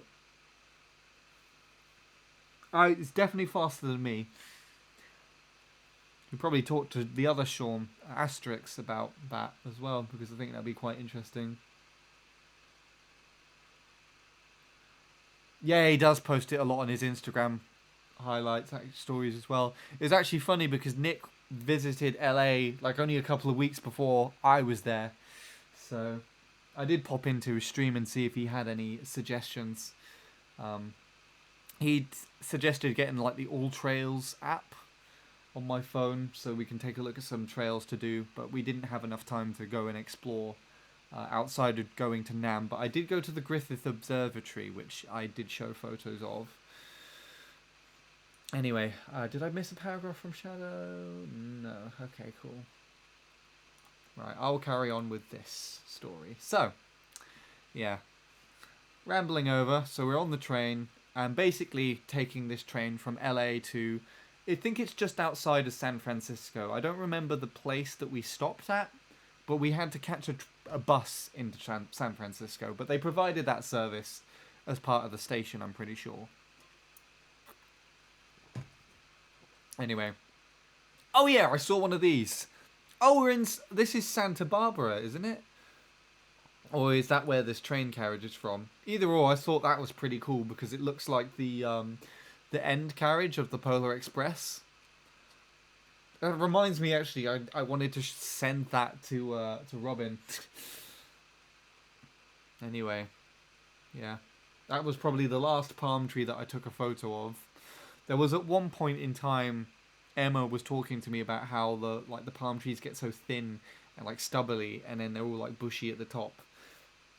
And I was trying to explain to her that they actually kind of grow like this with all the plant on it, but it's only the top half that stays green, and then this kind of falls off over time. But I think also the ones that we have in the city are kind of more maintained, and like they like either pull this off or like cut them, prune them, and stuff. So I took that picture to show her what it would probably look like if it was just sort of left untouched, and then never showed her this photo.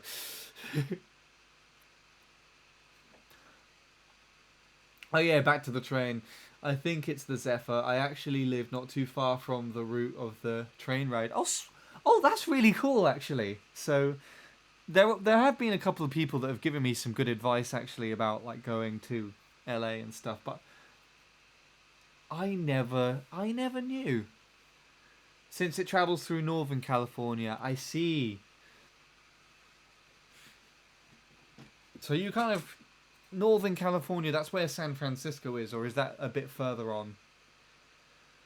No, it's not San Francisco a bit further on, but it's like, well, I guess you can go more north. I don't think it's like the northern of California, but the northernmost bit of California, but we went to San Francisco. That's where we went, basically, in the north. So this is where things started to transition. So we had all like the sunny weather with all the palm trees and everything around the LA area, and it was really interesting to then just see that suddenly switch to more like this. And both me and Emma agreed that this looked more like the UK Jurassic Coast line, which was very interesting. So I'd say this looks kind of more like Cornwall and things like that. Or when we got more into the mountainy areas, it looked kind of like Wales, in my opinion, as well. And but we were also talking about this as well while we were passing these areas, how you can see all of these like plants and things, all these shrubs and things quite close down here. you know, we know what they are. We have similar plants here, but they are also at the same time. This is like the first time, unless someone recorded a video out here and we saw it in a video. This is pretty much the first time we ever saw. Like we're seeing any of these plant types, because they're just going to be like completely different to the types of plants and trees that we get in the UK, unless they're imported from here. You know, you won't see the same plants growing naturally in the same area, but they look the same. And I don't know why we both found that really interesting. It sounds very silly, but you know. Oh, you're about 10, 15, 20 minute drive away. I don't know why I said 10, 15 minutes there when... That's really cool. Yeah, we were in San Francisco. First time I went.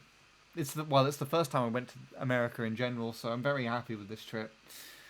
But yeah, very nice train ride actually, very scenic. But the unfortunate truth is I was sick, and so gradually as this train ride progresses, Emma had been sick as well.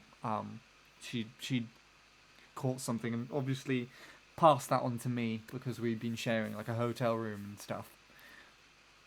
But I was trying to keep my head up, but while also on this trip, I was starting to feel more and more ill, basically. And so it was nice to see some of this area. Oh, yes! This is a fucking poinsettia. I know that this is a poinsettia because I zoom in and I can see the shape of the leaves, but then also these yellow leaves.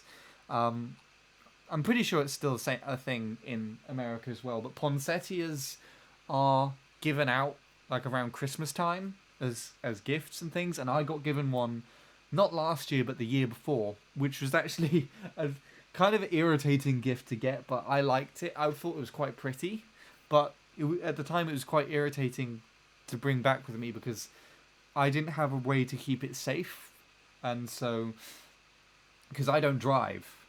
So I catch the buses home from work, and it just so happened to be like really frosty cold and raining. So I had to wait for the bus, which was late, and so I had to catch a later bus, which ended up breaking down.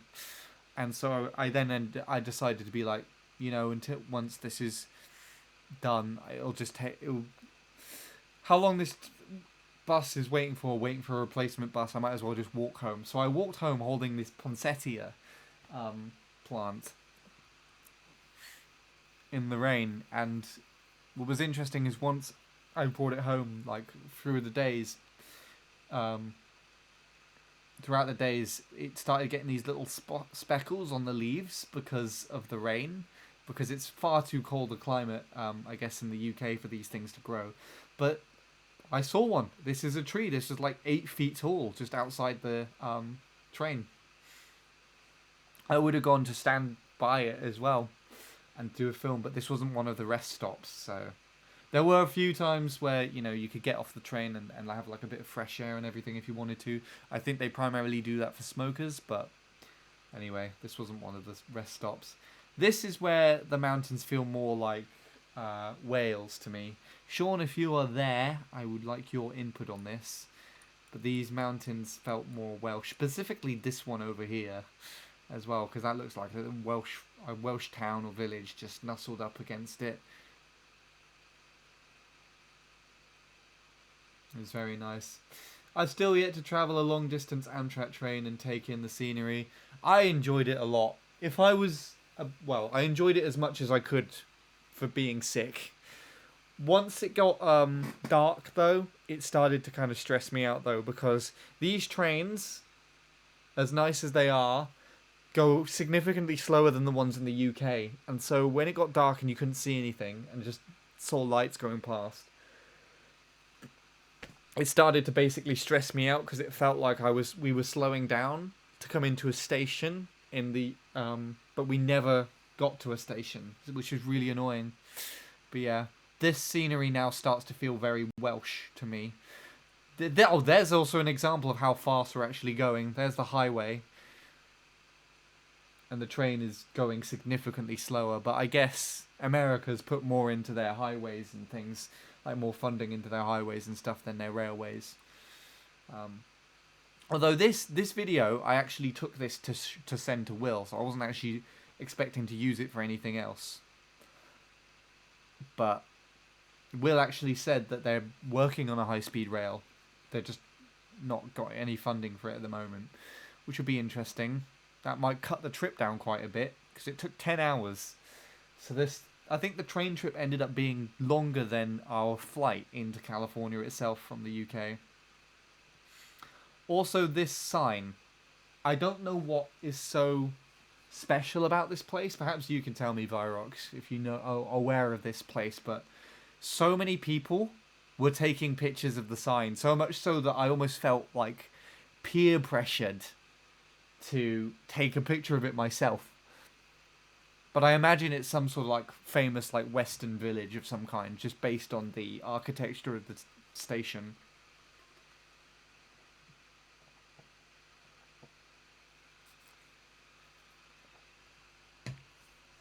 Oh, you don't know?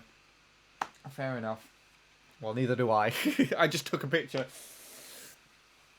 It looks like it's Spanish, so maybe Lewis could translate it if he was here, or shows up a bit later. We'll see. I'm talking too much now. My voice is starting to go. Where are we at? 355. Okay, so we got like less than 200 photos to go. I took a lot.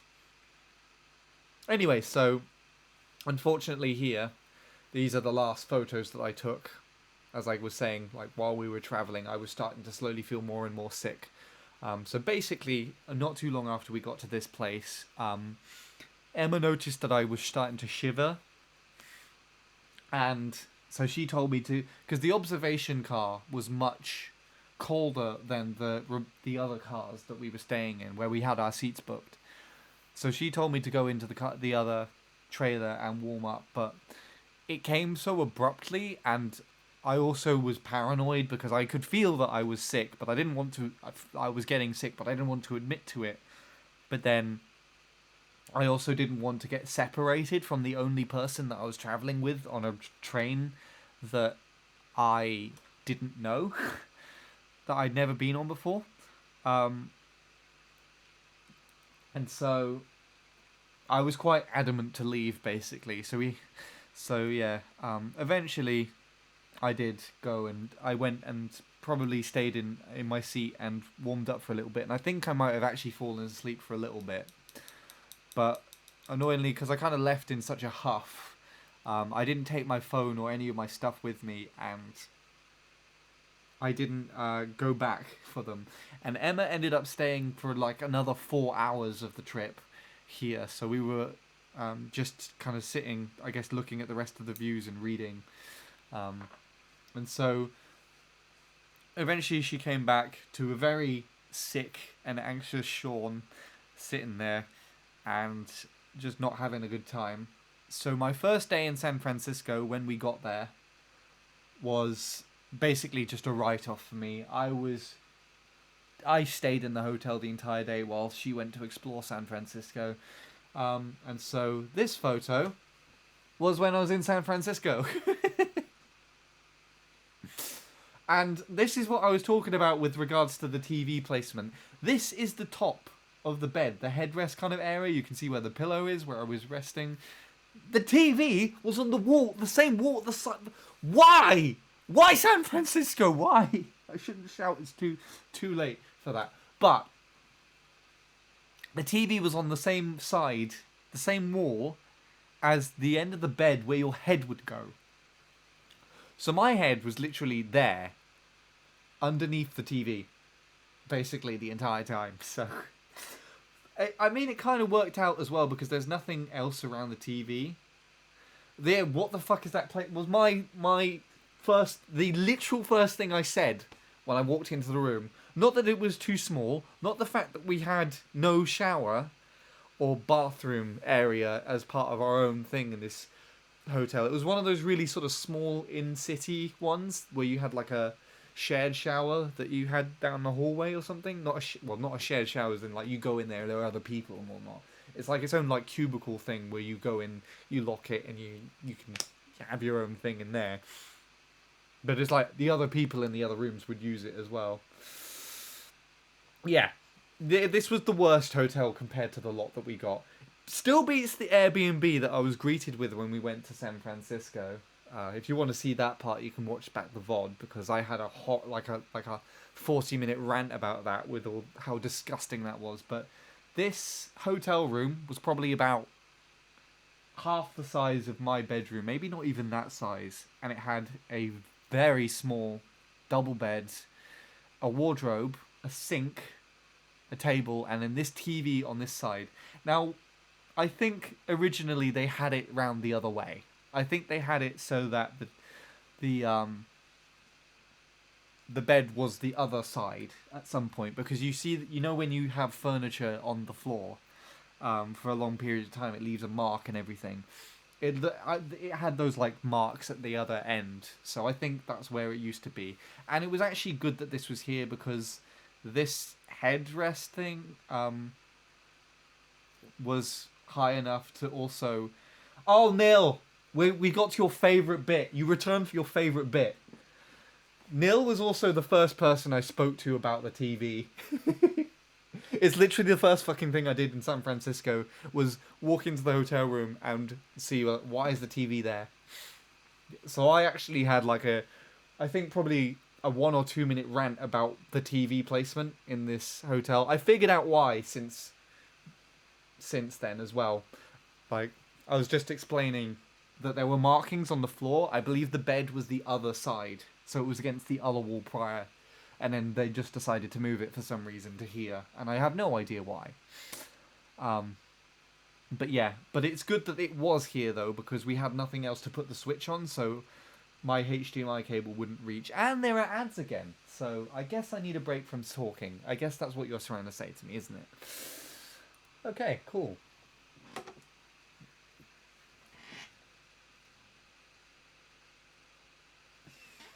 That's what Ningame has said.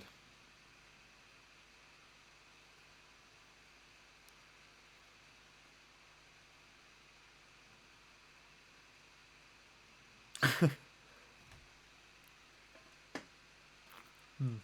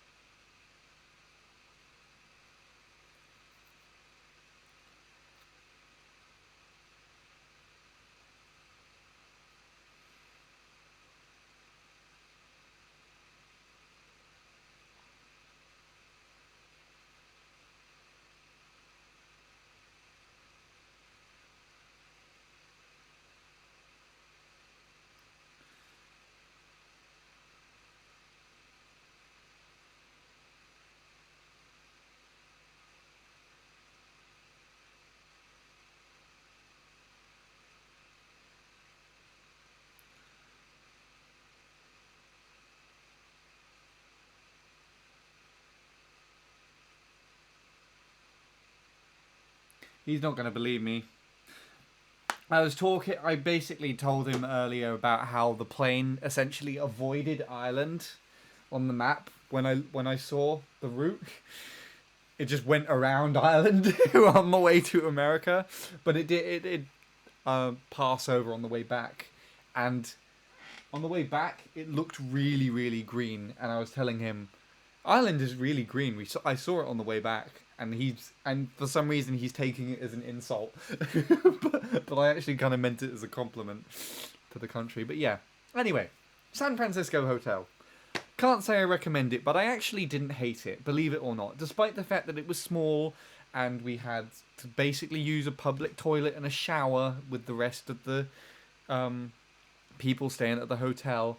And although to be perfectly honest, there was a sink in our room, and although our hotel room was conveniently right across the hallway from where the toilet was. I really, there was a few times where was just debating because I was so sick and I just didn't want to go that far. There were a couple of times where I genuinely debated if I could piss in the sink or not. I didn't because it was where Emma brushed her teeth and got the water from to drink. Because San Francisco water was we looked it up and it's supposedly quite good to drink the tap water there, or at least better than LA by a landslide. So, yeah. But there were a few times where I did think it. I feel like any other guy would do the same unless they care about personal hygiene. Which I do, but just not to the extent enough where I wouldn't consider that. Because it's disgusting. I don't know. Anyway, you're thinking about the overscan on the other TV that's bad. This one cut off the amount of friends online, which I think was much worse. Anyway, so I set this up while Emma was exploring San Francisco, and then I went back to sleep. So the next thing that she did collect some photos and footage for the vlog, but the next thing that I've got is her playing Mario Maker. So Neil has already had the privilege of seeing these, but yes, I let Emma make her own Mario Maker level, which she decided to go. Surprisingly, she decided to make quite a frustrating one. But you can also see here, this is the way that we had to sit in the bed in order to see the TV. It was pretty silly. But yeah, we also looked where this painting was. I saw that there were markings on the floor down here, and that was where the bed was essentially originally. But yeah, she made this level, and this is her trying to clear it to basically have it uploaded on Super Mario Maker. And naturally, I sent the code. She's fed up. It's funny because she made this level specifically to kind of make people get fed up with it or just be aggravating. And she ended up, I think the person she aggravated the most is because she aggravated herself the most to try and clear it. But what also does add insult to injury is I think Emma's main title in the Mario series, the Mario Bros series, I guess, is the DS version, where she doesn't. I don't know for certain if you can't swivel in that game, but Emma doesn't swivel. I watched her play while we were on the plane, and she also didn't swivel while we were here as well. She was just like basically wall jumping and jumping off things. So she was only. The main aspect of the level is that you kind of run on the top, jump, but then you're supposed to fall down, go back on yourself to hit a P-switch, to then jump over a certain amount of blocks that will then help you get across to the flagpole. But unfortunately, a massive downside to the entire level here is if you just jump and then swivel a load of times, you just skip over her barrier and basically are able to complete the level in, was it 9 seconds, Nil? Something like that? Something like that. So you see, you just fall down here and you're supposed to do that, but yeah. Unfortunately, this whole bit that she spent hours working on is basically redundant. Here's where she finally clears it.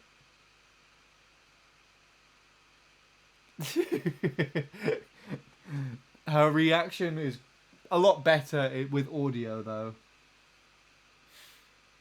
Something like that. It was funny, yeah. She was irritated by it, but she was not like pissed off really. She found it amusing as well, I guess, in a kind of pissed off sort of way. But yeah,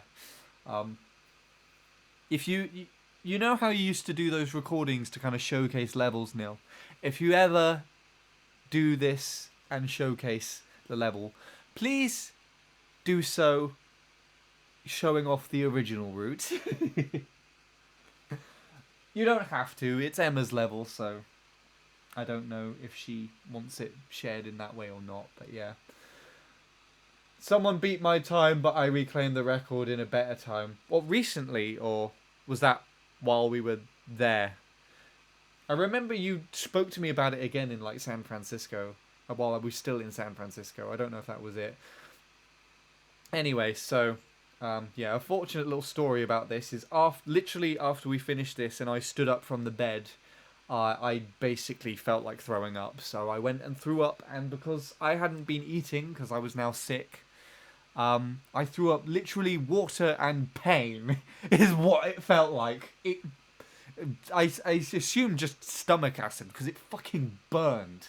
It was awful. Like, I do not want to experience that ever again. But yeah.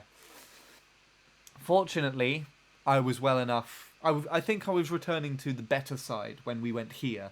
So this is our next walk that we did. Unfortunately, Emma is also still kind of sick. You'll probably hear it when you play back those clips. You can hear our noses are all bunged up and everything. But yeah, this is the next place that we came, and I can't say that I took it on in my best form. I definitely would have walked much further in this place if I did, but if I was in my best form. But it has been one of my... I really wanted to see redwood trees for a very long time, so it's very good that we still were able to kind of push it here as well. And there it is. There's a redwood tree. That's the only photo I took in this entire thing. There you go. Job done. On to the next thing. No, I actually took quite a lot of photos here, but whereas I think my LA landscape view and some of my street photography in San Francisco turned out really, really nice on this camera, I can't say that it really did very well in with regards to its woodland photography. And again, I'd say it's because of the large sensor. It overexposes too much of the bright areas, and it underexposes too much of the dark areas. This is an edited photo, so this is no means as bad as it was naturally, but not a lot of these photos are too great. I also did get a lot of B-roll, which I decided to actually include all of the B-roll clips in sharing it on stream. So you guys are all very lucky about that, because that means these are all spoilers for the vlog that I'll probably bring out in the next 2 months when I have time to edit it together. Anyway. Yeah, so again, some things like this. I don't like the overexposed areas here. It also kind of does this sort of like hue on each side of the blue of the sky. And then some areas like this look too dark.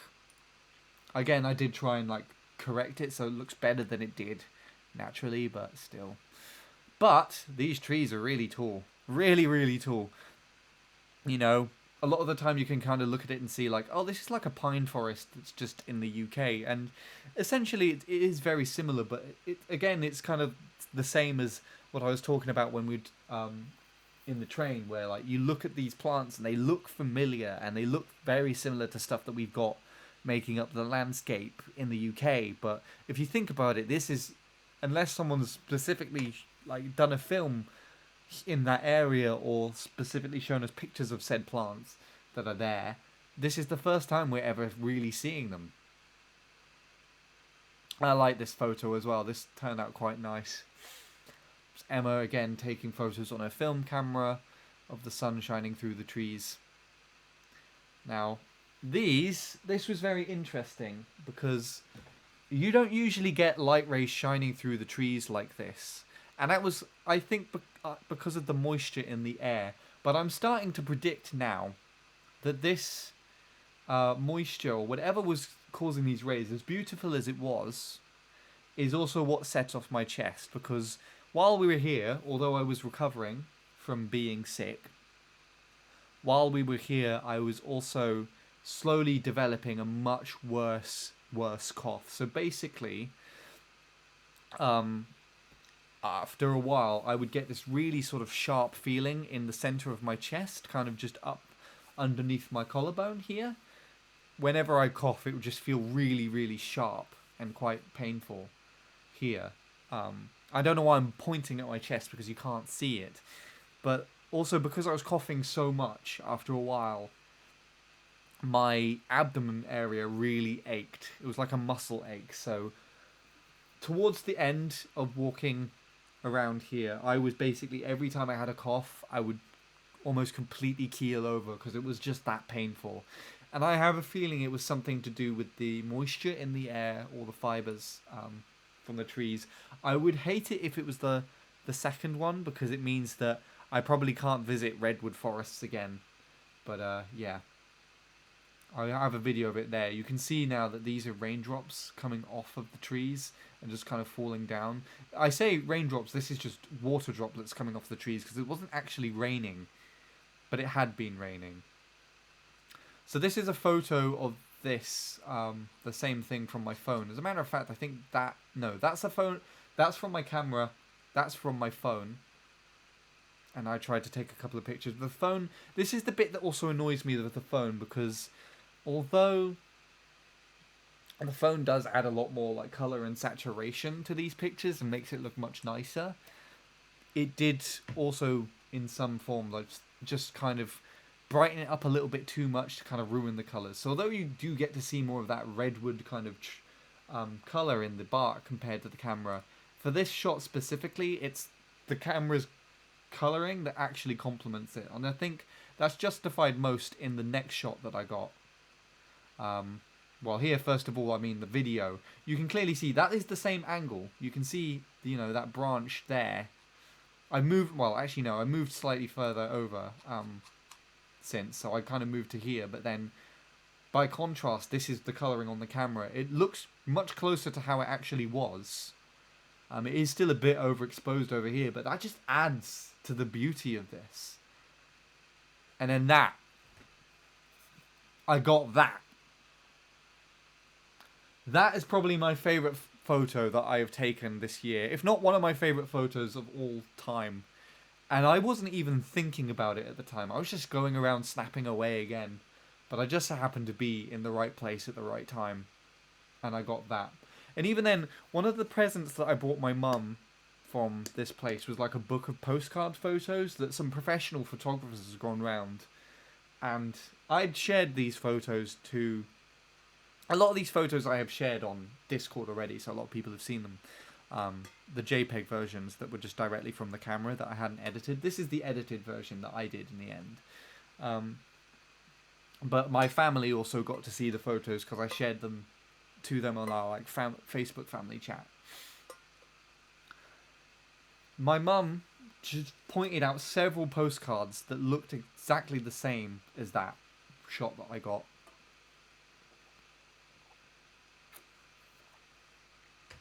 And I really do like that. I really, really do like that photo.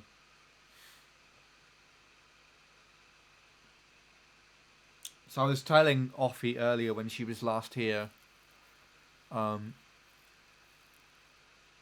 this that if she wants any photos, I'll send them to her. Yeah, that was not what I was saying to say. But the other thing that I was going to say is that maybe at some point, if I do redecorate the room, I would get some of these photos printed, or just some of the photos and the photography in general that I've had.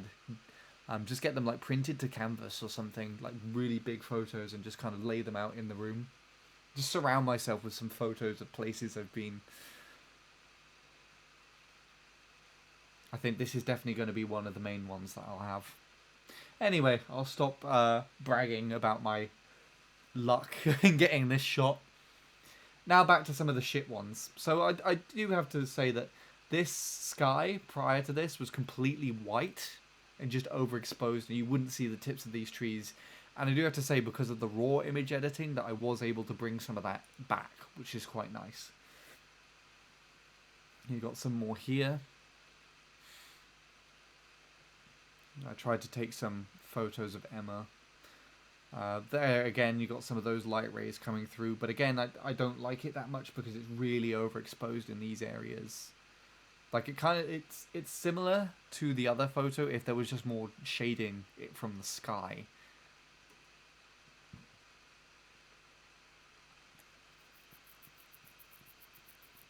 Yeah. This is one of my favorite videos because it really showcases how big these trees actually are. There's little old Emma walking along. She's 5'2", 5'3", round about that height. And these trees absolutely, completely dwarf that, basically. I mean, they completely fucking dwarf me. But yeah, this is where we were starting to get to the really tall trees now. And these are taller than anything that we have round here, basically. This is actually quite a nice photo here as well. Like, you can see all the water droplets, but also the moisture. That's also why I think the moisture has come from the trees, because I'll show a little video clip in a minute where you actually see it coming off of the tree, and it's really interesting. And I got Emma in the shot as well, but she's crouching down to take a picture of me. It doesn't look that great, if I have to be honest. But yeah, there you go. You can see more of just the height comparison. I can't even get the full tree in shot. I don't know why I didn't try with the wide-angle lens on my phone, though, for that one. Because I might have been able to do so. Now, this was quite interesting. Redwoods are the tallest trees on Earth, but have surprisingly shallow roots. Stepping on these roots and nearby soil stresses the redwoods and prevents hundreds of species of growing on the forest floor. In turn, insects and other wildlife that depend on these plants lose habitats. Help us preserve this forest for the future generations. So that's why everything was fenced off, because you can't actually walk on the ground here. And this is the same with regards to the pine trees that you get round here, because they have such shallow roots as well that, you know, in areas where they are planted like this, you see them falling over a lot of the time. And we did also see that is the case with the redwoods as well. Now here's a much nicer shot as well with you can see the moisture kind of coming off the trees, almost like snow, but then you also see this moisture here now. And the more that I see it, the more that I think about it, I'm pretty sure this is what actually made my chest that bad. Although I didn't need to take my inhaler or anything, which is quite remarkable. But yeah. And then you can also see like some of the moisture coming off the side of this tree. But it's interesting because we were walking from this direction beforehand, and I couldn't see that until you see the sun. I don't know why I nearly said train. The sun, the other side where it's shining through, where the moisture is. So this is what I'm talking about here. You see all of this like steam or vapor coming off of the tree itself. And then as soon as you walk out into where the sun is, you don't see it anymore. It just disappears. You can't see that it's there. Which is really interesting. Yeah, so that was where I was stood. So I tried to get some pictures of Emma on the bridge. This was the other downside to using this camera, because it's a touch focus. And actually, like with this camera, it's really, really good at if you touch focus something and move the camera, it would keep that locked in place in the frame. But with this, when I was trying to touch focus on Emma standing on this bridge, it just kept like picking random. It would kind of go here, maybe close to her head, and then just dart off to random bits in the background and dart off over here and everything as well. So it was, I just could not focus on her. So I took about 7 of these photos in the end. Eventually I did get one that's somewhat in focus, not perfectly, but it's enough to kind of see her in a decent detail. But those are the only photos that I got, really. Hi Will, how are you doing? Yes, I'm still alive.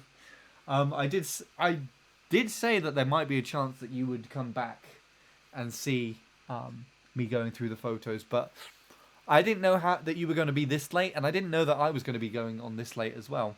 We are currently at 390 out of 530, so if you got some time and want to chill, you're more than welcome to sit down and chat and find out the rest of the stories with this. But yeah, otherwise I guess you'll catch the rest in the vlog. You missed me ranting about quite a lot of random things. Hope work was alright. Yeah, I do. Well, here we go then. So, this thing was interesting. So it just looks like a random like growth on the side of the tree. But welcome back, Shadow. In the book that I got my mum as a souvenir from this place, it gives some information about the trees and how they grow. And some of the trees can actually kind of grow, I guess I say choose in quotation marks, to reproduce asexually.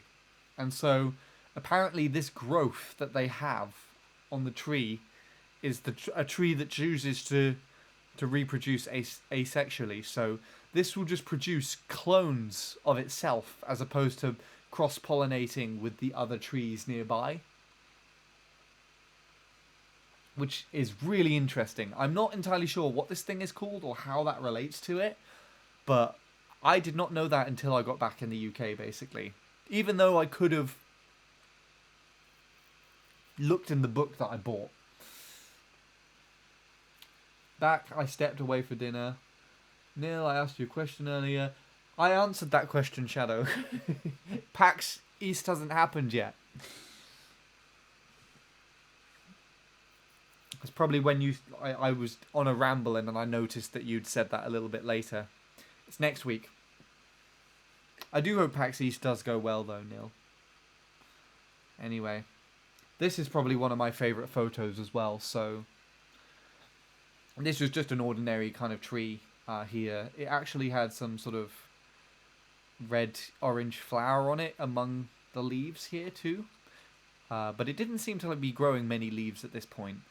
But it's also just because it had such thick loops of moss here that these ferns are growing in it as well. But it's also very interesting because these ferns are not like the ferns that we have here. They are very, very different to the ferns that we have here. But yeah, I really like the colouring of this. I really like the lighting. It is a bit overexposed in some areas. Again, that's a bit of my personal gripe with the camera. But yeah, work was okay Sunday night. So yeah, fair enough. Well, hopefully you get to have a decent rest now. Sorry I didn't read your message, Shadow, but yeah, like Andy said, it hasn't happened yet. Mossy trees are nice. This was also a different type of moss. Although you wouldn't be able to tell that unless you actually felt it. I have 2 days off now, so nice. I ended up having 2 days off working last week. But that was for one, because I had insomnia and I hadn't slept the night before, but it was also good that I stayed at home because I had a phone call for my wisdom tooth. I'm having one of my wisdom teeth removed before it grows through because one of them, the last one, annoyingly enough, happens to be an X-ray shows that it's going to come through at an angle and go through a nerve, basically. So I have to have that taken out. So I had a phone call basically to ask what it was, how it's going to be. I have a choice to either leave the tooth, leave half the tooth behind for some reason, or just take the whole tooth out. I'm not too sure why the first two are options. I don't want to lose the feeling in half my face, so... Ow. I mean, to be honest, I would have the rest of them out as well, actually. But, it seems like they're only going to do that one. Anyways, back to trees. I got a zoom out one as well. And then I think that is this tree compared to the redwoods. It's a substantial difference in size. These, I can't fathom how tall these trees were, but they weren't the typical redwoods where, like, you see some photos sometimes, like Californian redwood, and they have someone's car parked next to it, and the trunk of the tree is wider than a house, basically. Those weren't these proper, like, those tall redwoods. I think we had to walk deeper into the forest to get there, but I was just sick, basically. Then we had this, I think it's a brook that was going through. I'd call it a stream, or a little river, but there was a brook going through here.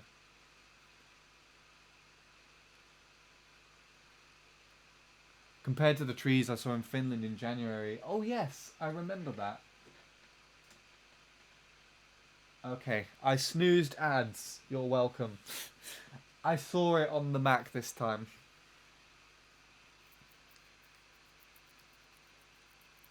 Yeah, anyways. Yeah, they're a lot taller than anything we have around here as well. But surprisingly comparable. There you go again. There's this tree, and then these just carry on going off the frame.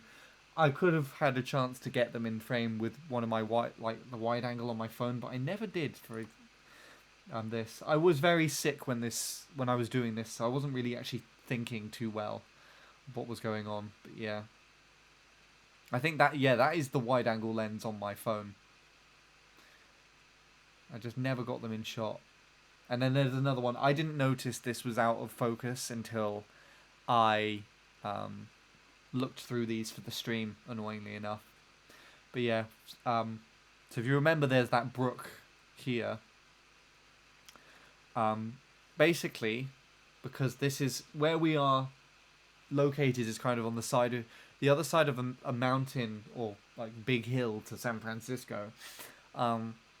It's basically like a little flood basin, and because it's been raining there a lot recently, a lot of this ground is quite saturated and quite damp. You get the same thing here in the pine forest here, and I actually didn't notice how remarkably similar that was until after I went to San Francisco. I came back and had a walk here, like 3 weeks later after I'd recovered from being sick. I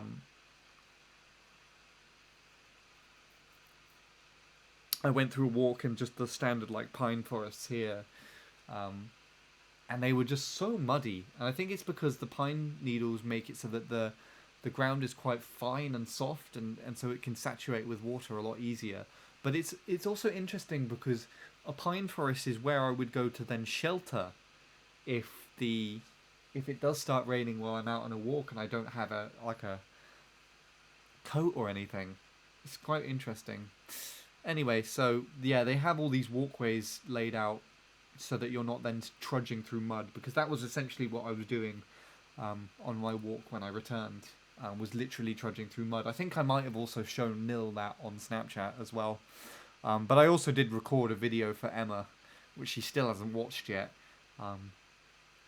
where I was just trudging through mud basically half the time. Anyway, yeah, so that's unfortunate. There's the tops of the trees. You finally see them. And I think, is this zoomed in? No, that's the zoom in one, so that's what the tops of the trees look like. So although they're related to pines and very similar, they actually look incredibly different to them, the way that their branches poke out. But yeah, it means now that I've seen them like that, it means that I can hopefully, potentially find them in the UK as well, because they do grow here. But yeah, that's what the tops of them look like. Very, very tall, very high up. I tried to get some like aesthetic shots of the moss on the trees again, but it didn't quite work out very well. That one looks nicer than that one.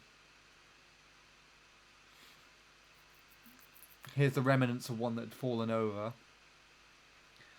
And that's not actually too tall, to be honest, but I don't know, I just thought that was interesting. And yeah, then it just kind of starts to be a bit similar. Just some like random. Oh, there you go. There's some of the trees in their the full height. Even then, these aren't like even remotely the tallest compared to some of the ones that we got. But there you go. This is now. I've completely forgot that I did get them in their full height as well. And again, the camera's overexposing here. You can see some of the sky through here, where it's like shaded by the trees, but then just here, it's just overexposed. And I'm really annoyed with that, because you also are missing part of the tree. Like, you can see it does go taller than you actually see here, but you just can't see it. So maybe I haven't actually got it in its full height there, because I'm terrible at taking photos. There's Emma compared to the trees. That again gives you a sense of scale, because you can see how remarkably tall this one is, and then Emma just there. Some very tall trees. There's the tops of them again. That I thought was pretty cool. So this, no,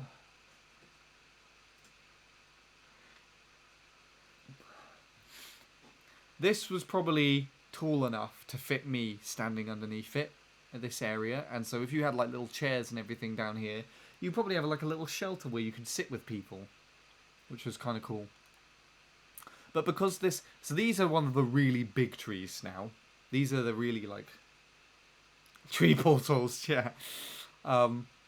Just someone walks in here and they come out the other side. I mean, there is no one the other side. It looks like it's all blocked up. Because this tree is so old and, like, it started to kind of, like, fall apart in the bottom here. It's just kind of... because they can't... Basically, the way that a tree grows is if... it gets like a hole or like rot in the center part, it can't replenish that because it's sort of the trunk, due to the way the trunk expands, basically. The bark is the thing that is growing and replenishing. It can like fill things up by like putting sap in it and everything, a bit like possibly what's going on here, but over time, because the tree gets so big, you do end up getting these bits that are hollowed out. And this again is huge. That is like, I could stand right there. That's how big that tree is. It's probably the biggest one we might have seen. I don't really know for certain. There's one almost in full height there, and it bends a little bit. And then a significantly taller one that is just eclipsed over there. There's the brook again. Got some video. No sound, but there is some... It was a pleasant kind of running water sound. It actually turned out quite nice. The sound quality also turned out quite nice on the phone. Oh, I did... Okay. I did manage to do a wide-angle shot where I got all of the trees in shot as well. So there are some of them at full height. Oh, and here as well. Not too bad. Although I don't know how far down the ground is. I think the ground's like another, like, couple of feet on there. Wait. Here? Wait here? I think actually that might be the same photo. No, it's different.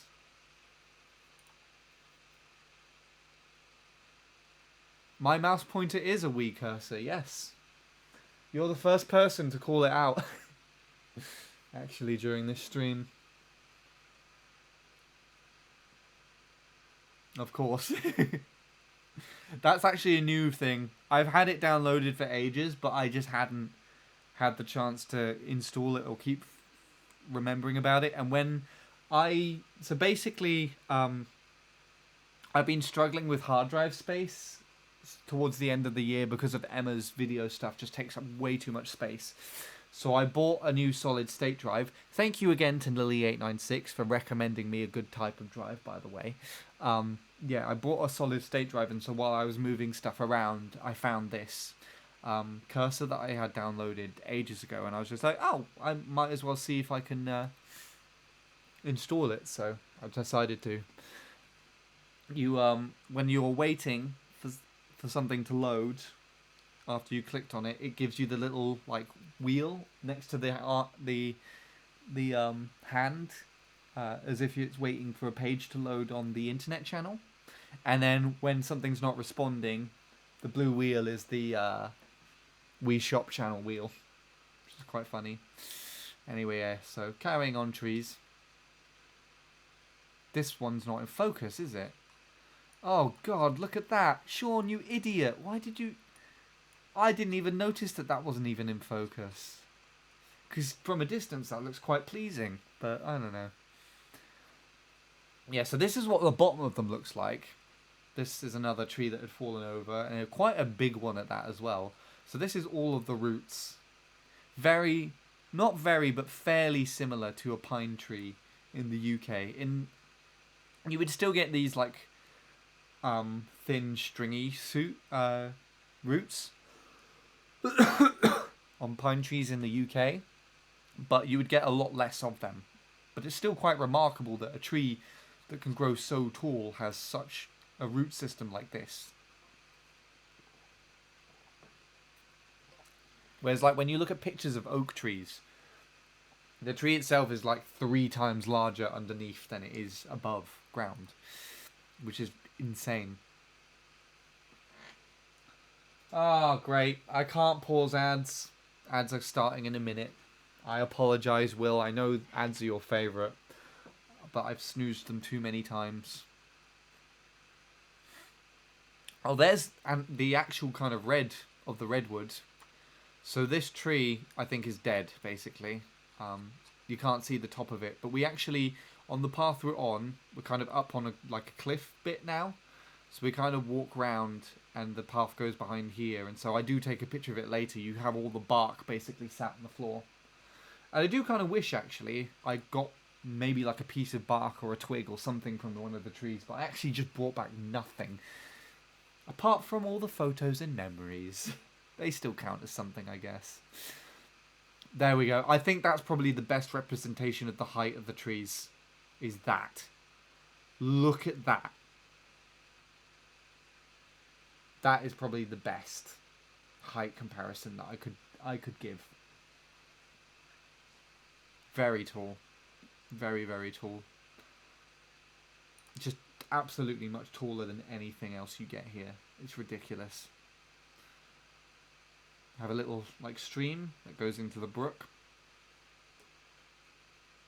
Oh, and this is where we're walking up.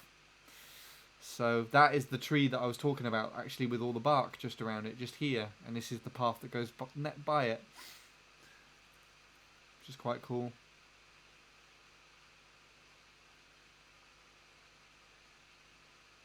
And then it just drops down there. The thing that I like about this is you can kind of see how far it drops. And then these trees are trees that we passed by on the path a bit earlier, a bit lower down. And they're still completely dwarfing us. And we were up like a 20, 30 foot, probably not even that much, like 50 foot cliffside, basically. Anyways, I'm going to wait for the ads again. I don't know why I clicked there.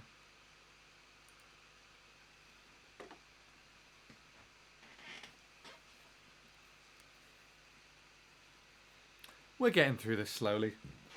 I'm a lot...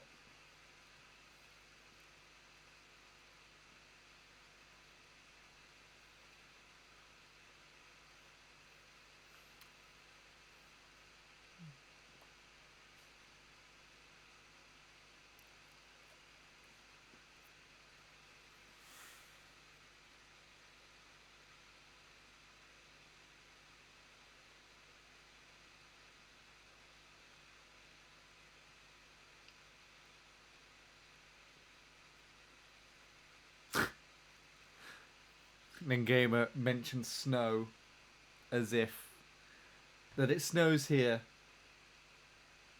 as if it's like not a phenomenon in Ireland at all.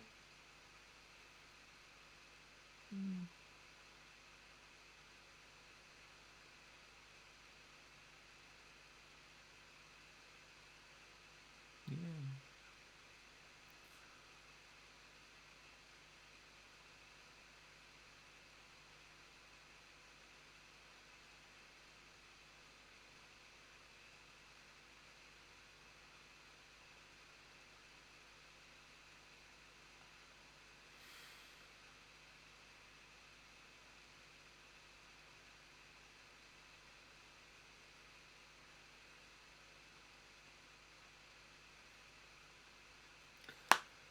Welcome back, Will. Hope the ads weren't too bad. One ad about registering to vote. Ah, yes. Have you registered to vote, Will? And are you going to vote correctly? I'm going to play this video again just because I forgot what I was talking about. So yeah, the tree with all the bark falling off is that tree right there. And this is basically walking up the hill in front of it. You see that slight shake just there? Was me trying to start filming and then missing the step and just like slowly sort of jolting along. But yeah, we will see in a minute the tree. I don't pan to it. I think I just take a picture of it. There you go. So this is why they call it a redwood, because the wood is literally red.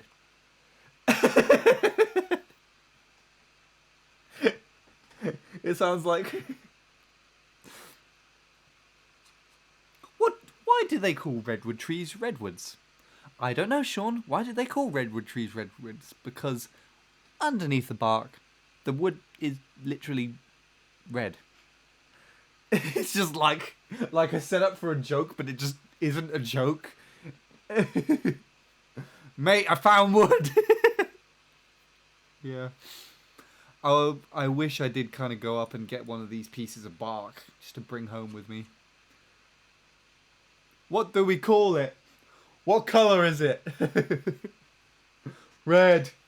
There's redwood then, isn't it? What else was said here?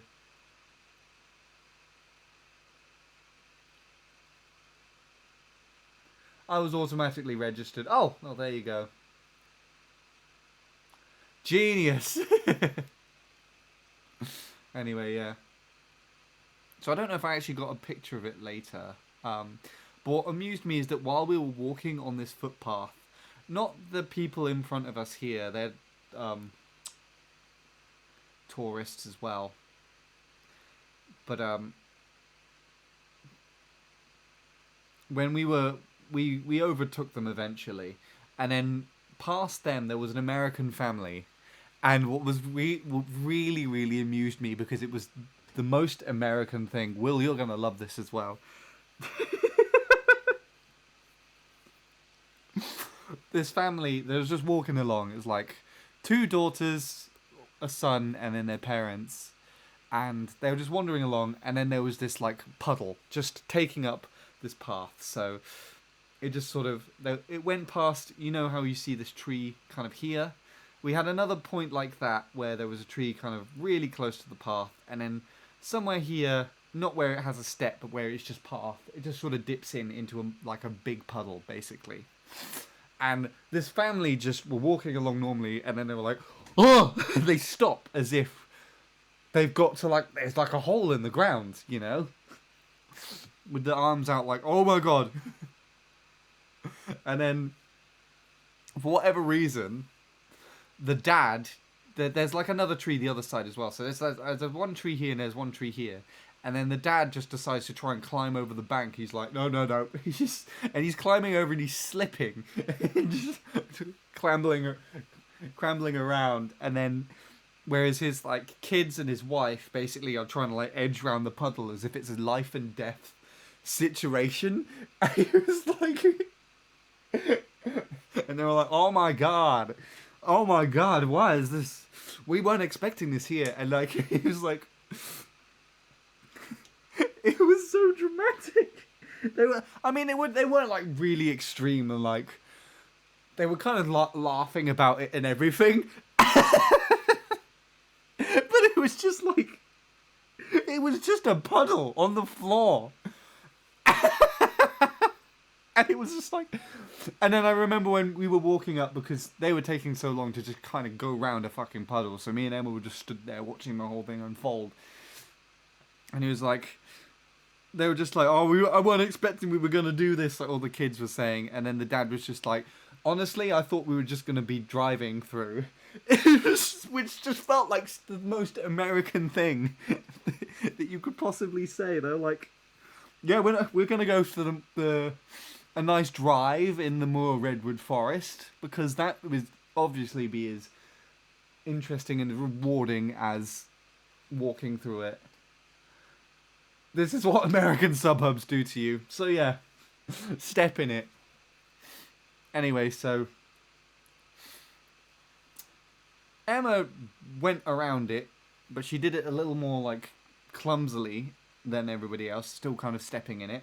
You know what I did with my walking boots that I've tested that are waterproof tons of times?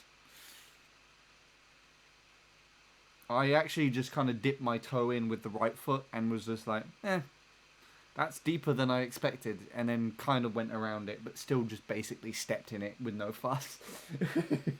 Because we were, from this point, we had one more day in San Francisco, and then we were traveling back home, and my walking boots were literally only packed for this walk, and then they had to go in the suitcase, so I didn't actually want them still wet and muddy to bring back with all my clothes, even though everything went in the wash after I got back home. But yeah, carrying on with the photos. Yeah, it was very amusing to me. I wish I filmed it actually, Will. I really do. Anyway, I think that's probably the nicest photo with regards to exposure, because it wasn't overexposed. You actually got some of the sky and a cloud and some cloud there, and you still got some of the greens of the trees in here. And this wasn't too dark, although I imagine it was, and I changed it. There you go, that's actually looking down the ridge, so you can actually see how high we actually were. So there's the brook or the stream along there, and then there's the path we were walking on originally. And these trees all the way down here are still probably taller than we are. Taller. They've got more height on us than we have of this part of the tree, basically. So we are up this high, and the height in relation to the tree here, it's still got, there's still more tree above than below, basically.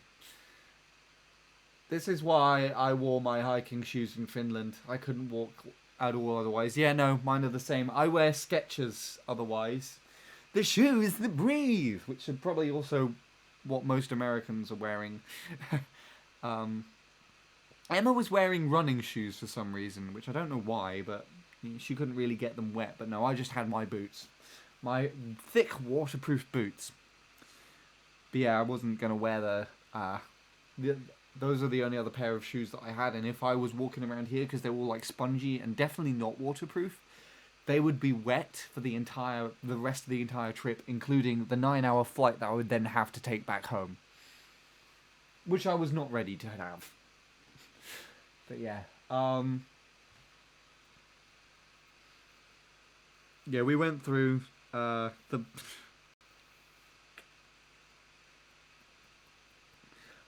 Let's carry on going. I don't know if I was even going to say anything else there. There's another comparison of the root system. So they do actually look like normal roots, but then I think underneath the tree's base it has all the thin, short roots, the ones that you see earlier, and these are the ones at the edges.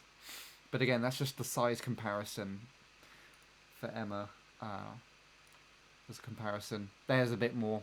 I moved back a bit. What's really interesting about that perspective is it looks like Emma shrinks, but the tree doesn't change much. Like, can you see that?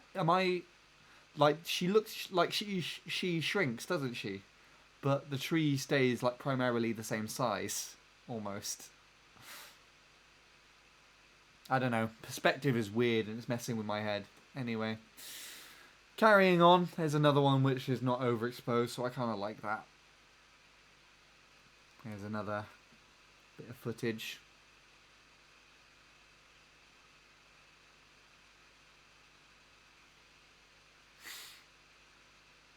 You can see how the exposure actually changes on my camera. And then it didn't stop straight away, so, but yeah, that's more B-roll for the vlog. Here's one of the fallen trees. They're actually so tall they had to cut it in half, basically.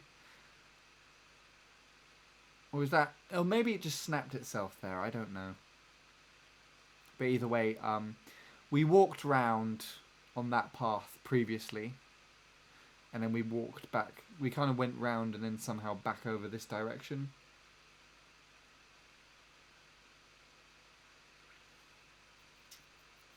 The merry-go-round in Water Park and Mario Kart. What, that? I only found out recently that if you go into that merry-go-round, the music of the main track stops and it cuts into a different song, and it goes to, and it's like a Mario 64 reference, and I literally didn't realize until I don't know if you watched like Thomas Game Docs at all, Will. Seems like a channel that you would probably be aware of. He commented on it. It's very interesting. Head. What? Anyway. Heard, right. Seen 1 or 2 videos from it, yeah. It was also from one of his videos I found out about the go-karting track that originally inspired the original Mario Kart.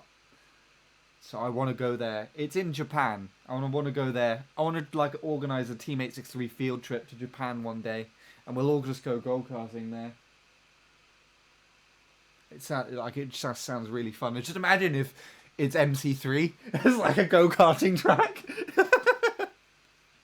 Oh, that would be. I think I want to move in. I'd want to move into the go-karting track there. No. God, imagine that. MC3 is actually a place that exists in real life, and I go there. It's like, you know, the things that are just like, you already know that the universe can't allow for such a thing to happen.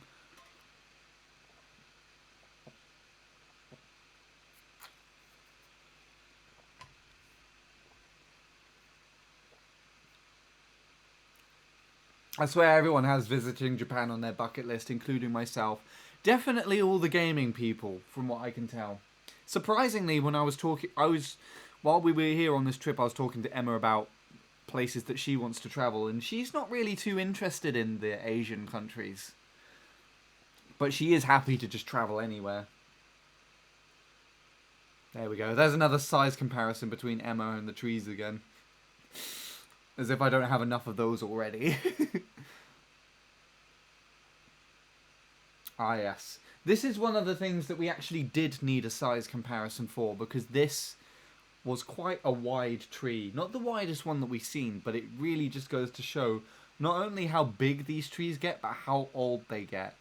Really, me or Emma needed to stand in front or next to this just to give it a size comparison, because it was pretty big.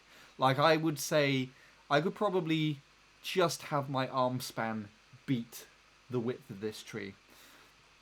So basically, in 909 AD, the tree is born. 1100 building of the cliff dwelling begins in Mesa Verde. I don't know how to say that. Lewis, I apologize. 1325, Aztecs begin construction of the Tenochtitlan, Mexico. 1492, Columbus sails to America. 1607, Jamestown, VA, established by English colonists. 1776, Declaration of Independence. Look how different that is. Like, you can see if you follow the rings, that does come down to here, but look at the time difference for that compared to the tree. 1849, California Gold Rush. 1908, Muir Woods National Monument established. And then up here, 1930, tree falls.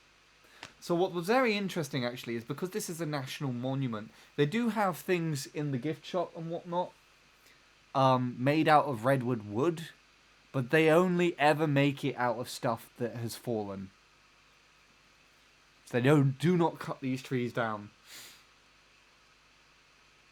But yeah, that's ridiculous. And again, this wasn't even the widest tree that we saw. We saw ones that were much wider than that. So imagine how old those are. I can't see the dates. Oh, there, yeah. I was going to read them out. Anyway, so that was the last of the pictures that I got in Muir Woods. Now, again, as I was saying, Will, you probably missed this. While I was walking around in Muir Woods, I'd been horribly sick the previous day, so much so that I actually threw up at night, the previous night towards this. But yes, while we were here, I was better. I had been feeling better, but I still had a bit of sickness going on. But while I was walking around, and it got really bad at this point, which is why I didn't take any more photos, is in my chest, like the kind of center chest area, just underneath the breastbone, or the collarbone, like joining bit. Or actually where it is, I'd say. I think on the breastbone itself. Every time I would cough, that would just feel really sharp. Like, really, really not pleasant at all. And because I then started coughing so much, that gradually developed while we were walking around the woods. And because I kept coughing so much, I eventually started to get a horrible pain in my abdomen area as well.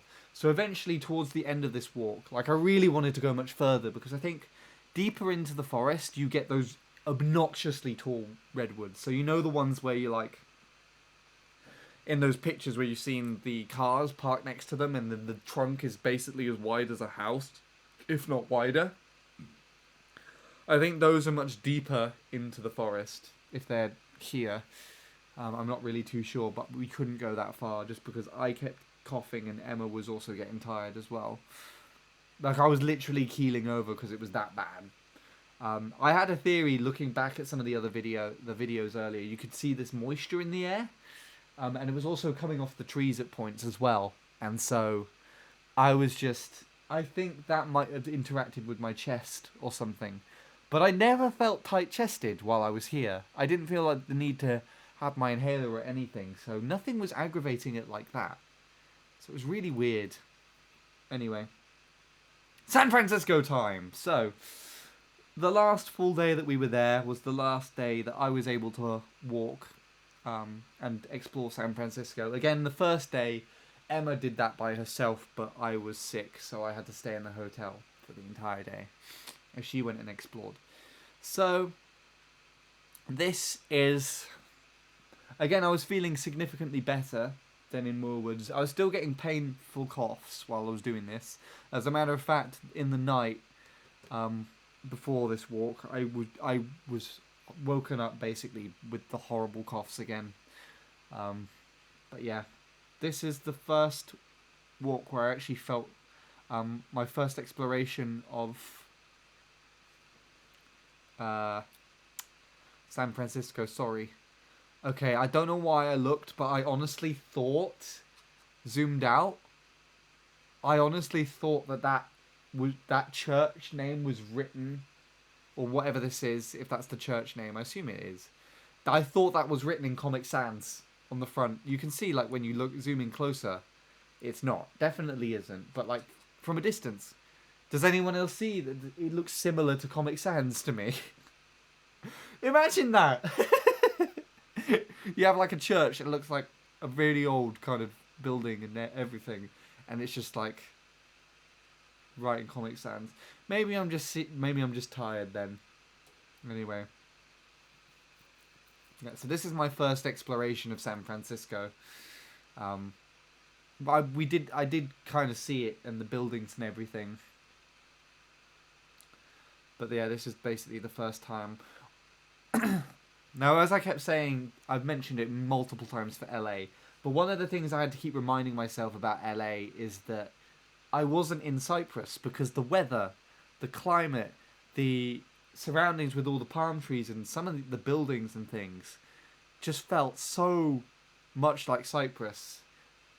If it wasn't for the obnoxious width of the roads, the fact that the cars were on the right side of the road,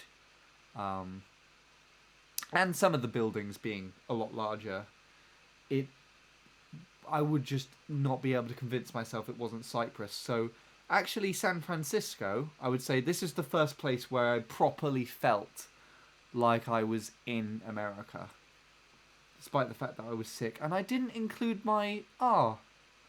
there was... Okay, in this video, in this picture, you can see here the tram lines are going down here. And Emma is looking back. She looked back as I was taking the photo and pointed out a tram going along. And I took a video of it, but I must have forgotten to put it in here. I filmed the tram going downhill. I'm disappointed with that now. I might try and find it in a bit.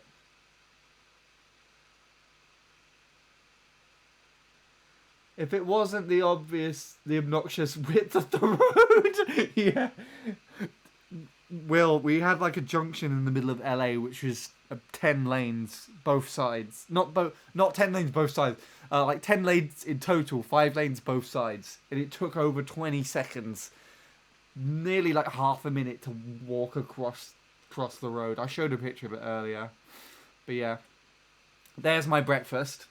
And that is the most American bacon I've ever eaten. It literally crunched like a crisp. And it was so salty. But I didn't hate it. I did not hate it in the slightest. I enjoyed it quite a lot. And this bread was actually... This toast was quite nice as well. I don't know why I just called bread toast. No, I don't know why I just called toast bread. What is going on? But yeah, this is the first... I would say this is the first proper breakfast, if not the first proper meal I had at this point since the dinner that I had in Hollywood, basically. So, for context, Will, me and Emma on the way back down from the Hollywood sign found a little restaurant to stay at, and I had a massive chicken burger and some like sweet potato chips, and I did not finish any of the chips at all. There was just too much food for me. But that was the last time I had properly eaten before I really fell sick, because on the train up to San Francisco, explaining earlier, I felt sick, and then I didn't eat anything. So I didn't eat anything. We didn't have breakfast at all during the time that we were in LA, even though we picked a hotel that had an upstairs bar. For breakfast. We never woke up early enough to go to it. We had nothing. We had like little snack things on the train. So yeah, Emma actually bought. You know how you can go to the Co-op or Tesco sometimes. You get those really big cookies, the big chocolate chip cookies. Emma found some in Walmart in LA, and they were too sweet for her, apparently, but I tried them and they were really nice, actually. And then when I tried the Oreos, the American Oreos, they were sickly as fuck. They were really, really grotesque. So we actually ended up swapping. The Oreos I bought for myself, Emma bought herself the cookies, and then we ended up swapping. But the Oreos just ended up getting thrown away because they were too sickly. Anyway, so apart from the chicken burger, and occasionally some like crisps, Pringles, the cookies on the train, and then nothing. This was the first meal that I had, the first proper thing that I ate since the chicken burger. And honestly, I don't think I ate again until I got back home. And even then, it took me 2 weeks until my appetite fully returned. But that's how ill I was, but then also how much time at NAMM we had to actually get food. So essentially, I had like pizza 3 times, donuts twice, a chicken burger, and then bacon and toast. So I had like, in total, probably 7 meals at the very least. There might be some things that I'm forgetting, but that is remarkably shit for the amount of food that I thought I was going to eat in America. American portion sizes are way bigger than Europe, no surprise yet. Now, I wasn't expecting anything different as well. I'm a little bit gutted I haven't actually tried steak. I have not yet tried steak, and I've always wanted to try an American one. And there were a lot of opportunities. I think we could have probably done so, but we never did because we were sick. But there is a chance that I might be going back next year. I mean, I'm hoping I am, because I've got a lot of things that I want to plan with people. But maybe then I'll be able to try. Anyway, so after that, camera's back out again, and we started exploring Chinatown. Emma really wanted to go to Chinatown for some reason. And I actually liked it there as well. I got some very interesting things. No, I didn't get anything, but it was very interesting to see things there. We had this little sequence of photos where Emma was trying to look concerned about the statue behind her. There's the new lighting for her studio that she's going to be getting. it's that I don't want to even imagine the price tag on that thing, let alone trying to take it from San Francisco back. to the UK. But yeah, we found this place had so many interesting and very expensive looking things, and we were the only two people in there wandering around. So it had like all these statues, these vases and things. That was on the ceiling, and it was fully lit and wired in as well. So that was ridiculous. This as well, which is like, you know, the sort of like purple amethyst crystals. This was essentially the size of a person, basically. I think actually it was stood on something, so maybe it's slightly smaller, but it looks, from this angle, it looks like it would be taller than me. Did I get a further angle? There you go, yeah. So it is stood on like a thing that's holding it up by about a foot. But Emma's head probably comes up to about here on it, which means that it's basically my height, this thing. And again, God knows how much that costs, let alone probably weighs. But it looks really fucking cool. I wish I got some closer up shots with that, but I thought the more impressive aspect was the size of the damn thing. Because it looks really cool that big. It costs money, yes, I would imagine so, Will. Thanks for that input. Then we saw this thing. Oh, actually, it's a lot further off the ground than I thought. You can also see a good view at the rest of the shop and all of the trinkets that it has around here. Like all these statues and expensive looking lighting, and even like this like golden rim around most of the ceilings. But then you had this thing kind of hanging off the floor, on the floor, and so thought it'd be a good chance to take a picture looking through it, which is quite cool. So I got Emma taking a photo of me with her camera, the Olympus something 10. I've forgotten what it's called again now, but oh, fucking ads.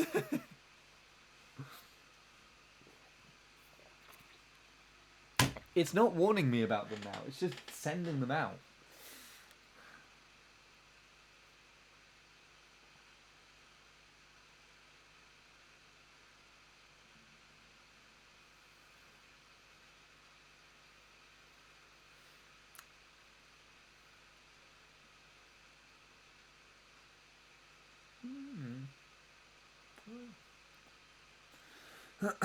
Right.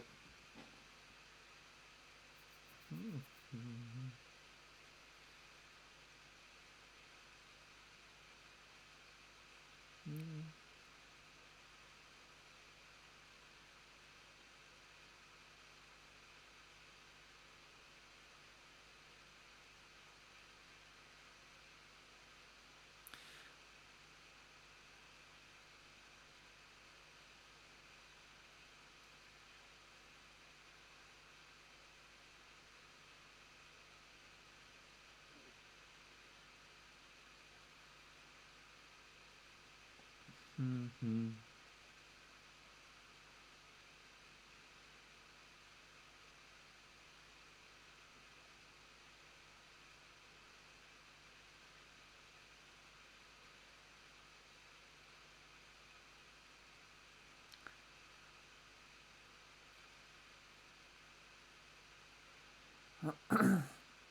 Hmm.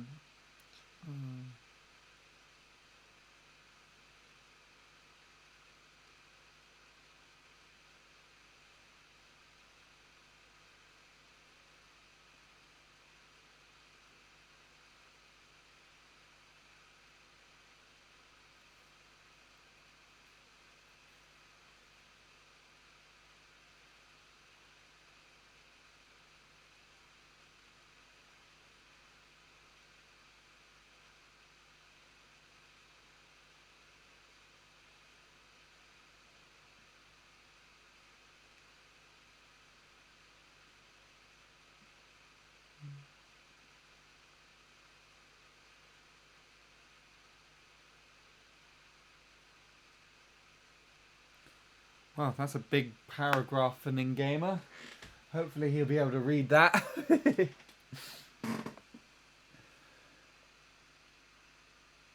I swear my web extension allows me to get the most non-targeted ads ever, which means it's doing its job. Also less ads, so I only got one. Sweet. I'm still gonna wait just in case there is someone watching who wants to hear me talk about this to, um, yeah, do the ads and stuff. Anyway, so yeah, back to this. So me and Emma thought it might be kind of cool to take a picture of each other, taking a picture of each other through this thing. So I am hoping that I actually held my camera in front of my face, like she is doing here. But I also feel like I'd have to crouch down and do that as well to match the height. But then I did also take some nice photos of her looking through it as well. Which I think, this thing frames it perfectly as well. Look, I almost got the edges perfectly aligned with the edge of the frame of that picture. In fact, actually, if I take I could probably match it and take the top half of that and the bottom half of this, and then just probably, like, crop it in much nicer. Anyway, so now, the Chinatown exploration. Now, because we were here at the very beginning of February, we were literally only like a week or two out from Chinese New Year. So we had all of these red lanterns and things out. And there was a lot more stuff there going on than I would think is usually there. So that's the entrance to like the main Chinatown. I also thought that was quite interesting that you had this massive block building which just looks like the most generic I want to be tall building ever next to like a church looking building. I think that's actually, yeah, that's just that building right here. Anyway, there's me trying to take a picture of the lanterns with the overexposed sky again. So the weather was actually at its nicest during Moor Woods, but you never really saw that it was like that because the redwoods shielded so much of the sky until you kind of looked through and you saw that, you know, the cameras are getting overexposed. It was only when we were trying to walk up the hill from the Moor Woods to get reception that you really saw the sun shining through the trees, and it was actually really pleasant, and I wish I did take more photos, but at that point I was just more in pain. This was a much more grey and dreary looking day, which you can't tell from here, but we still got to explore San Francisco. Anyway, yeah, so there's Emma trying out one of these Chinese hats. I don't know what the technical word of it is, but I kind of like the face that she pulled. This is this is her looking at me, laughing about putting the hat on for some reason. And I took 4 photos of her in total. Ah! Oh, that transitioned very interestingly from like a wholesome, smiling photo of Emma to that. Yeah, I actually took this picture specifically to show it to Bradley. So I hope Bradley's still here to see it, if he hasn't got bored already of my photos and me rambling. But there's so many of these that reminded me of him. Like, I like this one here. I don't need directions. I have a penis. There's one over here. Sometimes people just need a high five. In the face. With a chair. Give it 2 minutes. Then blammo! Artificial joy and harmony. I can't see what half of these are saying. This thing over here, the sensitive gum. It said something like, I'm so sad or I'm no good. Emma fucking picked up that box and was like, oh my gosh, it's you in gum form. And I'm like... and I found it funny, but I think my response was not very amused to her. Which makes it even more funny now that I think back to it. Oh yeah, there's Gamer. Nin Gamer.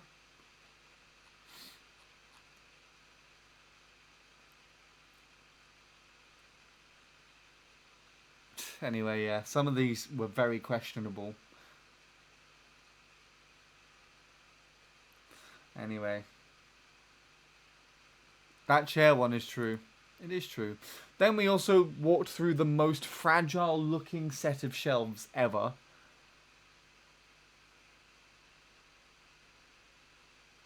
And it says, if you break it, we will mark it as sold. So it was really anxiety inducing, but these were really pretty. I do kind of wish I was able to get one, but again, so going back to Muir Woods, there were some really nice things there that you could buy. There were like wooden sculptures of bears and moose and things that were carved out of fallen redwood wood. But though the main reason I didn't get one of those is because they were expensive. Like you get like a little bear that was like 2-3 inches, and it was like 60, not 60, either 40 or $60. I don't remember which, but I kind of that amount of money was more for just one little thing that I ended up spending on all of the souvenirs, not just in Muir Woods, but in the San Francisco area in general. But then there's also these really nice mugs. Like there were some really, really nice ones with like the trees and everything carved on the sides. I wish I got some pictures of them as well to share. But yeah, I really, really wanted to bring one of those. Like that was the thing that I thought my mum would like the most. You know, one of those mugs. And actually maybe one to give to someone at work as well. But they were just... I didn't see look at how expensive they were. They just looked so big, and I just couldn't think of a way to bring it back home with me where it wouldn't break. And this is the same thing. Like, I just couldn't think of a way to bring these back home where they wouldn't break. And there's some of these figurines as well. This is quite interesting as well. I specifically took this picture because of these dragons. Yellow. Yeah, I say yellow and point at the green. Yellow, green, grey, and red. Not this weird one that looks completely out of place. But these dragons, I pointed out specifically because at work, before I left, they were doing a little, like... They were working on a little story about the 4 dragons, which is a little, like, Chinese folk story about how the 4 main rivers in China got their names. And so I found the 4 dragons in Chinatown in San Francisco. But again, these would have been great to bring back with me because then they could have them for the story. I could have donated them to that. But they were just way too big. These were, like just one of them would take up so much space in my hand luggage. Yeah. Found those dragons. These also look pretty cool. They looked a lot more traditional to me than the others. So I thought they were kind of cute. Oh yes, I also took this to show Bradley as well. I think I should have bought this. I should have bought this hand sanitizer here. It was only $7.95, nearly $8 for this hand sanitizer. I should have bought this and sent it to Bradley. And I'd send it to him with a note and be like, for every time you play CTGP from now on. So every time like you pick up the controller, you play it to play CTGP. After every race, you can just use this. I think it's a very appropriate gift.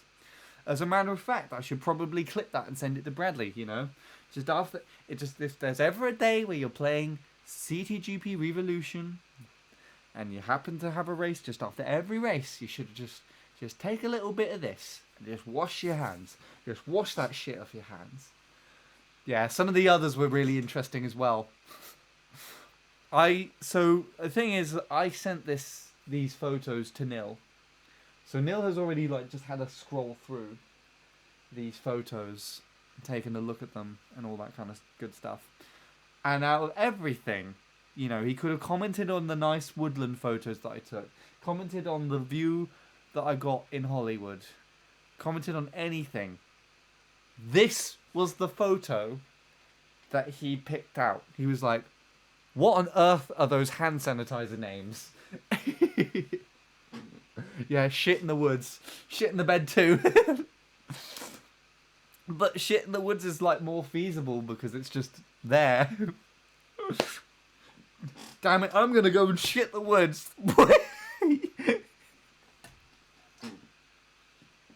That's even worse. Anyway, I want to get these off my screen now. Yeah, so another good thing about San Francisco is its street ph-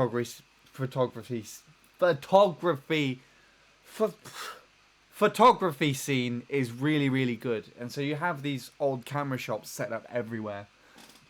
And so Emma has more of an interest in film than I do, but so we walked in and took a look at some of these really old cameras, and I just thought it was really cool to see some of these like all laid out. But then also the obnoxiously long lenses. I don't even think this is just one lens. I feel like there's like a bunch of like connectors to this as well. But also, to be honest, I didn't even notice these until I looked back at it, but I'm pretty sure I used to have this or a similar version to this, like the Nikon Coolpix. And I'm just thinking about it now. I'd be like, what would it be like if I actually bought one of these like pocket cameras? Because it makes no sense. Because I was taking this with a pocket camera that I cost me nearly like 500 quid to buy second hand. But like, what if I just had like one of these like cheap old school pocket cameras and I just bought it while I was in America? Like, I had like an American one. I don't know why that sounds cool to me, but there you go. Also, we have like a really old SD card here. This is the 32 gig SD card that I use for Robin's DSLR, like the one that actually they got to get some photos with that. But this is actually too slow. This write speed is way too slow for my camera. And also this 32 gigs, if I took that SD card with me to America, would have been gone. It would have been nothing. Dead. Done. Dusted. But could have got two of them here, so that was kind of helpful. And rolls of film down here, different types of lenses. This was really cool to kind of look at. Anyway, so here's the bulk of Chinatown, where we're walking through all the people and stuff. I really like this photo, because this actually kind of looks a bit like we're in a street in China, basically. If it wasn't for the random, like, American-looking people just kind of walking around here and there, just looking at some of the stuff, could honestly play it out as if we were. But there you go. Now we're into the meat and potatoes of San Francisco. And we're going to be in the tail end of the photos now, I think. Yeah, 483. Less than 100 left to go. These are the streets of San Francisco leading up to Lombard Street. Technically, we are on Lombard Street here and walking up to it, but I mean, like, you know the street I'm talking about, the really wavy one. But it just goes to show the example of these hills as well. What was also really annoying is that I kept trying to take videos of B-roll as we were walking up the streets. And every time we were walking either up or downhill, Emma would just complain to me the entire time. She would turn to me and start having an argument to me and in the camera. I was just trying to get some B-roll of us walking up the hill. And she just was not. Also, it's really interesting just to see all of these like cables around, because like if one tree falls that is just above all of them, it seems like it's going to cause such a massive problem. But I think it just saves digging up all the roads on such a steep surface. Because again, I think unless you look at this building here, you can't really see how steep the hill is, and it gets steeper. There, for example. But first we must appreciate this dog. This doggo that Emma stood for about 5 minutes just being like, oh, look at the doggo! He's such a good boy! He's staying in the car! And to be honest, he was being such a... Oh, or she. This dog was being such a good doggo. Just staying in with all the most American-looking hamper cooler thing that I've ever seen, by the way. I only just noticed that now, actually. But yeah. Emma's stopping to take a picture with her camera. But Doggo's looking at me. Looking at me. Looking right at me. There you go. And now he's looking right at you too. Aren't these the eyes that you want to be watching you sleep? They look really tired.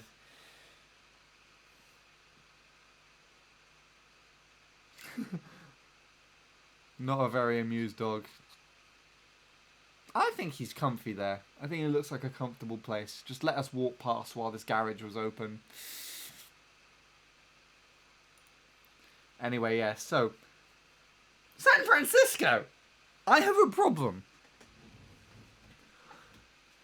What the fuck? What is it with you and hills in this place? Because fuck me sideways until next Tuesday. That was... Why? Look how steep that is.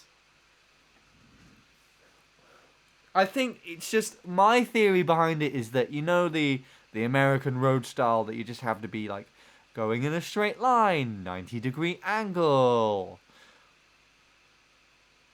And then it just... Instead of like where in the UK or even like in Hollywood, for God's sake, they just kind of built the road so they kind of interweaved with the hills instead, so it kind of went up in like a gradual kind of curve and stuff. Yeah, this is very fucking common in San Francisco. I know because I walked up about 7 of these hills.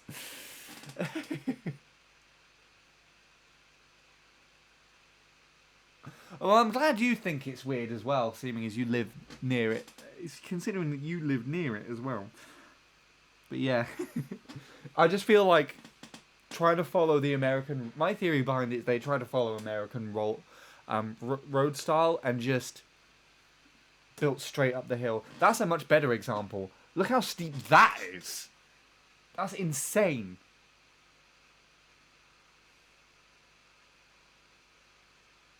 I've seen some ridiculously steep hills that people live on. Oh, I'm sure this isn't even the steepest. This is the steepest incline that we personally walked up. But I imagine it's not the steepest in San Francisco. I actually want to take a look at that. What is the steepest hill in San Francisco?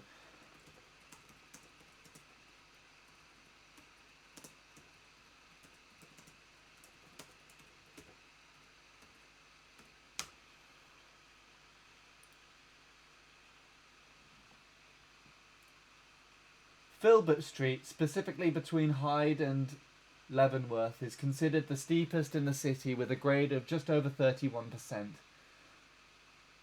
I think... I got that. We walked down that hill.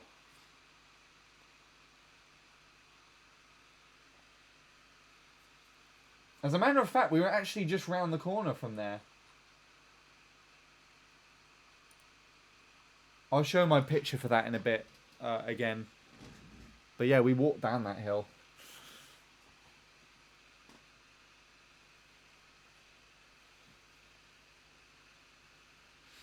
But yeah, it's fine. The reason as to why I would then think that my theory is like that is because I feel like someone like me, maybe some like grouchy Brit that had to walk up all these hills when they visited San Francisco, was like, you've just built the road straight up the hills and you haven't considered to kind of like bend them with the hill to make it more gradual. And then someone fucking built that. It's like a piss take. I do have to admit though that it was really cool, but it was also unbelievably underwhelming to see. So I really, this is the thing, apart from the Golden Gate Bridge. Yes, you have seen about that. It's very famous, Will. You remember that movie called Inside Out, right? Which happened in San Francisco? It's in that, but also in like lots of other things. The Simpsons have referenced it a load of times. So basically, I think when the weather is right, all of this like plant area and stuff is just full of flowers. The trees are all like bright and colourful and everything like that. So it's all really nice, like a really nice looking area. We went in January, so it wasn't going to look like that. It was all kind of a bit dull, a bit lifeless. The weather was probably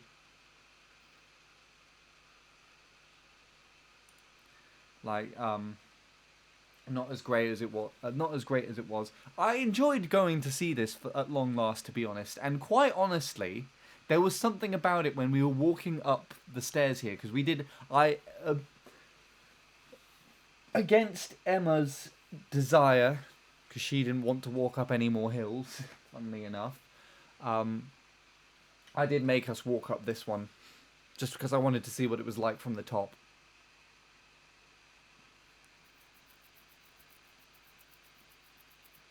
And yeah, while I was walking up here, there were some aspects about it, either the stone of the road or something to do with the white buildings that felt somewhat Mediterranean. Wait, I haven't been to this, funnily enough. You went to San Fran. Why would you complain and refuse to walk up hills? Because I didn't actually know they were there. Look, this is how much research I did about the place before I went to it. I knew that there was a big red bridge there, and I knew there was Bendy Bendy Road. That's it.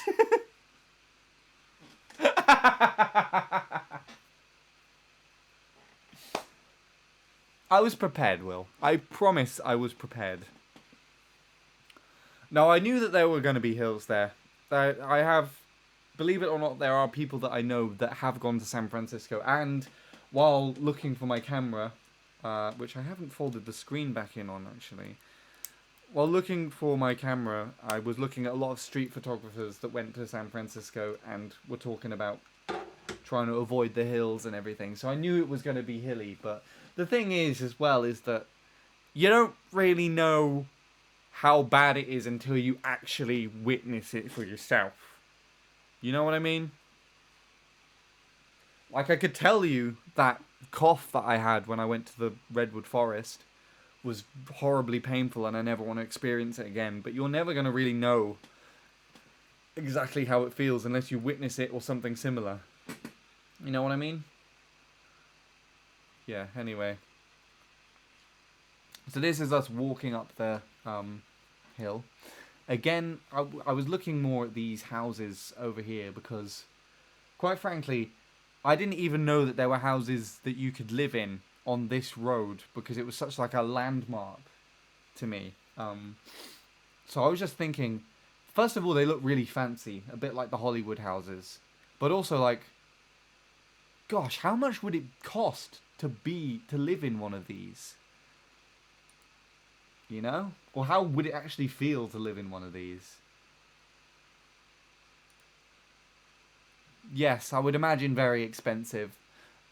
Ah, we saw this thing, if you know what that is.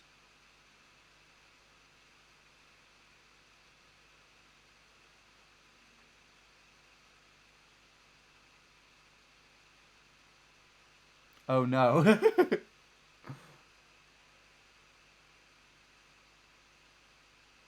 Mad.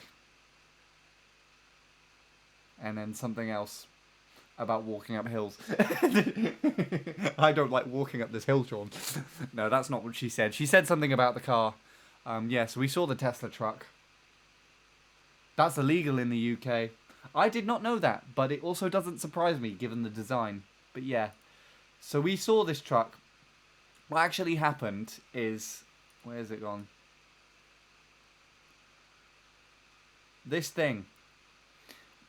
We did... Basically, before we started walking up... You'll see this in the vlog video, because I'm sure you'll watch it, Will. We saw this truck coming down while I was walking... While I was filming Emma complaining about the hills again. And this thing came down behind us. And then it stopped at the bottom, let someone out, and then it just activated its hyperspace drive and just zoomed off down the street. And I caught it all on film. As we were walking up the road again, this was the second time we saw it coming down. And it was like, oh yeah, okay, that's interesting. It's coming around again. And then it came down like 2 more times as well. So we're just like, these people are just doing this on purpose to show off that they have it, don't they? They're just driving it up and down the road with the hopes that people see it. unless you have a truck license. It's illegal to drive one if you have a normal any other license. Interesting. It's interesting that you would need a truck license for that. But I guess it is called the Tesla truck, right? So I guess it is. Also, again, this is another example of how good the focus is on my camera for just locking in. Because I go to Emma, it is focusing on her, but you can still see things in the background that are still sharp. And then, why did I pause on this bit? As I zoom into her face, it just blurs the background out a lot more and more until I zoom in all the way. Anyway, carrying on. There's a nice shot of Emma in the middle of Lombard Street, or wherever we decided to stop. There were not many people walking past or in front of us, so we didn't. So we took this opportunity to take a photo. I think Emma did offer to take one of me as well, but I was still feeling all like groggy and shit, so I didn't have any photos taken while I was here, which is sad actually, because I would have liked a photo in front of Lombard Street.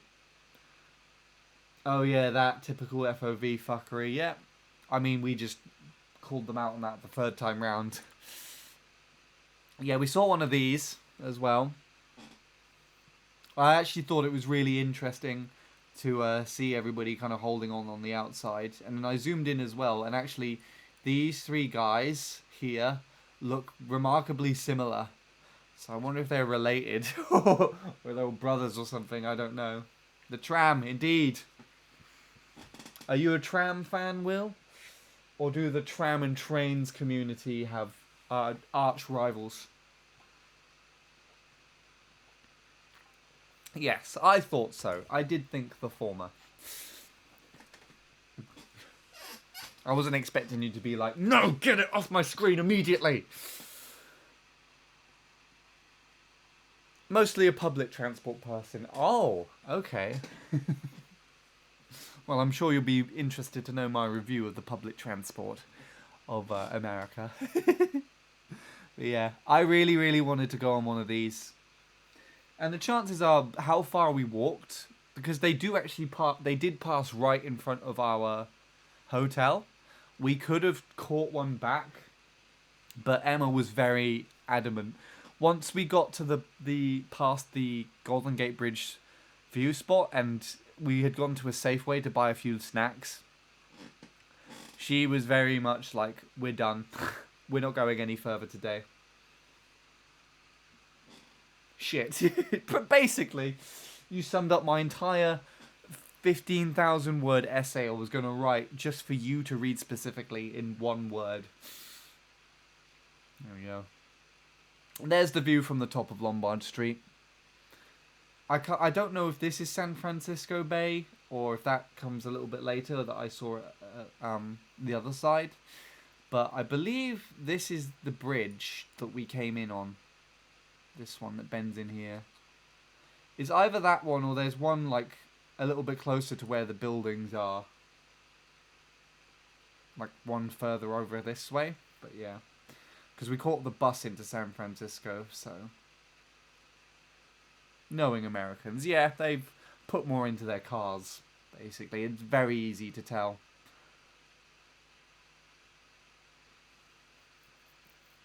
Anyway, this is why I thought it looked kind of European, because all of these buildings over here, I mean, when you zoom in, it kind of looks a little bit less, but like from a distance, with the churches and like the towers over here, there's the other bridge there, actually. I think we came in on this bridge over here. The arches look much better, and I'm pretty sure we came in on this bridge, and then Emma pointed out through the window this bridge over here, and she's like, is that the Golden Gate Bridge? But it wasn't. Anyway, yeah, but you can see all like these white buildings, these peachy colour buildings, and then even more with some of this architecture. Like looking at it from this distance, it actually just, the thought that popped into my head just now is, you know, Wahoo Island, the Wahoo town. It actually reminds me quite a lot like that. Right. I've done one more snooze on the ads again, but in the next 5 minutes they're gonna come up, unfortunately. So yeah. Yeah, Wahoo. I did not leave Mario Kart 7 until I played that today, Will. The plan was also to kind of go through this in like 2 or 3 hours and then get on Mario Kart 8. But I've rambled on this for like 7 hours nearly at this point. I guess I could play Mario Kart 8 afterwards, but I have work tomorrow as well, so I shouldn't even be streaming at this point now, but we're nearly there. Now, this is what I was talking about with regards to Emma arguing with me the entire time that we were in San Francisco. Because every time I tried to get B-roll of us walking down, up or down the hill, she turns to me, sees that I'm filming, and she just starts getting an argument with me. So this is an argument of her blaming me, basically, for the hills in San Francisco. Despite the fact that it is technically our fault. My fault that I did make us walk up and down Lombard Street. But yeah, this is us just basically arguing, jokingly arguing, and also coughing. Coughing? Coughing and splattering. I said something there. Yeah, this is... I will keep it muted. You'll have to wait until the vlog to figure out what was being said. Yeah, there we go. There's the Golden Gate Bridge off in the distance. We did cross it to go over Moor Woods. I don't know why I didn't take any pictures or anything. Also, why is that... There's just... Hold on. There's just a woman walking backwards. Wait, what? Wait, what? Has she been doing that the entire time? Was she just, like, retracing her steps? What's going on here?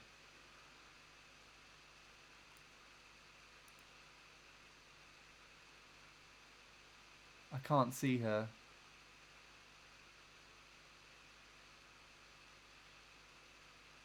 There she is. There.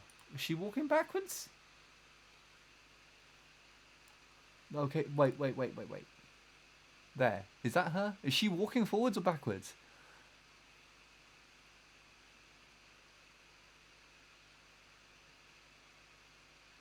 I can't tell.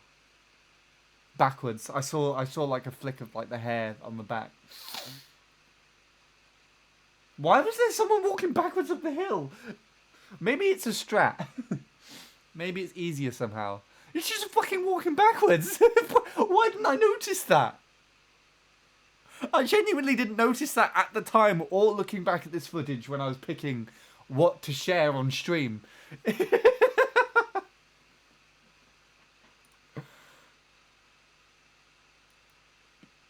There we go. I thought this was pretty cool. So what they do in San Francisco, I'm pretty sure they carve the street or area name into the tiling on the floor. And so I think we actually walked and we passed like San Francisco Street or something. And so I just thought it was pretty cool that, you know, these are my everyday shoes as well, by the way. And they are touching Francisco. Sounds like a person, but there we are. That's me standing in San Francisco. I don't know why I thought that was really entertaining, but that is there. Anyway, carrying on. Some more interesting houses. I do like kind of like the old look here. With that, I guess these are bay windows, and then this house looks much newer, but it also seems like it's kind of replicating that output. And then there's just a more kind of modern looking one over here as well. Very American looking though, these. Now we're back into feeling like we're in America again. There's the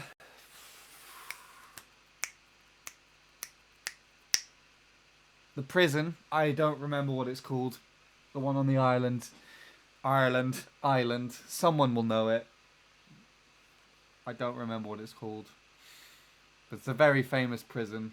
There goes the ads again, or ad break is coming. Alcatraz. Thank you, Will. Yes, that's the one. I forgot the spelling. Your guess is as good as mine.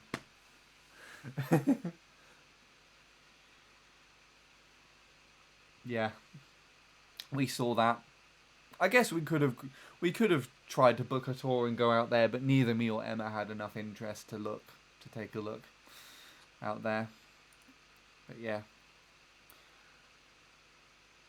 And then I found this. This was along the wall just in the bay. So I don't know whether I was looking at San Francisco Bay from the top of Lombard, or this is out into San Francisco Bay. Not like here. This is like a harbor area, but out into the Bay Area over here. Also, you can see that there are people swimming here, but there were several signs saying "Do not swim in the water," and there were just people swimming in the water of the harbor. And I do have a video of it, but I didn't include it in this list of things to share. But there is a video of me talking about to Emma, being like, "Hey Emma, do you want to go for a swim?" And she's like, "No, not really." And I was like, "Why do you say that?" And she's like, "Oh, I just have a sense while I'm zooming into the sign that says don't swim, the water's contaminated." Anyway, but yeah, in this area I found this like little mosaic on the side of the wall, and I'm not too sure what it means or what it's trying to represent, but I think it's pretty neat. It looks pretty cool. And the colours again really came out nicely on the camera. I mean, I've edited this picture, but I like how it looks. Anyway, the ad's gonna come in soon, and I need the loo, so I'm just gonna wait for that ad thing to come up, and then I'll go. Just Google Lensit. I could do that. I guess I could do that. It is on my phone, so I guess I could do that. Right. Or if I leave it up on the screen, you could do it for me, Will. Oh, there's the ad. Okay. Right. I'll be back in a minute. I need the loo.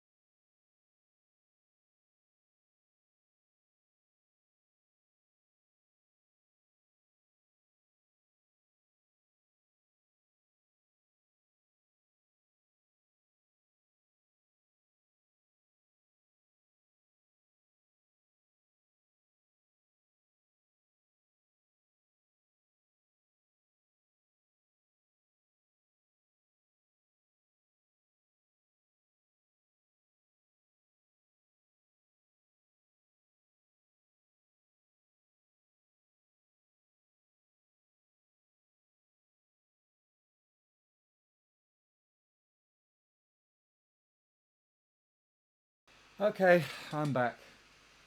Quick loo break. Anyway. Apparently it's to do with Jason Momoa. I don't know.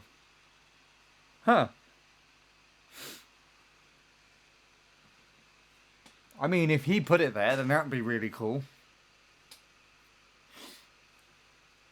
Anyway. The Jason Momoa Memorial. That's what it is. Someone's preparing in advance. Anyway.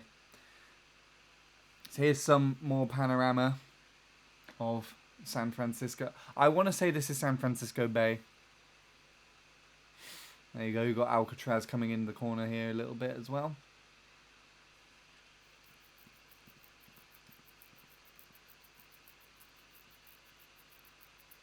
And then Emma interrupting the shot. Again, the focus on the camera. Did you see how quickly it focused on her face? Really, really good. And there's the bridge. So I have a story actually to tell about this bridge. So, it's a reasonably famous bridge, the Golden Gate Bridge. I'm sure a lot of people heard about it. So I used to have a friend, well over 10 years ago now, in America, who was quite... Why are you just... Okay.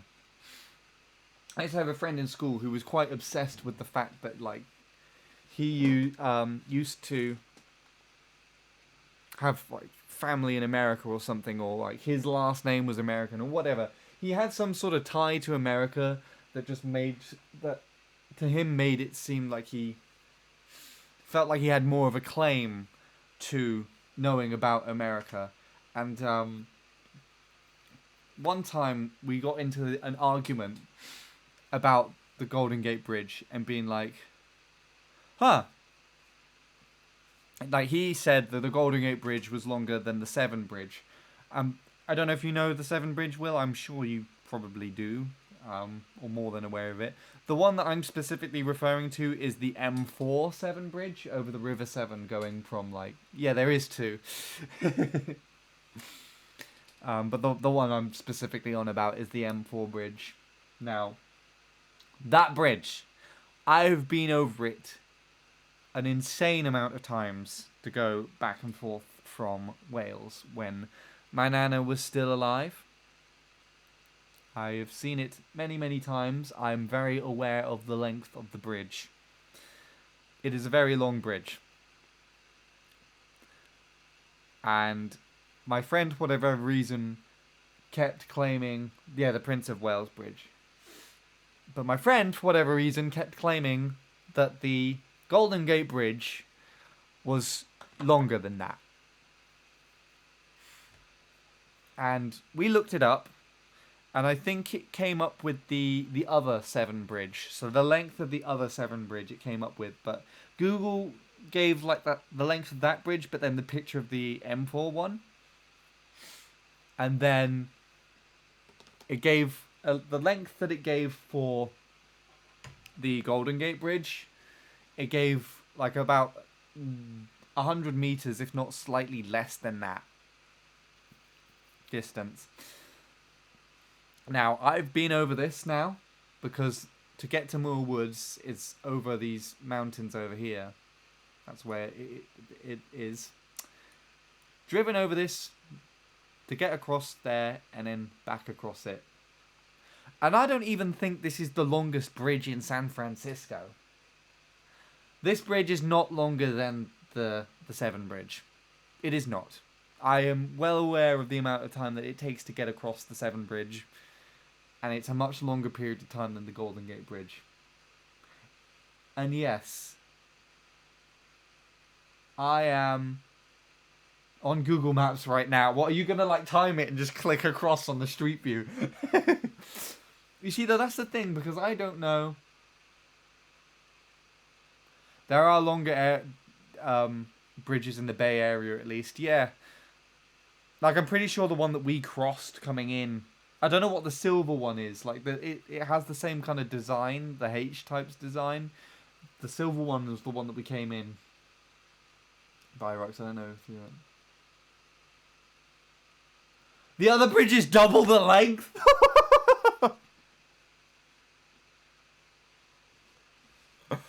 God, yeah, no. I just remember having an argument about it, but my friend was so like adamant because he claimed like, I've been to San Francisco. I went over that bridge. I know that it's longer. Even though I don't actually think he actually did go to San Francisco. He was just that adamant about it. That, you know, oh wow, something in the UK is longer than something in the US. My God, I must defend it by all means and lie. You know the bridge you're talking about. Yeah. No, I can definitely confirm with very, very strong confidence this bridge is not that long. Oh, you've been over it? Oh, sweet. We went over the same bridge. How cool is that? I was dying at the time. I was really ill. But yeah, there we are. Otherwise, it's kind of cool. I'm happy that I crossed over it. Not only for that comparison that I am still caring about over 10 years. Probably like nearly 15 years ago at this point, actually. But I also just think it's kind of cool, like to go over a landmark, and it's in the intro with it Inside Out of that Pixar film about the motions, the emotions. Ugh. Another one in the Bay Area is 4 times the length of the Golden Gate Bridge. Wow. You are puny. You. I'm looking at you right in the H. You're fucking small, mate. Fucking small. You're fucking... Why can I keep... Why does it keep making me zoom in? I'm looking at you in the eyes right now. Fucking small, mate. You're fucking small. Yeah? You're not even the biggest one in the area. You know, you're just smaller than the Severn Bridge. 4 times smaller than another one in the Bay Area that I don't know the name of, but yeah, you're fucking small, mate. Fucking small.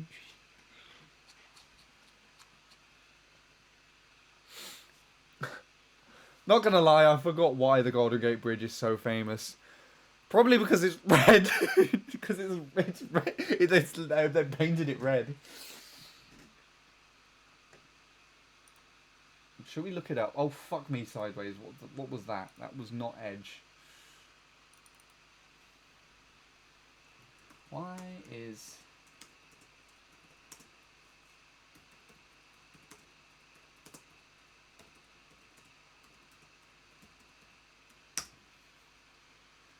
Acclaimed as one of the world's most beautiful bridges, there are many different elements to the Golden Gate Bridge that make it unique, with tremendous towers, sweeping cables, and great span. Great span! It's fucking small, mate. It's fucking puny. The bridge is a sensory beauty and engineering wonder featuring colour, light, sound and light. Honestly, the way that it's... The first 2 pictures that are here are of it lit up at night, and it actually looks really, really nice. And I'm annoyed that I didn't get to see it at night. So one of the other things that I wanted to do... I crossed it by car, but the other thing that you can do is cross the bridge by walking across it. Like, it only takes like half an hour both ways. But the thing is as well is that we got down like to the bottom of the area just over here. There's a Safeway. We went to the Safeway and I was like to Emma, can we try walking across the bridge? And she's like, well, I don't want to do it. And I'm like, well, can I do it? And you just wait for me somewhere? And then just as I said that, I had a massive coughing fit right in front of her. She just looked at me and was like, we're going home. Anyway, yeah. Apparently it's beautiful. That's why. I do kind of think it's unique, but it's not the most prettiest bridge in the world. I think ones that don't follow this like stereotypical bridge-looking design are just more appealing than that. Anyway, I did try my best to take several photos of it. These are all on the camera if you can't tell, and then that's my phone. I'm trying to take a picture of it. And then I did a panorama. This time Emma did not interrupt this one, but I was also full zoom on the camera. And quite honestly, the stabilizer did a pretty good job. Like I also did when I shared this to Instagram, I did apply another, just an extra bit of stabilizer to this on Premiere Pro, and it just fixed it right up, and it looked quite nice. So yeah. Ah, and then the last photos that I took in San Francisco. You would thought, oh, maybe it would be another landmark. Maybe it would be something interesting with regards to building architecture. 2 photos of a eucalyptus seed. Specifically, this type of seed is actually native to Australia and New Zealand. Again, so we found 2 trees that are from Australia in California, which I guess it's not too far-fetched, because I guess the climates are quite similar, maybe. But yeah, one photo is just slightly out of focus, and the other one actually encompasses the detail so well. But we were just walking along in the park, and then I just saw these like shapes on the floor which looked like the tops of screw heads, and the symmetry on the top of the shape here just caught me completely off guard, because I was just not expecting it to be a natural object at all. But yeah, I just saw that these were so cool. They looked so interesting. So much so that I actually took this one and I gave it to my aunt as a present. Anyway, so we are nearing the end of my photo tour. We're on 519. So we got 11 photos left, which, as this is the last photo that I took in San Francisco, or at least the last one in the batch that I'm sharing on stream, it means the remainder of them are from home, basically. Go on the trip home. So yeah, so here is our flight back from San Francisco Airport. Obviously, we weren't going to travel all the way back down to LA to then fly back from LA. And I don't know if it's because San Francisco is slightly closer by nearly 100 miles to the UK, or I think it's more something to do with the rotation of the Earth. But the flight back only took around 9 hours. But it really messed with your head quite a lot. So on the way here, it was quite weird because, you know, we left at 10 a.m., had a 10-hour flight, over 10-hour flight, and landed at 1 or 2 p.m. Basically,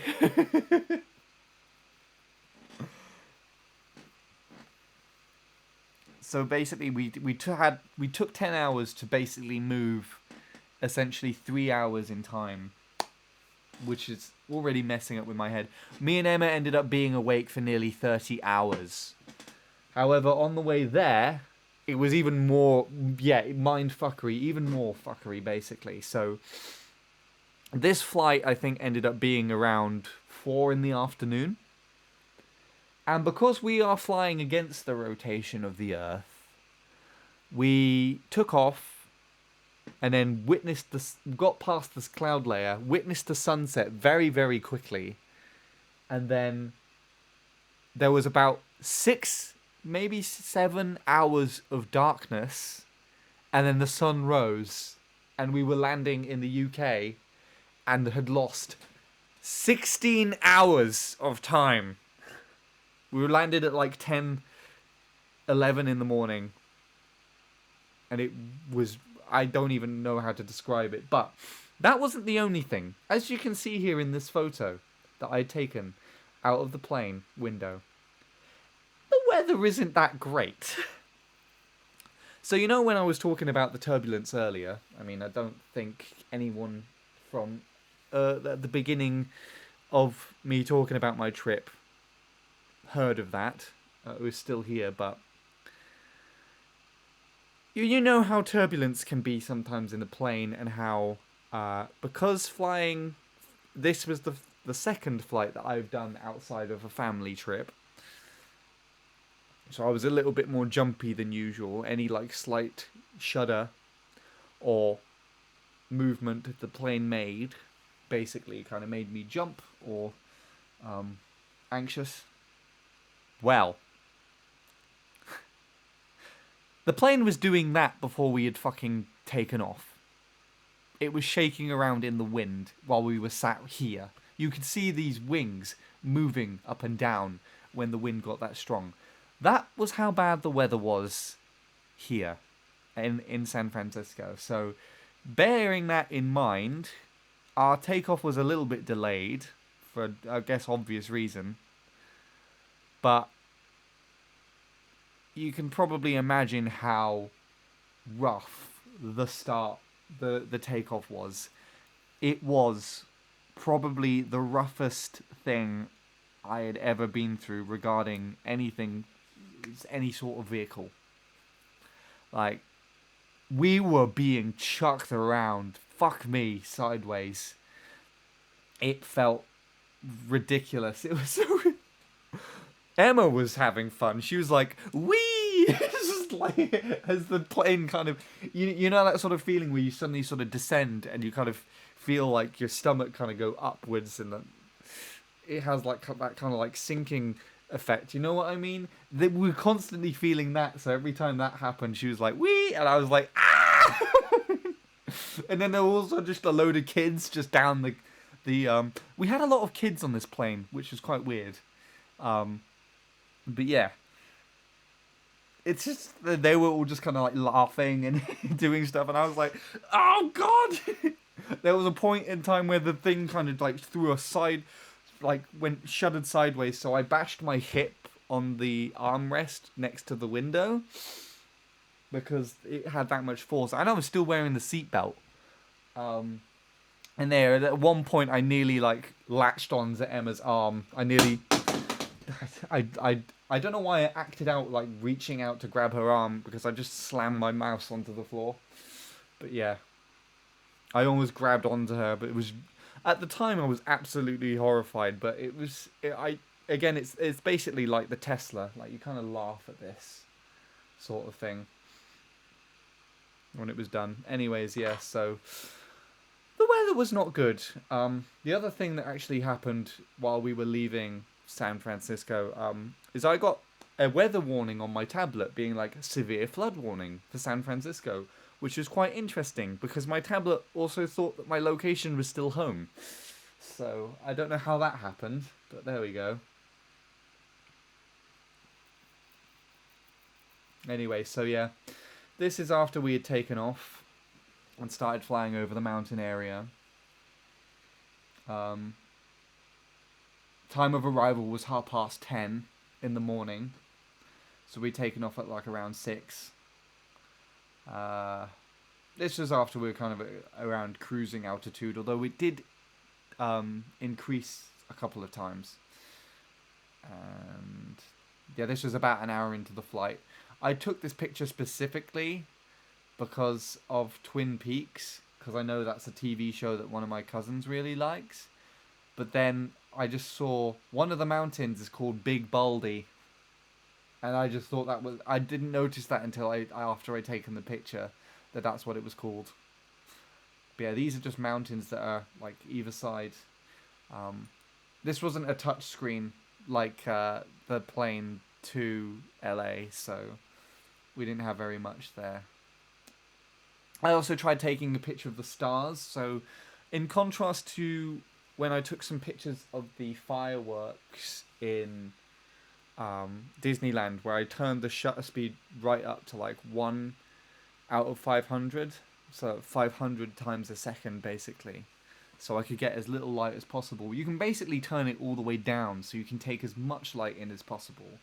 And I would show off some of the star photography that I've done in my own garden when the sky has been really, really clear. But I'm very paranoid, actually, that, you know, you can navigate with stars, that people would use that to just figure out my location. So I won't share any of those. But I tried doing a similar thing with the plane, and I got basically shit all, but this is probably one of the best attempts that I got, because the stars, obviously, as you're a bit higher in the atmosphere, you have less atmospheric like refraction, I guess, of the stars, like less in the way of blocking the stars. You see a lot more of them. And then the camera, because I obviously change it to a setting that allows it to see more light, will actually make more stars appear than usual anyways. So, yeah, there were a lot more stars than you would see typically on the ground here in the UK, and then I actually got some of the stars here. You can see, because the camera is basically open the entire time, you can see the movement of the plane plus all of the little jumps that it's making as it's moving around, because although this was a much calmer point in the trip after the turbulence calmed down, like we had that bumpy beginning and it was still quite turbulent as we were flying out, but this was a point that was much calmer, and yeah. And then I got some more stars there. I actually like this one a bit better because you can see here, you can still see some of the light in the plane, whereas this one is like completely dark. It's as if the lights weren't even there, and you actually get more stars. I'm pretty sure. Yeah, the stars are a bit more. Actually, it kind of looks like if you zoom into a little bit here, that looks kind of clear. Like you got them at some points, but for the most part, again, you got the movement of the plane, the direction it's going, and then just little bumps as well are kind of doing that. But I really tried to hold it steady, and I really tried. I don't know what this is over here. I didn't notice this before. These little dots. This is inside the plane here, so I'm not entirely sure what that could possibly be. I've managed to capture stars that are inside the plane. That's really bizarre. Anyway. The fact that you got stars, yet both my planes to and from Helsinki, both at night, I saw fuck all apart from cities. I mean, I did have to angle the camera right down. So this is actually, look, this is the bottom of the window and I'm looking kind of up. That's why it looks like, if you go back to this one, it looks like it's so squished. If you compare it to that, you know, you've got the full oval there, whereas you can see here, I'm looking up.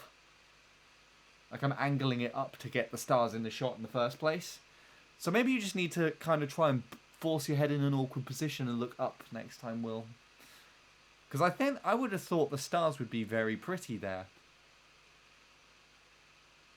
There may be a reason. If I remember correctly, radiation, but I don't know. It could be, but I wouldn't know why that would affect the camera specifically. I think it was more likely to just be noise on the camera. Just some sort of noise. Actually, no. This is moving. You can see that this has a trajectory. Is it all moving the same direction? Huh. No, this is all interesting. No, this is all moving. This is moving things.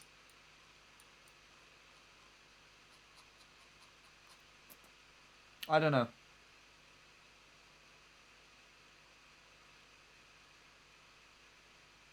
Wait, was it dark inside?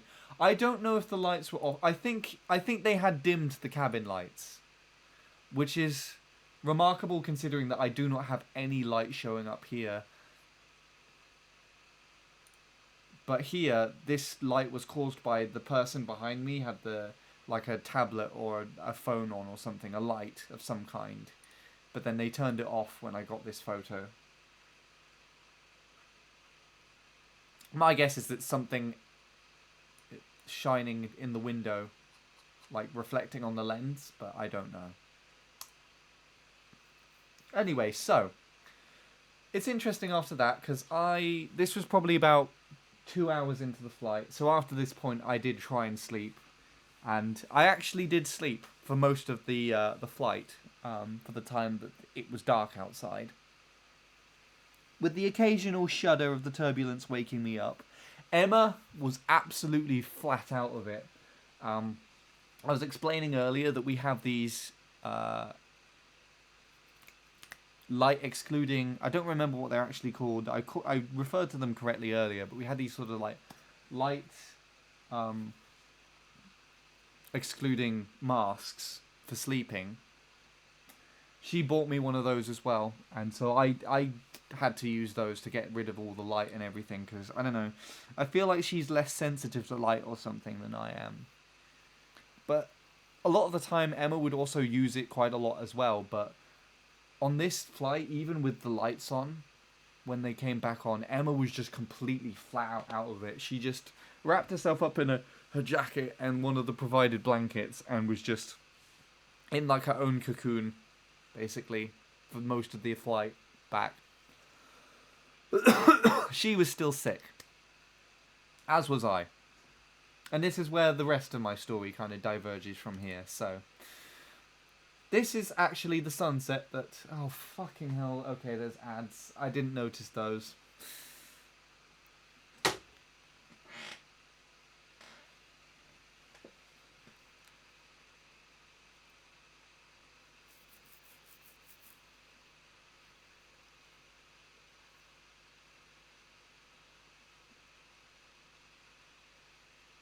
Mm-hmm.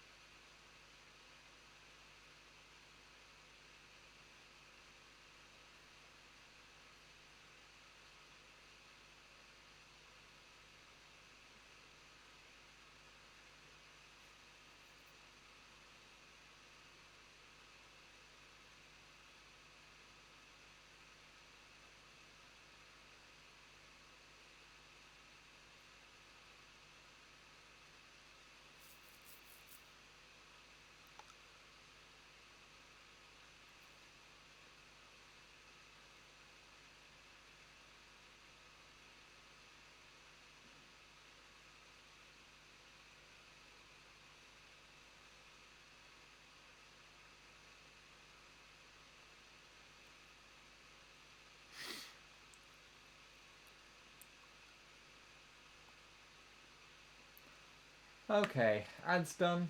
Hopefully that's going to be the last ad break while I'm explaining this, because I'm nearly towards the end now. Thank you for sticking with me for this, Will. You get to listen to the important news as well. Anyway, so this was the sunrise that we were greeted with just as we were about to come over island. After like 6 hours of darkness and God knows how much sleep. So that is it. Some more plane photos. Whereas you were treated to nearly like 200 that I took on the way there. You have how many during the flight? 1, 2, 3, 4, 5, 6. And that's it. This photo officially marks the end of my journey, I guess, technically. So we started off in the airport, and we're now ending it just in the skies, just over Ireland. Obviously, the story continues, however. So you remember that I was telling you that I was quite sick when I first got into San Francisco. Basically, to recap again. Chris, me and Emma's manager, caught something on the way there and was quite sick. That got passed on to Emma, although Emma was also saying that she felt like she was coming down with something before we went on this trip as well. And then obviously, once we had separated from the rest of the group from Nam and went on our own little exploration, Emma passed it on to me. I got very sick during my time in San Francisco, but we were both getting over the worst of it on the flight back. Now, obviously, on the flight back, 9 hours, essentially in a tube with just circulated air. It's not going to be the cleanest of air, is it? And my immune system, be it that it probably suffered the brunt of the infection more recently compared to Emma, meant that it wasn't quite able to fight off a bacteria invasion. So, for 2 days after I came back to the UK, I was sick. I was feeling ill still, and was just trying to rest as much as possible. But I was still kind of able to do stuff, and then it just sort of diverged again, and I got really sick, like a lot worse than when I was in San Francisco, which is good that actually happened while we were at home as opposed to there. So I had to go on to these, basically. I do not know how to say that name, but I was basically... I had to wait about a week before I was then able to see a doctor. I had to sort it out on the phone first. She was like, wait, how you see in a week? Wait, how you see in a week? And then I was eventually able to see a doctor, and he was like, oh yeah, you have a bacteria infection, by the way. So, on to the antibiotics. And yeah,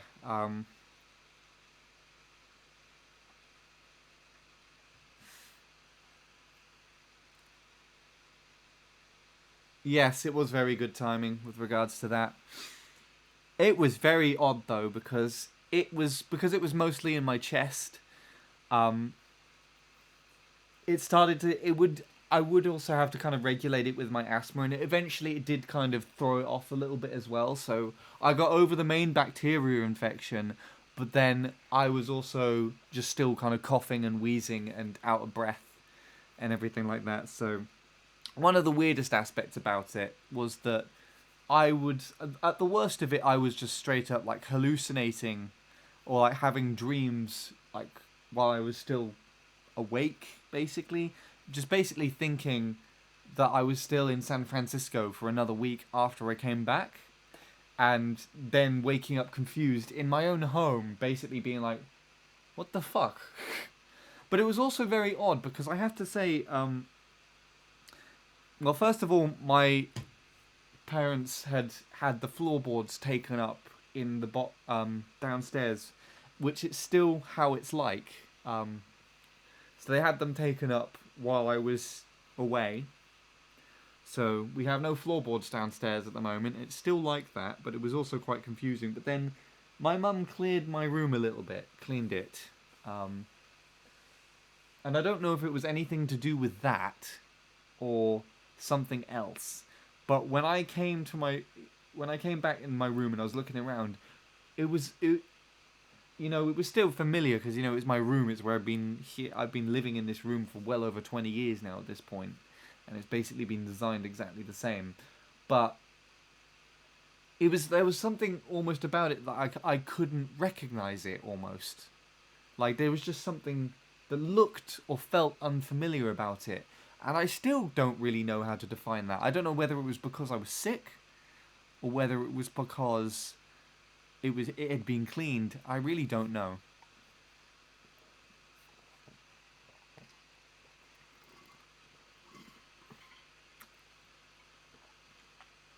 But yeah, so I was basically hunkered down, having to take these for weeks.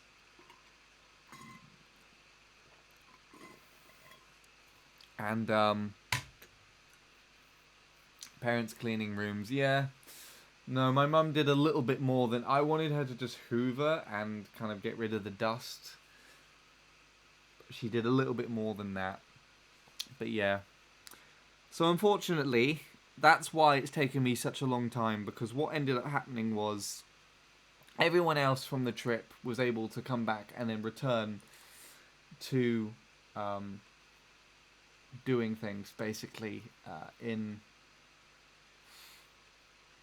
like within the next week after returning from America. And I was out of action for basically like 3 weeks, basically trying to return. So that's how long it took me for my appetite to come back. And what else happened? So you know those Nam shorts that I showed earlier? You weren't here for those, Will. Hold on, let me see if I can find them. Let me see. It's just easier if I just skip to them. Basically, bear with these. So we had some videos where I shot in portrait form that was basically designed to work on TikTok, Instagram, YouTube Shorts. We had one perspective from here and then another perspective from behind to show off what Emma is doing. Emma has a lav mic on to kind of pick up her voice a little bit closer because neither my phone or my camera are going to be able to pick her up from here. And then this is an electric drum kit. So this is plugged into a portable Zoom recorder at the back here. Basically, as soon as I was ready and recovered from the jet lag and shit, which I barely had because I was just sick and in bed all the time anyways, so I didn't even have that. But basically what the plan was for me to kind of just recover it and then just get on this as soon as possible. But I ended up getting to this 2 weeks later than I should have done, basically. And so before I'd even started, Emma then recorded the next batch of videos that I am supposed to be working on, which I am working on now, actually.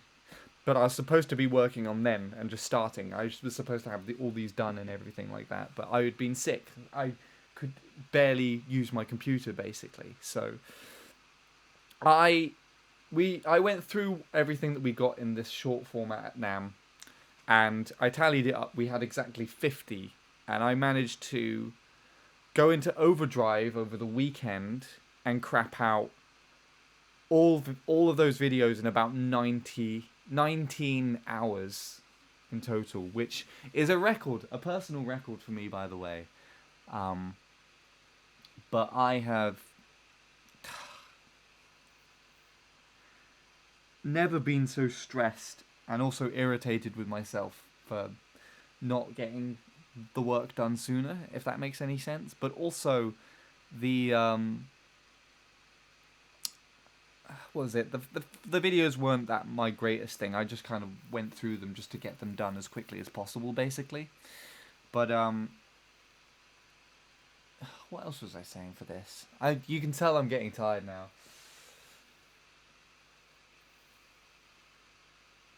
I don't remember what else I was going to say to this.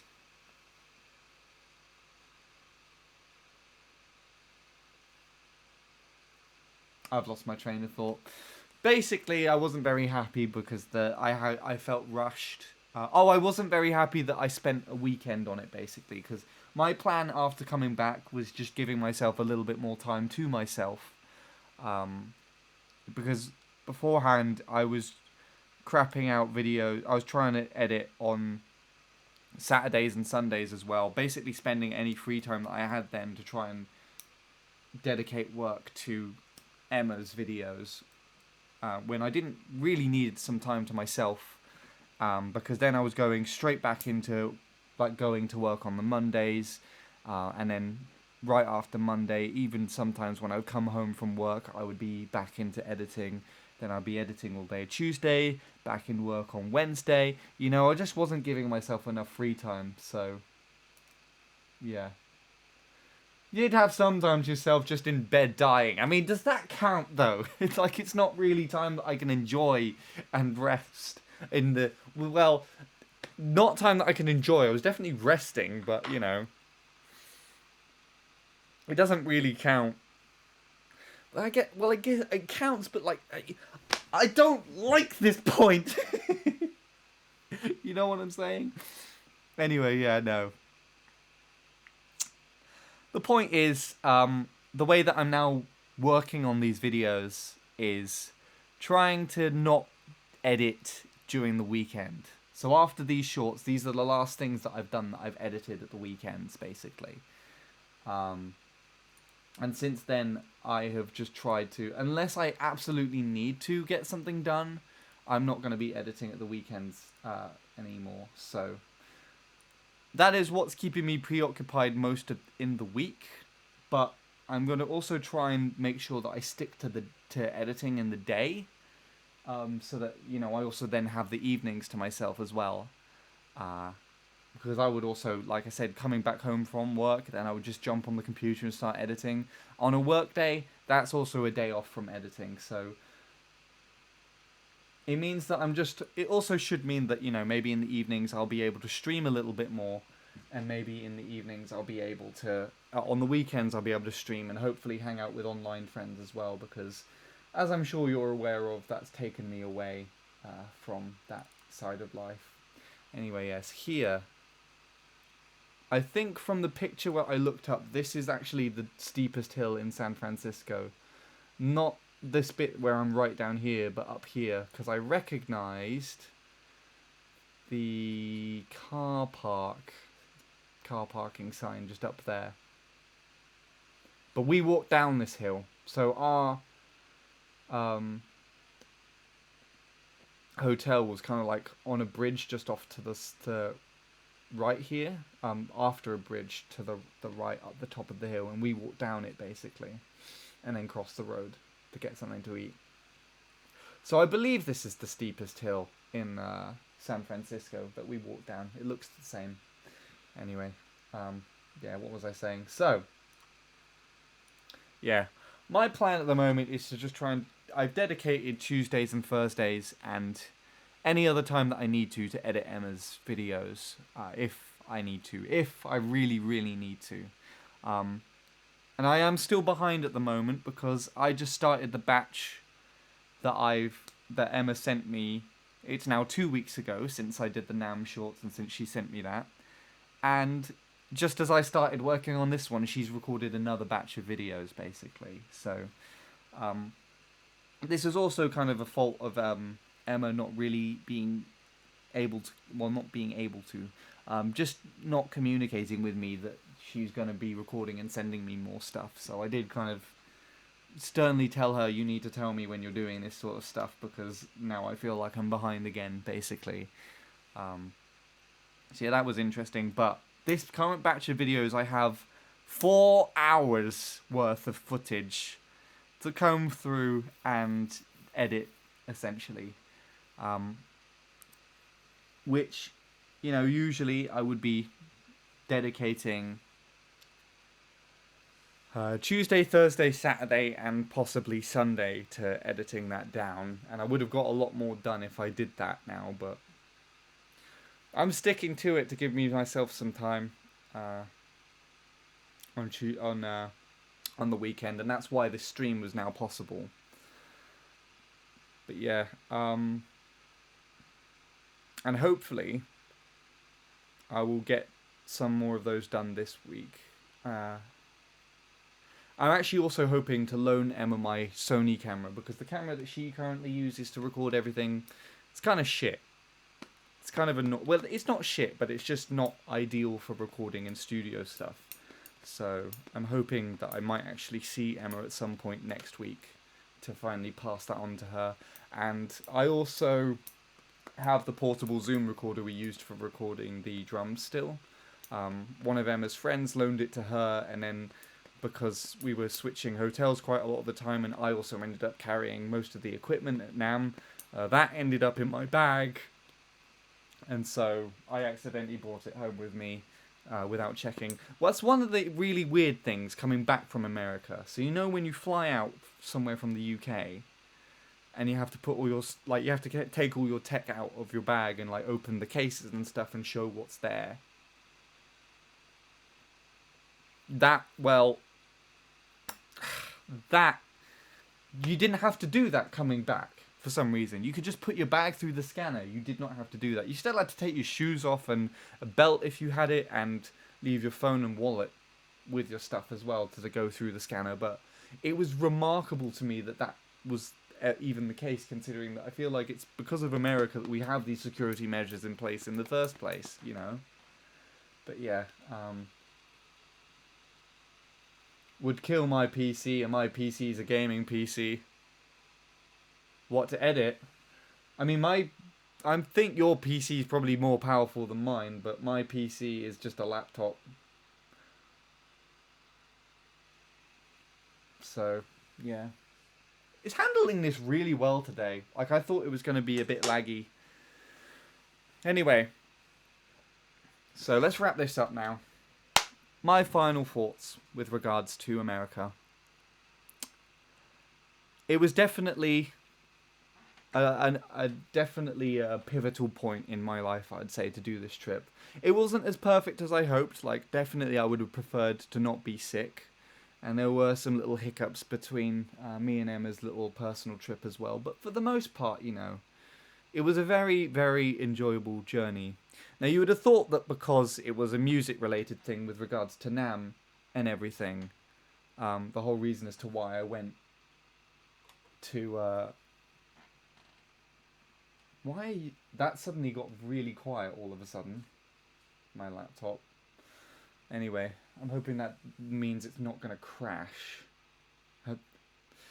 You know. Anyway, as I was saying, what was I saying? You would have thought that because I went there primarily for a music-related thing, to attend in NAMM, you would have thought that I would have come back with more motivation for doing music, wouldn't you? Because as you know, I've struggled with my motivation regarding music since I lost the album project. But if I have to be completely honest, if it's done anything at all, it's given me a lot more questions regarding my music. In fact, I'm in more of a confused state about it than I have been for a very, very long time. What I was actually more motivated to do, and I did mention this at the beginning of my stream earlier, is I am a lot more motivated to stream and a lot more motivated to try and spending more time with my online friends.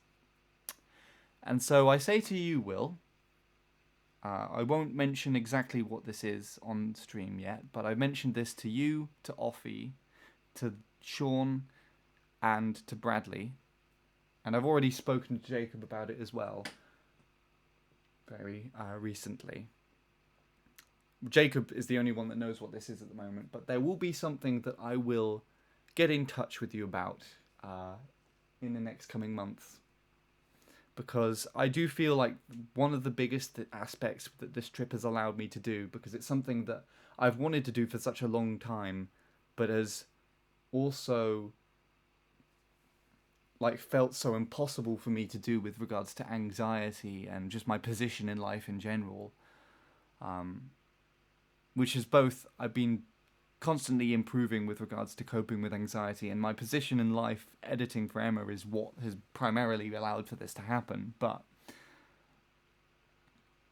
you know, I've just been so fearful of it. It's created such a mental block with so many other aspects, but now that that's happened, it's kind of lifted something. And after I had recovered from my sickness, like 3 weeks after I had returned to the UK, and I started to finally feel the high, I suddenly felt the desire to do something that I really should have done a long time ago. But hopefully, at some point this year, it would also be something that I can finally get done. You will find out about that in due time. But it's all good things. It's all really good things. And I'm very, very happy again that I went on the trip. And again, because NAMM went so well this year as Emma's first thing, we should hopefully be going next year as well. Obviously, nothing's been planned yet, because we literally just come back and having to financially recover from this one. Like, I think off the top of my head, I spent about 2.5 to possibly even $3,000 maybe on just preparing for this and stuff. But that's also including the camera that I brought and other bits of tech that I also brought with me. You know, there's a lot that went into this. And one final souvenir. I bought these in San Francisco and still haven't eaten them yet. Can you tell what they are by the sound?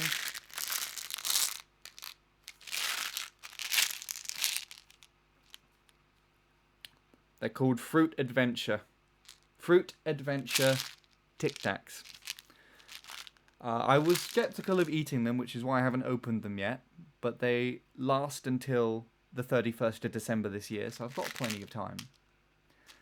But these Tic Tacs, I don't know if I've seen Fruit Adventure before in the UK, or if I have, like, not for a very long time enough to remember them. But I wanted these. I bought these to kind of have on the plane on the way back, and just never opened them. And then I'm kind of skeptical about them now because any other sweet thing that I've had has just felt way too sickly, way too sweet. So I've just left them basically. But I don't know. Something about the word adventure on the name sticks out to me.